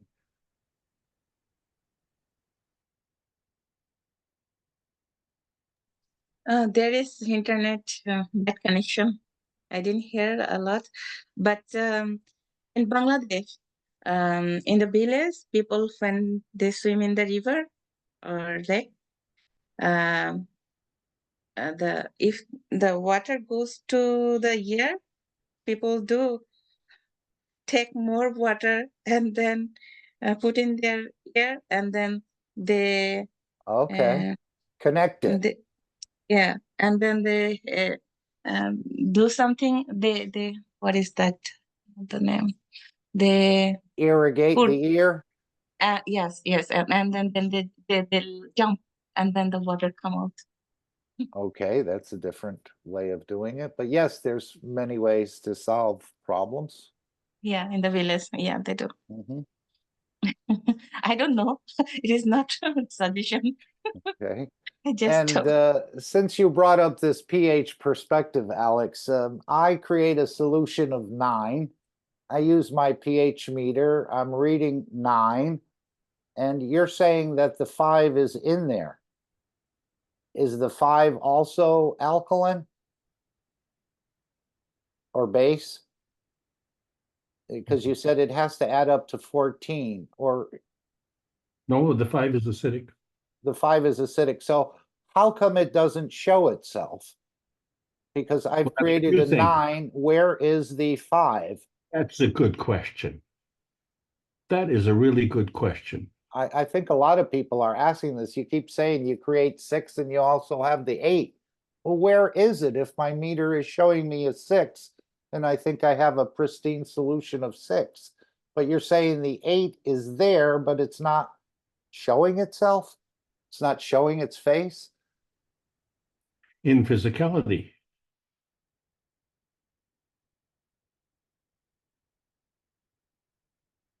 Are you only doing the pH based on what you see?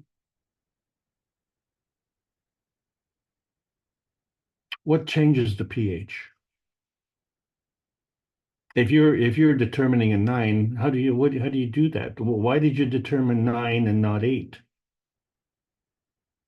Well, I don't know. Something said I needed to, whatever. I'm running an experiment which calls for a 9 pH solution. So I take my meter and I adjust it. I use a little bit of alkalinity and I boost it up to 9. Okay, I have a 9. Where is the acid to, I just, this is. Just a moment. Okay. Did you just say you boosted it up? I did. Okay, so it must have been consumed, right? Your booster must have been consumed. Well, it becomes part of the whole solution, I would imagine. It's elevated the whole um, test tube or canister, whatever you're working with. Okay, so let's look at the pH of water specifically. So if you were going to raise the pH of water, you can do this chemically, right? Say add calcium carbonate to the water. Now,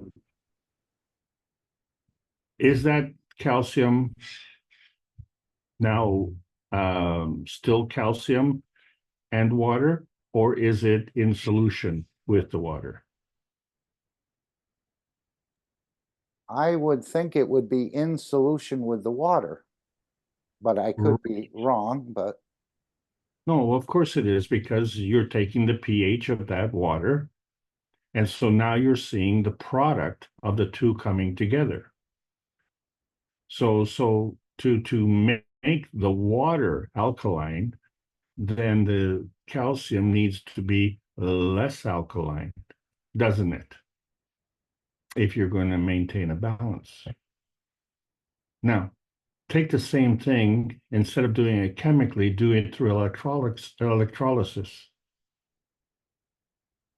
So if I create, and I say I start with neutral water, and I want to create alkaline water, and I create a pH of 8, then there has to be a discharge of water. That discharge water will be a pH of 6.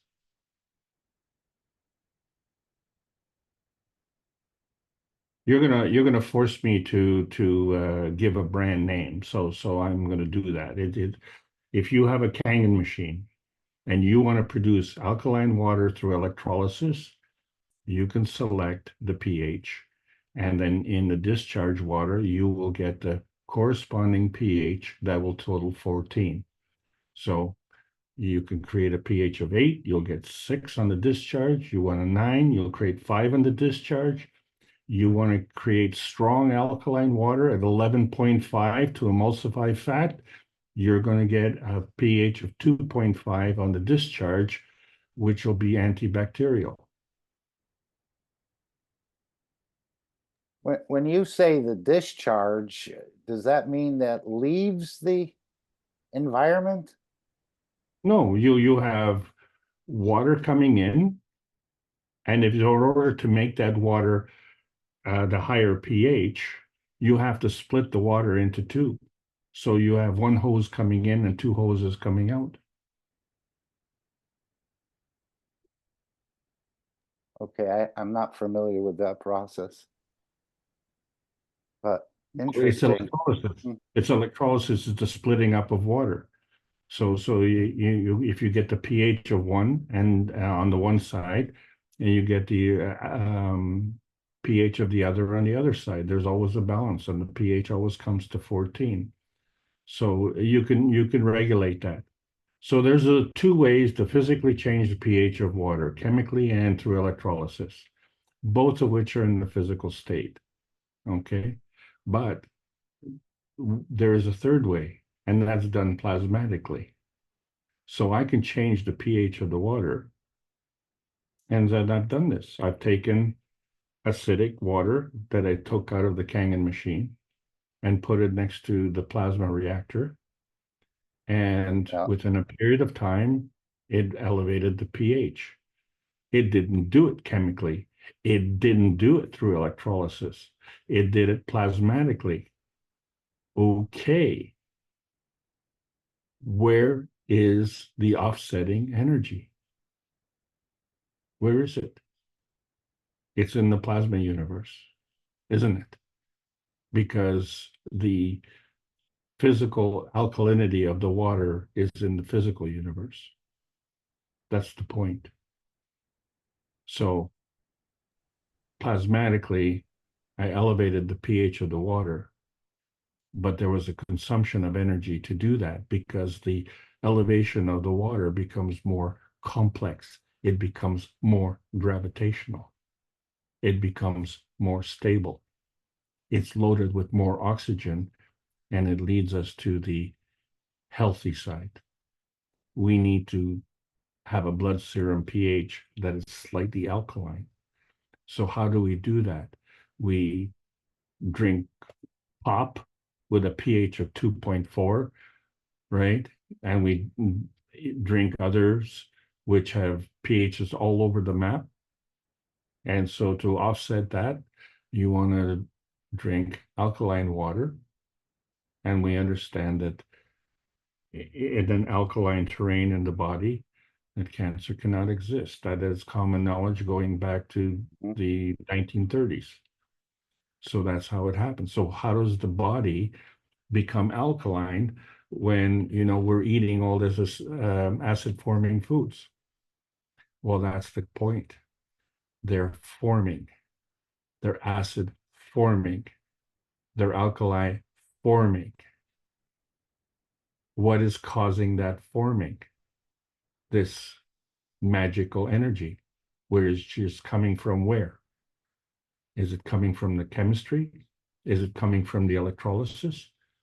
Or is it coming from the plasma? So in other words, if we are going to be fed, then we don't need the bulk of the food.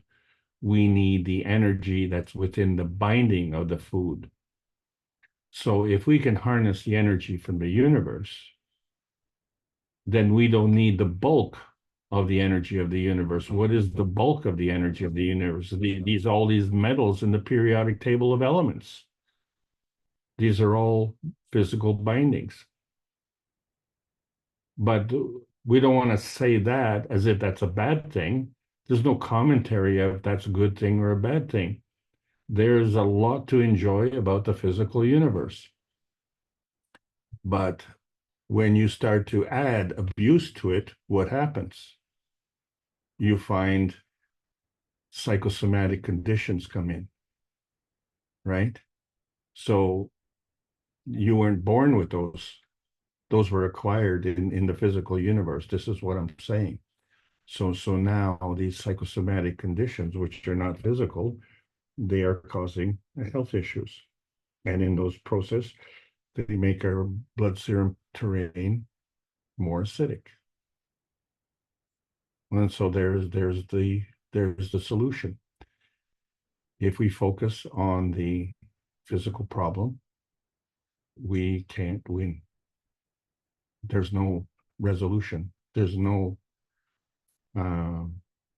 conflict resolution. But if we focus on the plasmatic perspective, then we can draw the energy that we need. Well, there's two forms of energy, isn't there? There's a magnetical and a gravitational. So the gravitational needs the source to be fed by the magnetical, and then in turn, the gravitational has to feed. So there has to be a giving. But if we want to maintain a stable relationship, we have to feed first and then take later. But this is a two-way street, and it's instantaneous. So everything that you're looking that has stability has this balance.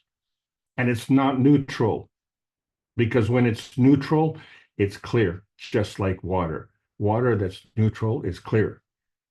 Water that's polluted has a different color.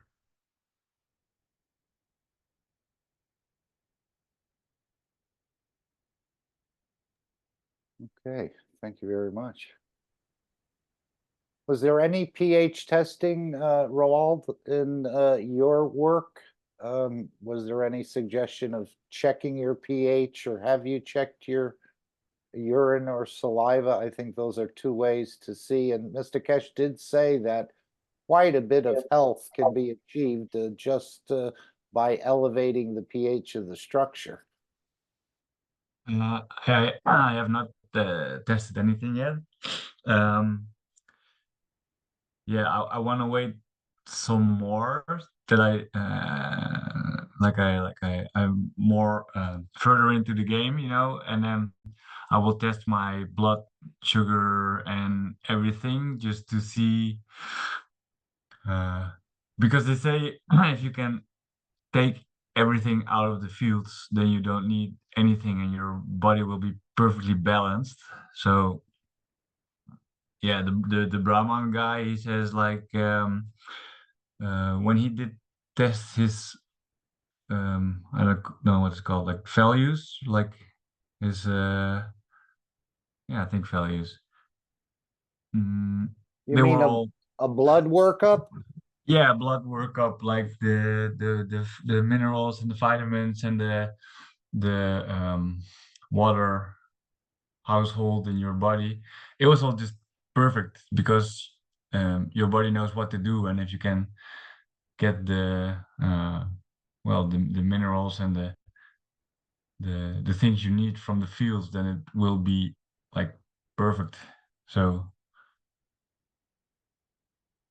but I haven't checked yet, but I will.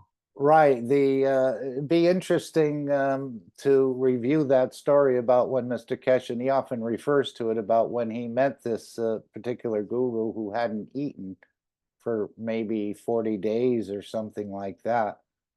And of course, Mr. Keshe said, "You're lying. I know your trick." And he said that the guru was able to hold his body in a certain position that would allow the absorption of energies to feed himself. But he didn't reveal that to his followers, apparently, or maybe not even taught it to the followers. But Mr. Keshe said, you know, he understood what the gentleman was doing. And as he said, Mr. Keshe indicated that I can teach you how to put your body and feed yourself in 5 minutes. He said, but it wouldn't really be worth much because your soul is not elevated. And this was the primary concern about the elevation of the soul, rather than just feeding the physicality or the soul of the man. He's looking for an elevation in that area, and not our knowledge of being able just to feed ourselves. That's a brilliant point, Mark, you just brought up. A couple of weeks ago at the One Nation meeting, One Planet, MOSFAC was doing a teaching, and he was talking about this very point. And you know, even he noticed that the moment he wanted to have a conscious awareness of this transmutation, that at that point it would fail. So it was the willing, how shall we say it, the forceful attention of the transmutation process causes the transmutation process to fail. So, well, you know, what you were discussing and what Rohalbert just brought up was that, you know, the body has a balancing and a counterbalancing effect, and so we're able to have a diet that covers a wide variety of pHs, and yet somehow we become very stable inside. And this is the one thing that we keep ignoring. What is that factor that allows us to jump from one to the other and back again? And once we understand that, we'll understand the transmutation process at the same time. It just becomes automatic, and it's not something that we can force in the physicality. Thank you so much for allowing me to present today. What a terrific meeting. Thank you all for participating, and thank you again, Mark, for being the no problem beacon coordinator. Can I add one more thing, Yes. Alex? Maybe because Yes, when you say what is the key to the balance, and with the well, the pranic living and the maybe even the transmutation is, I think, is the trust. You know, like the surrendering, the trust, and trust your, well, soul of the man to take over, because it knows how it works and what to do. So that's what I did. I just fully believe that I can do it if I don't do anything, but just believe, and then the soul of the man will take care of the rest with the pranic living that worked. So that it's gonna be my go-to for the transmutation as well. Just give it all up and let it take over, you know. That's what Mr. Keshe mentioned just a few weeks ago. He said 90% of the reason you're not transmuting is a lack of trust.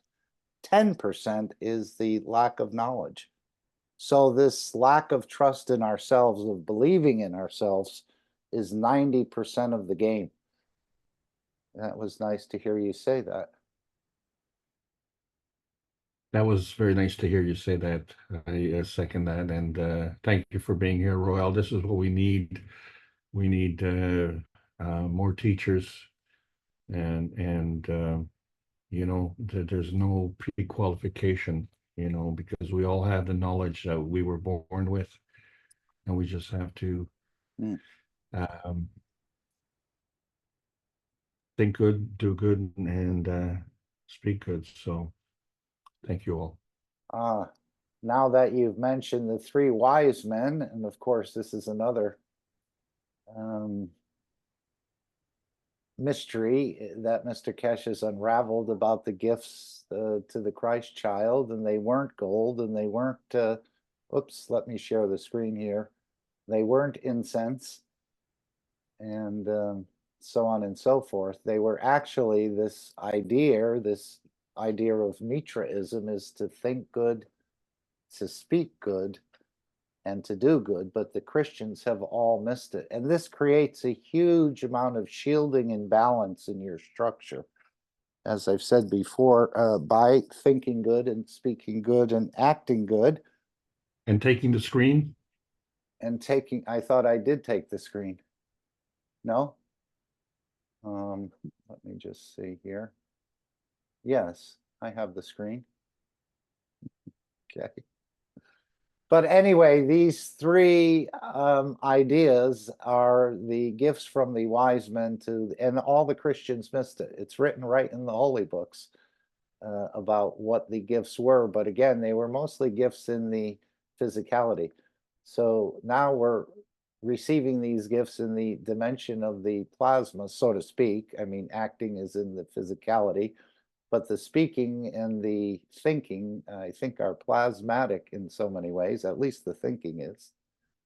And so it creates a huge balance for you, a shielding, as I'm thinking of it, because even if you've been wronged or you felt you've been wronged and you're thinking bad about that person or that soul, you're actually taking from that person, even though that person may not hear you, may not even realize what you're thinking or saying about them. But by thinking good, speaking good, and acting good, you're creating a huge, beautiful balance and creating a lot more serotonin than dopamine in the brain. The taking comes from with the dopamine hormone, I guess that's, but the giving creates that serotonin. So you have a beautiful shielding mechanism that you can employ around yourself and to keep those emotions balanced, that nothing can really attach to it, because you're always thinking good and you're always speaking good as much as possible. Again, this is easier said than done. We always catch ourselves slipping and whatever, but it's a huge balancing and shielding. And then, of course, we have this other one here, which we like to show. And this was given as a little keychain in, I think it was Manchester and so on. And if you're thinking good and speaking good and acting good, may you be proud of the work you do. May you be proud of the person you are, and may you be proud of the difference you're making. And this applies to all of us.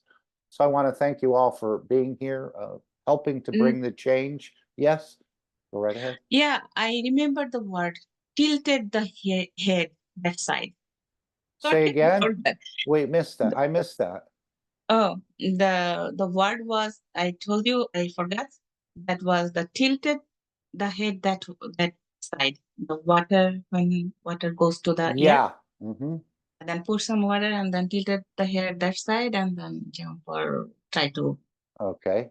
Very Sorry practical. about that. No, very practical solution. It is quite annoying. I mean, some people I've seen them, they're actually hitting the side of their head gently above the ear and trying to shake that water out of there. It can be quite annoying. And again, I don't know how it sometimes gets in there and sometimes there's no problem. What is it that allows that to happen? I don't know. But I've experienced it many, many times. Okay. Thank you. Thank you, Selena. And feel free to join the Bengali meeting. It's another beautiful meeting in the public domain, so you're all welcome to be part of that. I'm going to play Keep Keshe Foundation Free for Humanity. And this is the idea, again, of volunteering to be part of these. If we go to the store again, some of these things that are coming up, and especially any of them actually, but the transmutation preparation sessions, which are here, and you can all find it all on the store, which is coming up, and then they'll continue in July, August, and September. If you want to know more details, and some of it will be revealed in public and some of it will be revealed in these sessions. And normally Mr. Keshe doesn't say we can't talk about what's happening in the transmutation preparation sessions, so we can share whatever. But for you to be there and for you to experience it and to keep Keshe Foundation free for humanity is a big part of this process of you volunteering and so on into these trials and these sessions that are being offered by the foundation. Okay, but paying doesn't work yet. Did try to, okay, let's see, it's put in the chat here. Did try to buy transmutation prep sessions for the 21st, but paying doesn't work yet. Okay, well, it does work. It's a matter, again, of the store is a little bit awkward. Apparently, they had a number of webmasters working on it and different things. I think it'll get revised. I know the store is slowly depleting its inventory, and then I think the new manufacturers will sort of be taken over, and maybe they'll streamline the whole process. But it does work. Usually, you can send the money. You place your order, you send in the funds through a transfer process like Wise, TransferWise. It used to be their name, now they're just Wise. Or some people use PayPal, but I don't know if that was encouraged or more or less discouraged, because sometimes they hold the client's money for a little bit too long. But it's worked for me, and if I can do it, I think anyone can do it. So you place your order in the store, you send the funds via the wire into the Keshe Manufacturing Austria account, and then you send them an email on top of that, just to confirm that you've sent the money so that they're aware of it. And they will send you an email, normally the night before the transmutation preparation sessions begin. Okay, so let's see one of the reasons, and of course we'll hear Alex voicing over the first part and then Mr. Keshe delivering the last part. It's about 7 minutes if you'd like to hear it, and then I'll play the final disclaimer and the meeting will come to an end. Any other thoughts, questions, comments, issues, non-issues? Feel free.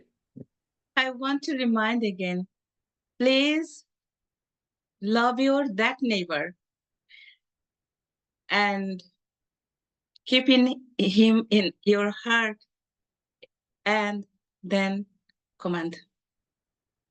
And you know, Selena, you brought up this idea of keeping a picture of that person you're elevating. Well, you're actually working with the soul of that person. We don't elevate the man, we elevate the soul of the man. Yes. But Mr. Keshe has said so many times that looking at a picture, you want to connect to your dead grandmother, a child who's left you, has gone into the next dimension. He said, have a photograph. And he said that photograph is like a telephone number, probably because a trace of the soul is within that photograph. And he says, when you look at that picture, it gives you a direct line of connection to that person. And this is what we're talking about. That's all it is. Your grandmother, your dead grandmother, is probably part of the universal community in that dimension. So we have the ability, and there's a few tricks, as he said, by holding a picture, looking at a picture, it's like a telephone number. You instantaneously connect. And again, some of these connections are not, oh yeah, finally, I've been waiting for you to call me or get in touch with me. It's not like that. It's not overwhelming. Most of the time, it's rather subtle and soft and gentle. And it's not so much comes in with a megaphone or something and, that sort of interaction. So again, these three wise men are very important for your overall practices. And again, it's for you to do it. No one else can control your structure except you. Okay, so let's bring up this Keep Keshe Foundation Free for Humanity, become a trial volunteer. And then the final disclaimer, and the meeting will come to an end. Thank you all, and have an amazing rest of your day. Oops, I need to move this over to the screen here, sorry. Let me just fill it. Okay, there we go. Thank you for all your work. And as Mr. Keshe said, we're all carrying a very small corner of this very large carpet of peace. We'll just bring this back to the beginning. And thank you all. Have a great day.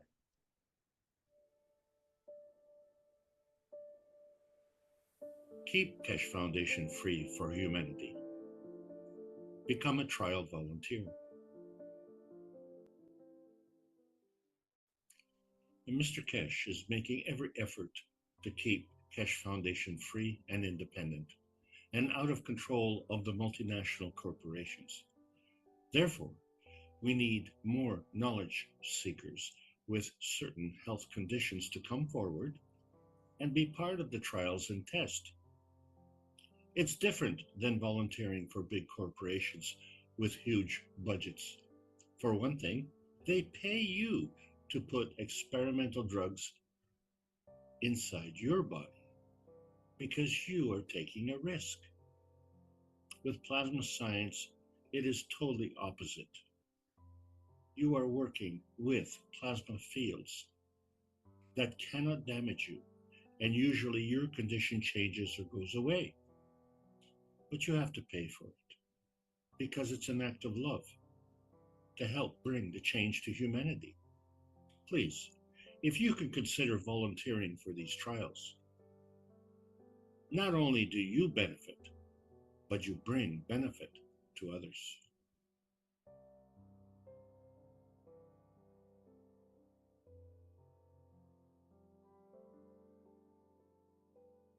This is the tooth of a child,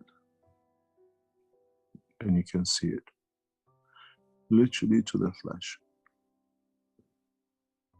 And this is very few weeks later.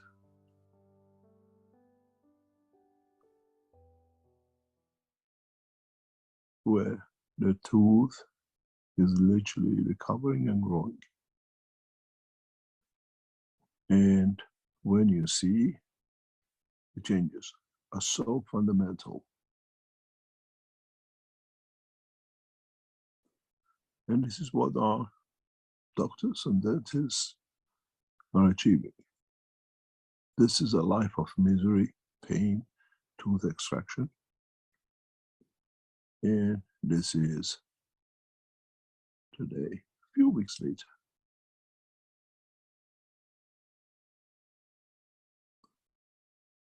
And you walk away for all the problems. How far this will go? Will it become a complete tooth in the next 6 months, 12 months? And would we see the changes? Because if you're a dentist and if you're an ordinary man, you can understand the difference between the two. No chemicals, no medicine, nothing was used. The target of our dentists and doctors is to grow tooth where it has gone. It's been pulled out if it's possible. It's been the dream of the dentists. And using the new technology by them, I'm sure they will try. As you can see, the difference between the two is very clear. We see new bones, new structures, new covers appear. It's the same for us with the what we call the world of salinity. Can we create the condition? Would you like to change the screen, please, Greg?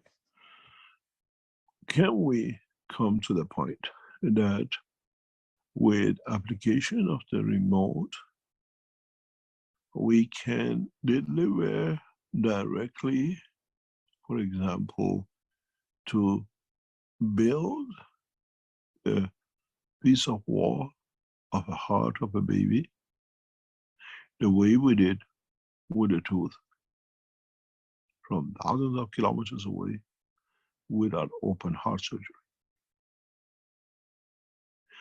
Can we rebuild part of a kidney which has been damaged in your dialysis machine? Can our doctors with a new technology remove kidney stone without any intervention?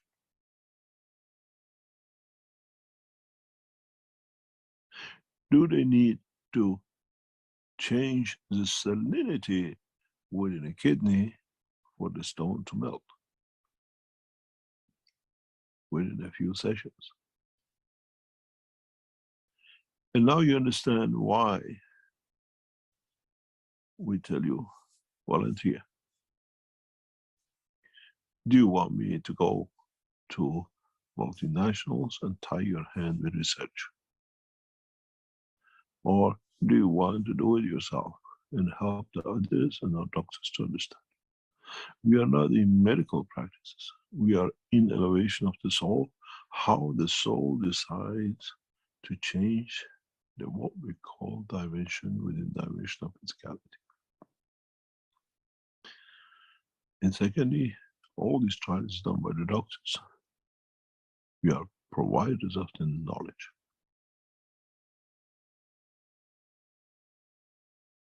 So, if you want to see if it works, if it can bring a new understanding for us,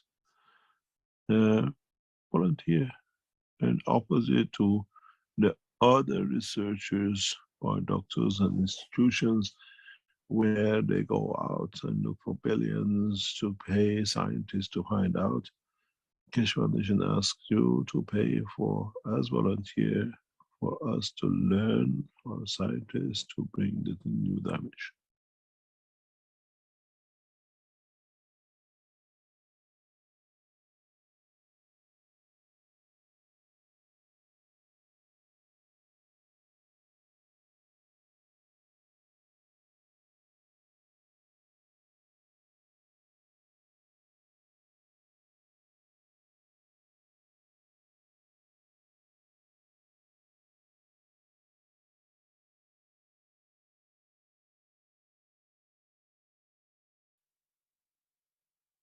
Disclaimer: the information and education material contained herein is meant to promote the general understanding and dialogue of GAN's processing.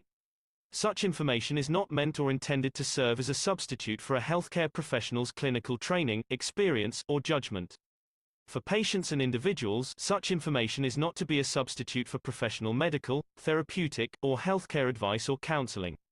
For medical issues or concerns, including decisions about medications and other treatments, readers, viewers, listeners should always consult their physician or, in serious cases, seek immediate assistance from emergency personnel. Prescription information, procedures, and use of medical devices information should be undertaken only by properly trained and certified medical personnel. We specifically disclaim any warranties, express or implied, including implied warranties of merchantability or fitness for a particular purpose. Such information is provided, as is, and is believed to be accurate at the time of its publishing, but it is the viewer's job to evaluate the accuracy of any information found in this presentation. Every case presented is of their own experience, applied by themselves for themselves, and it applies to their case only. Every person experiencing health problems should seek professional medical advice and consult their course of treatment with a doctor. The processes of plasma balancing described herein are a natural process which supports the body but does not replace medical advice or therapies one is already subject to.